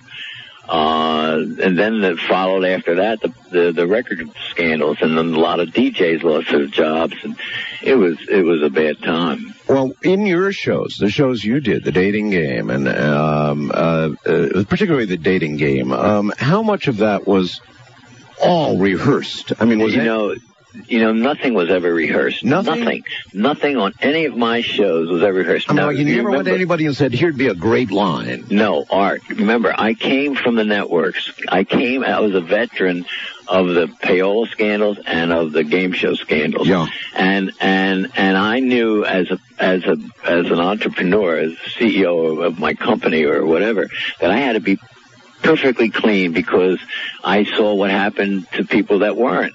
And I didn't want to lose my shows or lose, my start in the industry. So I was perfectly clean. And a dating game, not one thing was rehearsed. A newlywed game, not one thing was rehearsed. And I remember once, NBC had 2 FBI guys checking out game show producers. Really? Hold it right there. We're at the top of the hour. Listen, I know it's 4:00 almost where you are in New York. And so I always give my guests an opportunity, to either bail or stick out the final hour. Can you stay the final hour? Oh, geez. I hope I don't fall asleep on you. Yeah, well, but I'll try. Maybe you'll sort of drift off into some little land. Yeah. All right, Chuck, stay right there. Hold on. Chuck Barris, Dating Game, Gong Show, and That Other Life. He's my guest right now, and this is good bumper music. You think about it. You listen to it very carefully. It's all about people and and why people do things, the kind of things they did on those shows. And I don't know what the answer is, but they do them.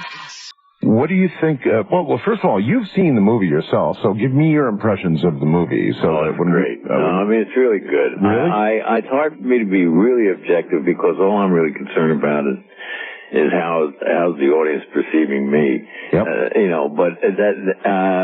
But Sam Rockwell plays me. He's a young new actor, and he's remarkable. I think he's great. And George Clooney directed it and stars in it, and I think George did just a marvelous job. It tells a good story. The bottom line for me is when the picture's over, I'm proud of it. I'm not, there's nothing about it that I'm ashamed of or anything like that. And I think it's just plain outright entertaining. That's all there is. I mean, it's been getting great critical reviews from the early critics, and I think everybody's going to enjoy it. Gee, the critics are being nice to you? Yeah, isn't that a change? Now, that's what I mean. Things change. Actually, I mentioned the movie. It was Quiz Show, not what I call it. It was Quiz Show was the name of the movie. Yes, Quiz Show, yeah. And, that's right. And so you think that was pretty accurate. You think, boy, that must have been one horrible time at the network. Do you remember once it hit what it was like there? Oh, yeah. It was more or less like that picture depicted. It was completely pandemonium around the networks. I mean, they were just crazed with what to do and what not to do and how to cover their backs. And, various programs were expendable because they weren't billing that much. Others they wanted to keep, and they didn't know how to go back keeping it. It was bedlam. And, people had their careers ruined, and took some of them came back, but it took them years to get back. Well, along came finally, Who Wants to Be a Millionaire and a lot of other shows now, and so they're back. Yeah, they are. You think there's a possibility of the same kind of problem cropping up again with a new crop of game shows?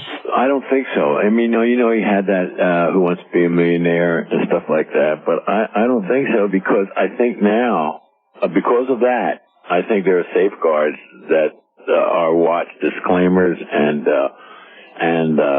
standards and practices personnel that just watch the networks carefully to see that just doesn't happen again. Now, I'm a reality TV watcher, and so is my wife. We both watch it, and there's several of them we do like.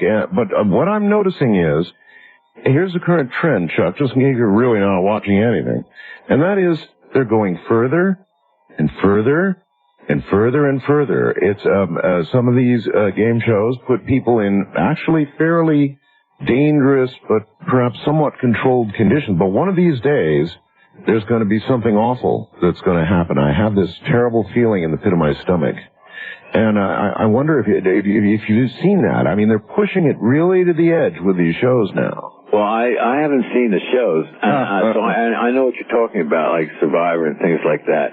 But the thing that amazes me now, the thing that I'm a tad scared about, is the direction it's going as far as taste and For instance, I mean, there's a show that I've heard talked about called The Will, and it's where people are opposing members of the family are fighting each other over a will of some oh my God, dead member of the family. As a premise of a TV show? Unquestionably. I mean, that's it. And it goes further and further toward that.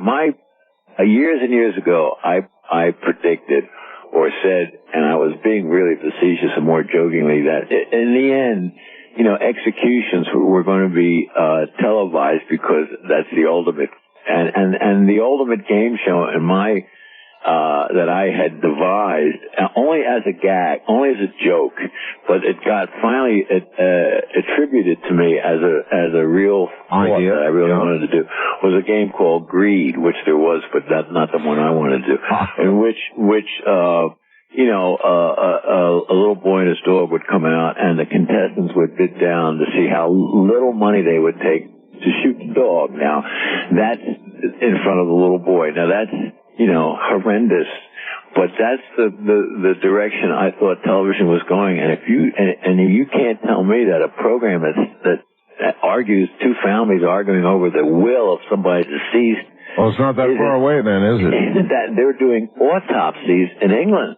I mean, they're doing a show in which somebody performs an autopsy. Now, how far away is that from that horrendous idea I had, years ago? Maybe we're like the Romans. Maybe American television is like, the Colosseum days in Rome. Well, I don't think it's just American television. I think most of these ideas of these reality shows came from Europe. Actually, I think that's right. They did, didn't they? I mean, Big Brother, I think, began. Survivor and Millionaire and all those shows, they're basically European ideas. And they have worse. I mean, there are shows in Europe, game shows that I don't even know, like I couldn't describe that are further out than that. Really?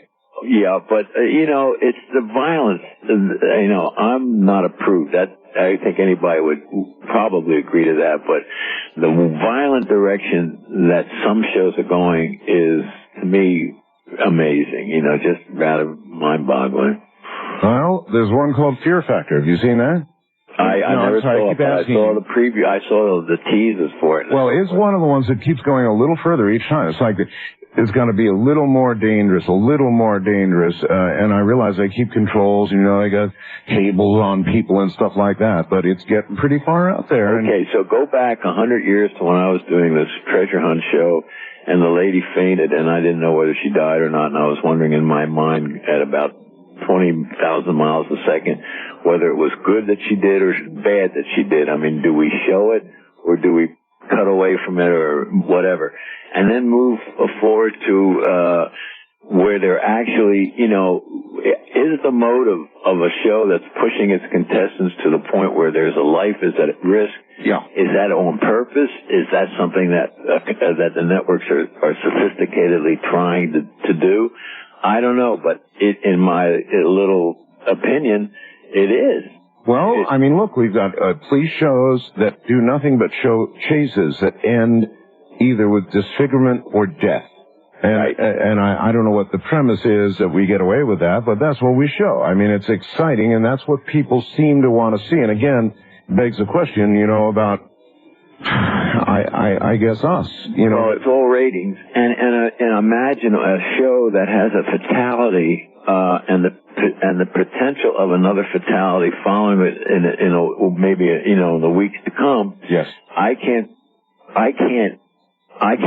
cannot believe that would not be a huge rating booster, and that show would get enormous ratings with the potential of tuning it in some night and seeing somebody die.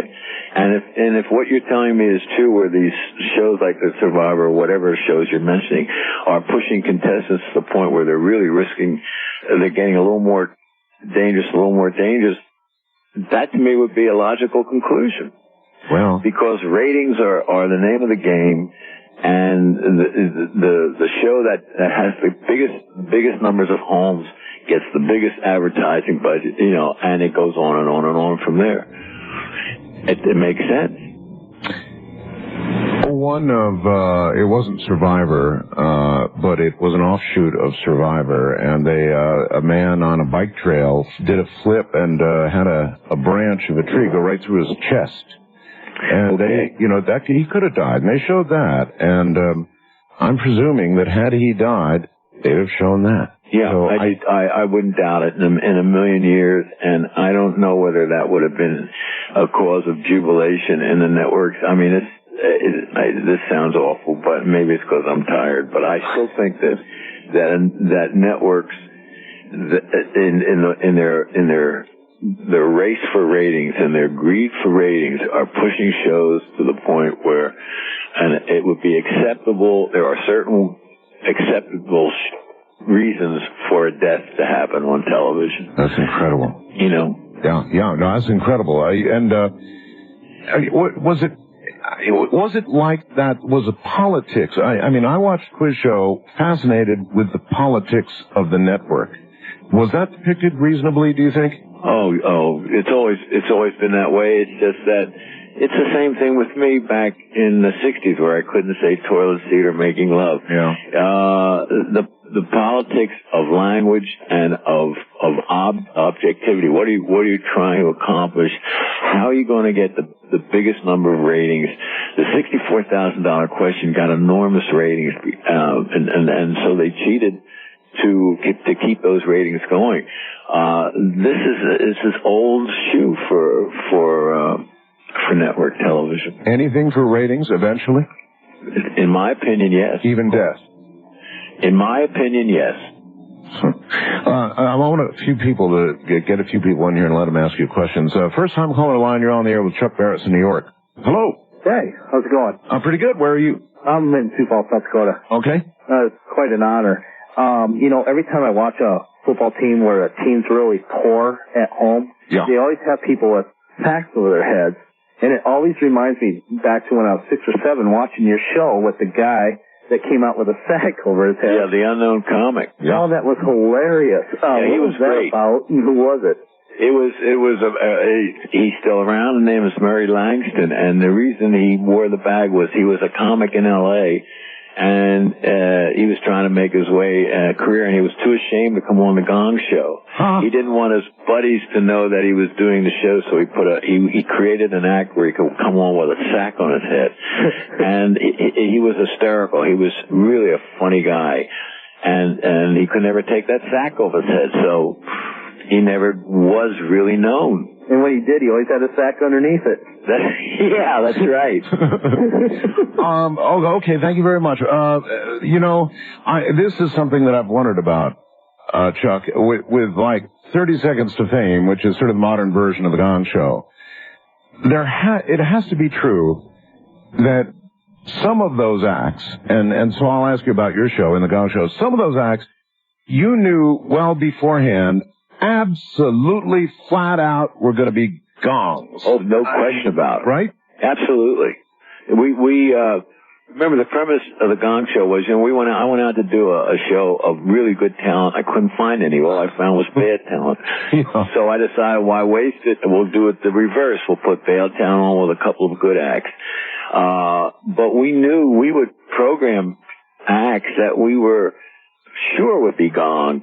But something, Art, it didn't always work out that way. Some acts that we were sure would be gone, they let go, and it amazed me. But we certainly programmed them to be gone. So every now and then they surprised you. Yeah, but we never fixed an act. I mean, we took the act as it came, and we said, this is so bad, it's got to get gonged. And we had a rule that they could play for 45 seconds before they could get gonged. That's where this other show does 30 seconds to fame, yeah. So, because they had to establish the act. But once the 40-second time was up, those guys hit those gongs quickly, and we thought they would. In 30 Seconds to Fame, I think they gave the contestant who wins $25,000. In the dating game and some of your other games, you didn't give great giant prizes. And when your show became gigantic, when you could have afforded to give really gigantic prizes, I mean, you could have raised the bar on the prizes big time. You really didn't do that. How come? Well, for instance, you take the newlywed game. If we'd have raised the ante above a washing machine or a refrigerator, those newlyweds would have killed each other. They would have been, literally manslaughter on a stage. I mean, if we put a little yacht up there, a little sailboat or a new car, and some wife got the wrong answer, she would just be, it wouldn't be funny. The only way to keep those people funny and to keep them light and cool was give them something that they could, they were newlyweds, so give them a prize. But if we got expensive, it didn't work. On the Gong Show, we didn't care about the money. Wasn't the point of the show. We gave them like $120 if you're a winner or something like that. I did a show called the $1.98 Beauty Show, which was a takeoff on beauty pageants, and we gave them $1.98 and a bouquet of dead flowers to the winner. So prizes were, to me, not the reason. You didn't have to do that. We couldn't on the newlywed game. That was, I'm telling you the truth. They would have really hurt each other. They would have been so angry at each other. God knows what they would have done. But yet they still come on and embarrass each other for cheap prizes. Yeah, well, something. marriage. You know, we were right on the money as far as marriage was concerned. 50% of the couples that did the newlywed game ended up being divorced. And I think in the country... Oh, my God, really? I think in the country, it's not far off from the norm. I think the country goes about the same way. I think 50% of marriages end in divorce. I'm not sure about that, but in our show it was. And was it did you keep stats? In other words, fairly real? Yeah, basically we could. At least we could do a medium statistical number that it didn't have to be a huge number. Wow. But you know something, most married couples do not respect each other. And another aspect of it is that most married couples, the couples that do have respect for each other, aside from love, but respect, never did the newlywed game. So we had couples that coming in, you know, only the minority really, you know, had a great love or respect for each other. The others didn't care. They were young, they were newlyweds, and it was a really condemnation of marriage in a sense. Did that work on you? I mean, did it work? No, not it. You know, my own whatever problems I had were my own, but the whole point of marriage to me was that, you know, these kids were getting married. They weren't just taking it that seriously. It's a serious thing, and you got to really, you know, it's a fragile situation. These kids never thought about it as being fragile. Isn't that interesting? Very quickly, Wildcard Line, you're on the air with Chuck Barris. Hello. Hi, Chuck. This is Dave and Christopher. I was wondering, the flavor of the shows that you put together were so different then that it seemed like a very original idea. Is it possible that they were created actually by the company as a vehicle for use further down the road to get their operatives? No, the programs are only created by me, and I was trying to just I was trying to get into television with a television idea. I had come from a background at the networks of game shows, and I was trying to think of something that could get me, a show on the air. And the only thing I could think of that was different from what they were doing was something that was spontaneous. Yeah, but you can see, though, that the company would look at your program and say, hey, look, they're sending people all over the world. They're sending people maybe even to Moscow or whatever, and with chaperones. Gee, we could provide a chaperone. Now, the company might do that, huh? Well, if you read the book and see the movie, you'll answer those questions. All right. Hold on, Chuck. We're here at the bottom of the hour already. Chuck Barris is my guest. A TV legend, to be sure. I'm Art Bell from the high deserts. We'll be right once again from New York, where it's crawling up on 5 o'clock in the morning. Here is Chuck Barris. Well, I can't believe I'm still here. Really? Well, it's not that hard to do. Are you kidding? This has really been fun. I mean, I can't believe I've been on for this long. Is there any, like one word or several words you would sum up your whole career with when you think back on it now? Well, that's a good question. Geez, I don't know why lucky comes into it. Lucky? I think that it's been, it's just been, God, I'm gonna write that down and think about it. My first word comes out as lucky. Lucky. Prep. I feel like luck and preparation and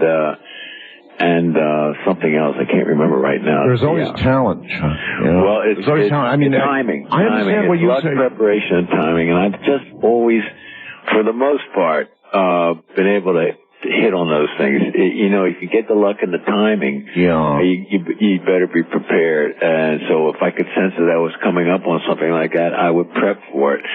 But then again, it can twist on it. It can change, and your timing can go right off. I've noticed that a lot of artists say luck, and they actually carry a little bit of guilt about the amount of success they've had, but they're usually wrong about that. Luck part is talent. Usually it's talent. It's really talent, but they don't think of it that way. Well, yeah, I know. I never felt that. I never felt guilty about anything like that. I think when you work hard and get that, the luck and I think and timing are almost the same thing. Wanda in Escondido writes on the computer to me, "Hey Art, tell Chuck I watched all his shows and I loved him, and most of all the Gong Show, and I'll bet he was laughing all the way to the bank while the critics were blasting his shows." That's true. You were? Yeah. Yeah, that's true. That's absolutely true. They were blasting the shows, and I was going to the bank, and that offset the blasting. Yeah, it offset the blast. All right, on my international line, you're on the air with Chuck Barris. Where are you calling from, please? Calling from Busan, Korea. Good evening. Yeah, well, hi there in Korea. Guess it's good morning for all of you, and early morning for others. Yes, sir. I'm just giddy as a schoolgirl right now because I'm talking to two people that my mother considered to probably be the most dangerous minds in America. she blames Chuck personally for destroying the innocence of my youth, and you, Art, for the things I would discuss at the dinner table in high school. But just for a reference point, I was born in '69, so if you're 7, 8, 9 years old, you don't want to ask your mother what making whoopee means. It's not, that's right. Not a pleasant result, and that's from that day, the newlywed game was outlawed on our television, but I had one anecdote that I wanted to share that just locked me into the Gong Show as a youth. I used to run home to watch whatever cartoon was on and occasionally drift over the channels and catch some of the Gong Show. Loved Murray Langston. The guy was responsible for some really idiotic things I did as a child that my parents again didn't approve of. But the one day when I just said I've got to watch this screw cartoons on the Gong Show I can't remember exactly the details. There was a woman in a Native American outfit of some sort with a vest and a feather, I remember. She was doing a dance and had literally nothing on underneath that vest. She got gonged, and I remember J.P. Morgan saying, "This time do it without the vest." Yeah, well. From that, I mean, now I had to watch the Gong Show every day of my life after that. I always thought that fans like yourself, who were really loyal to our program, were a little odd. Yeah. And not twisted, a little bit, but good. I liked it, but I could always tell they were just a little different than everybody else. Well, right. West of the Rockies, you're on the air with Chuck Barris. Hello. Yeah, hi, gentlemen. Hello. I'm probably a little bit odd, too, for having to bring this one up. But, it's okay. My girlfriend and I laughed so hard last time.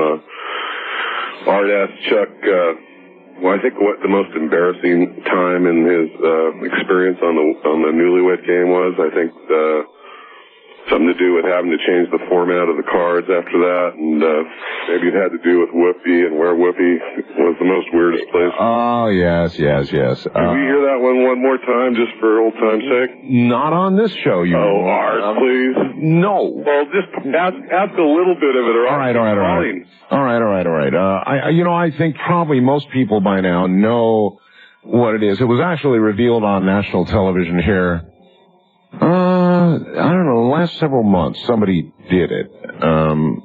Do you recall who that was, Chuck? I don't even know what you're talking about. The most embarrassing moment in the you made love with that you made Whoopi with your wife? And where, and let's not answer it here because... No, it's in the movie. Go to the movie. Oh, you do have it in the movie? Yeah. Oh, excellent. Okay. Go to the movie, folks. I just want to clarify, when I said, odd, and I meant in a good way that these people were just, I would see a Gong Show fan, I'd say that's somebody like, after my own heart. They were just a little different than a normal viewer. Oh, I'm totally weird. I'm completely weird. Maybe it's the only way you can do this kind of thing. I don't know. Wildcard line, you're on the air with Chuck Barris. Hi. Hey, good evening. It's a pleasure. Where are you, sir? I'm on top of the mountain on Highway 76 in Pennsylvania in the middle of a blizzard. No kidding. Yeah, I heard. Listen on WABC. Yes, sir. I heard it was getting pretty nasty back there. Yep, I'm gonna shut it down anytime. Okay. I wanted to ask. This was kind of interesting. My uncle was a starving actor out of the Ben Bard School in Los Angeles, and he was on the dating game, and I believe that he said that he was paid to be on, and then later he was on the Gong Show and also received some compensation for that. And I was wondering, did you guys just pull starving actors out to act as fillers sometimes. Yeah, you know something, we never went out and put anybody on the show because they were a starving actor, but it did give starving actors a lot of opportunity for jobs because if they were an actor, they got paid scale. They got paid whatever they're after or SAG or something, and we'd pay them, which always was a pleasure to me because a lot of guys got their start and really got their food for a while doing some of our shows. It helped. A lot of starving actors out there, aren't there? Oh, there are. So there were. So then you really, and still are. So you really did help them out. Well, it was always kind of nice. I mean, I don't know if we really did it on purpose, but when we found out that the guy would come up to us or the girl and say, thanks a lot, that was really great. And then if we knew they were available, we try to put them on another show. Oh, that's great. That's really great. So there was some interaction between shows. Oh, yeah. We're never allowed to use the same act twice on a show or the same person twice. But if you got a really good one, there wouldn't be anything. Well, it didn't have to be the same show. They could go up. Well, sometimes they get married, come back and do a Newlywed Game. If they had a crazy act, they'd go on a Gong Show. They were intertwined. Oh, boy. East of the Rockies, you're on there with Chuck Barris. Hello. Hello. Yes, sir. Where are you? I'm in Fredericksburg, Virginia, below the Mason-Dixon line. There's 4 inches of snow in the cotton-picking area. It is really colder than blue blazes. I don't believe I'm doing this, and my kids are going to be embarrassed when their 78-year-old dad are on the most eclectic radio show I have ever heard. It is eclectic, yeah. I'll tell you, and I had my own show for 7 years. I thought it was pretty good, but nothing like yours, Art. This is fantastic. Oh, thank you. And, Mr. Barris. Yes, sir. What would you suggest to an individual today to help them find a way to get into the TV or the radio media? Oh, boy. Besides stepping out of the box. And remember the fact that there are only 2 places we can be in the world. One's in heaven, one's in hell. We are not in heaven. Therefore, with the other place availability and the open-mindedness that is permeating our country, what would you suggest for that young person? All right, well, you know what? Even a better question or a better way to ask it is, would you even suggest to anybody, Chuck, that they get into broadcasting, whether it be radio or television or the performing arts? What do you say to somebody like that? Do you warn them? Well, it seems to me, I warn them because it's a tough. I can't think of anything tougher than being an actor or in the performing arts and auditioning. I couldn't do that in a million years if you put a gun to my head. I just don't have the wherewithal to withstand rejection like that. But I mean, even going to do what you did. I mean, if somebody said, "Look," yeah, but times were different then. I mean, not that it's impossible to get work now, but in those days, show business was run in television, movie by a lot of show business people, and they were more prone to take their chances with people. Nowadays, the companies are run by lawyers and accountants and businessmen. Yep. And if I was going to get into show business today, I'd go in as a lawyer, or I'd go in as something like that. Your chances of success are far greater, and your openings are much more. But because if you look around, the venues are closing down, and there's really not that many.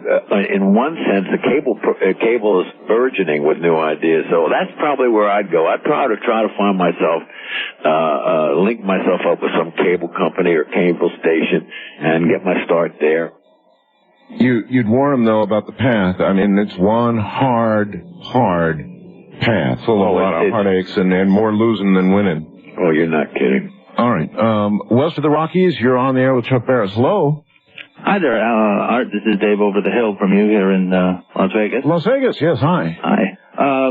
Great pleasure to talk to Chuck. Read his book about a year ago. Really, really enjoyed it. Oh, thank you. Thought it was really offbeat and a great read. Question whether or not it's going to be as faithful. Will the movie be as faithful to it? Will characters like the Popsicle Twins be in it? No, the Popsicle Twins aren't in it, but most everything else is. Charlie Kaufman wrote the script, and George Clooney directed it, and they kept it really kind of faithful to the book. It was, kind of surprising to me because sometimes those things take a left hook, but they stuck close to the book. Were you close to the movie while they were while it was scripting and then the whole process? No, huh? Not really. I didn't have any reason to be. I mean, it wasn't contractual or anything like that. But Charlie Kaufman wrote the script. George, when he directed it, he would talk to me, and he was more than welcoming me up there where they were shooting in Montreal, California, and Mexico. But I never had a real contribution in the sense that they wanted to hear from me. Yeah. It was all there. But they did come to you though. Yeah, they did. When they weren't afraid to come to me, and I was more than happy to help them. Huh.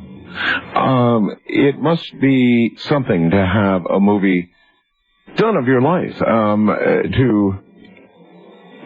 It must really be something. It's mind-boggling. There's no way to describe it, really. It's a totally internal thing, and that's why I said earlier that it's hard to make a judgment on my part of whether, how good or bad the picture is, because all I'm sitting in there and just in awe of the fact that this has come to life. It's hard to really explain the feeling. Let me try this question on you. How much of that which you refused to talk about tonight will be in the movie? Well, the stuff that I don't want to talk about, I still don't want to talk about. No, I'm not asking you to. I know, but you're asking it sideways, and it's okay. Right. I don't blame you. Well, you saw the movie, so I mean, is there quite a bit? The movie's the same as the book. If you read the book, see the movie, you got the whole story. All right. First time caller line. You're on the air with Chuck Barris. Hello. Hello. Hi there. Where are you?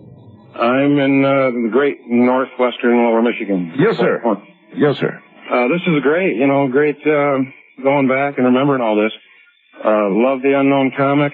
Love Gene the Dancing Machine. Love the Is So Lonesome in the Saddle Since My Horse Died. That was great. Still is great. Never had a clue that Chuck Barris was so big and responsible for so much. Lots all that stuff. Oh, yeah. And by the way, Art, thanks for the overnight show. Great live interactive. Oh, you're very welcome. Just be listening to trash without this. Well, haven't heard anything about Chuck's, childhood background. Just wondered if you could... you're right about that. I suppose we should have done that right at the very beginning of the show. Chuck, he's right. It's a quickie. I was brought up Philadelphia, born and bred, raised there from, 0 to about 18 when I finished college. And I just left college and I went to work as a trainee at NBC, and I figured that's where the action was going to be in television. That was back in the 50s, and that was pretty true. And I just rose from there. I just worked my way up from there. It was really simple. I had a great childhood. I mean, I was out in the suburbs, Ballykinwood, Pennsylvania. Is there anything, though, that was in your childhood, I mean, there usually is, that launched you to do what you did? Not a bit. Not a thing. No. Art. I mean, my father was a dentist. My mother was a mother. My sister, we didn't have any background in anything like this, and I just went off. I really didn't have any goals. I didn't have any aspirations, and my family never pushed me in any way. I wish they had. Maybe in retrospect, I don't wish they had, because it turned out pretty good. Was your family shocked by your book, or do you think they will be shocked by the movie? Well, both my parents are gone, but my parents wouldn't have been shocked if they were alive, because they never got shocked. Anybody in your family? Well, yeah, my sister is, and I'm close to my sister, and I know she's shocked. But my family, my mother and father were very. They were kind of self-centered. They didn't give me too much direction, and I don't think anything. I think they would have been pleased, definitely pleased, but nothing surprised them. My sister is practically in a coma. She doesn't know what's going on as far as, this is all a surprise to her. The stuff that I don't want to talk about. Yeah, in the modern world, do you think there's as much reason and cause? I mean, if we are now post 9/11, of course, that assassination is a justified action on the part of our nation. That's a general question. What was the question again? Well, I said post 9/11. I follow. Is assassination a justified action? Absolutely. Yeah. Absolutely. The president, I believe today, or yesterday, declared that the CIA is allowed to kill Al Qaeda. There was an executive order 29333 or something like that Reagan instituted that said there will be no more assassinations of foreign whatever. And but this has been apparently rescinded by the president. I do believe it's a necessity. It's got to be. It's tit for tat. I mean, you can't fight a war without this kind of war, without this kind of stuff. Well, it would appear as though we have an enemy who really doesn't want a lot from us, despite the fact that they're probably picking up on the Palestinian question. They really, that's not really the central core. They just want us dead, pretty much, and they want us to die. And there's no bargaining here. They just want to kill us. And so, I mean, I don't know how else you deal with somebody who wants to kill you other than to get to them first. That's right. Very, very quickly, because we're out of time. One last question. East of the Rockies, you're on the air with Chuck Barris. Hello. Hello? Hi, we only got a sec, sir, so... All right, first I just got to quickly say, Chuck, you're a genius. Thank you. And I think one of the shows, I don't know if you've mentioned it, that you've definitely influenced is the David Letterman show. Yeah. I would say with you you did have various crew members perform on your show, correct? Yeah, that's right. And I know that's something Dave loves to do, just bring out, see what you can find in just the regular people working around the office. Yeah, well, David did our show as a judge. He was a judge on the Gong Show for in his early career before he really got started. How about that? And, NBC was kind of pushing him, on various NBC programs, so he worked as one of our judges, and I think he learned a lot on that show. All right, listen, you're not going to believe this. Wait, we're out of time. Yeah, that's it, man. We're done. Confessions? All right, let me shoot in quickly. It was a pleasure. Hey, it's really been a pleasure. Confessions of a Dangerous Mind, the book, the movie, it's all right there. Everybody go check it out. Chuck, thank you so much. It's a pleasure.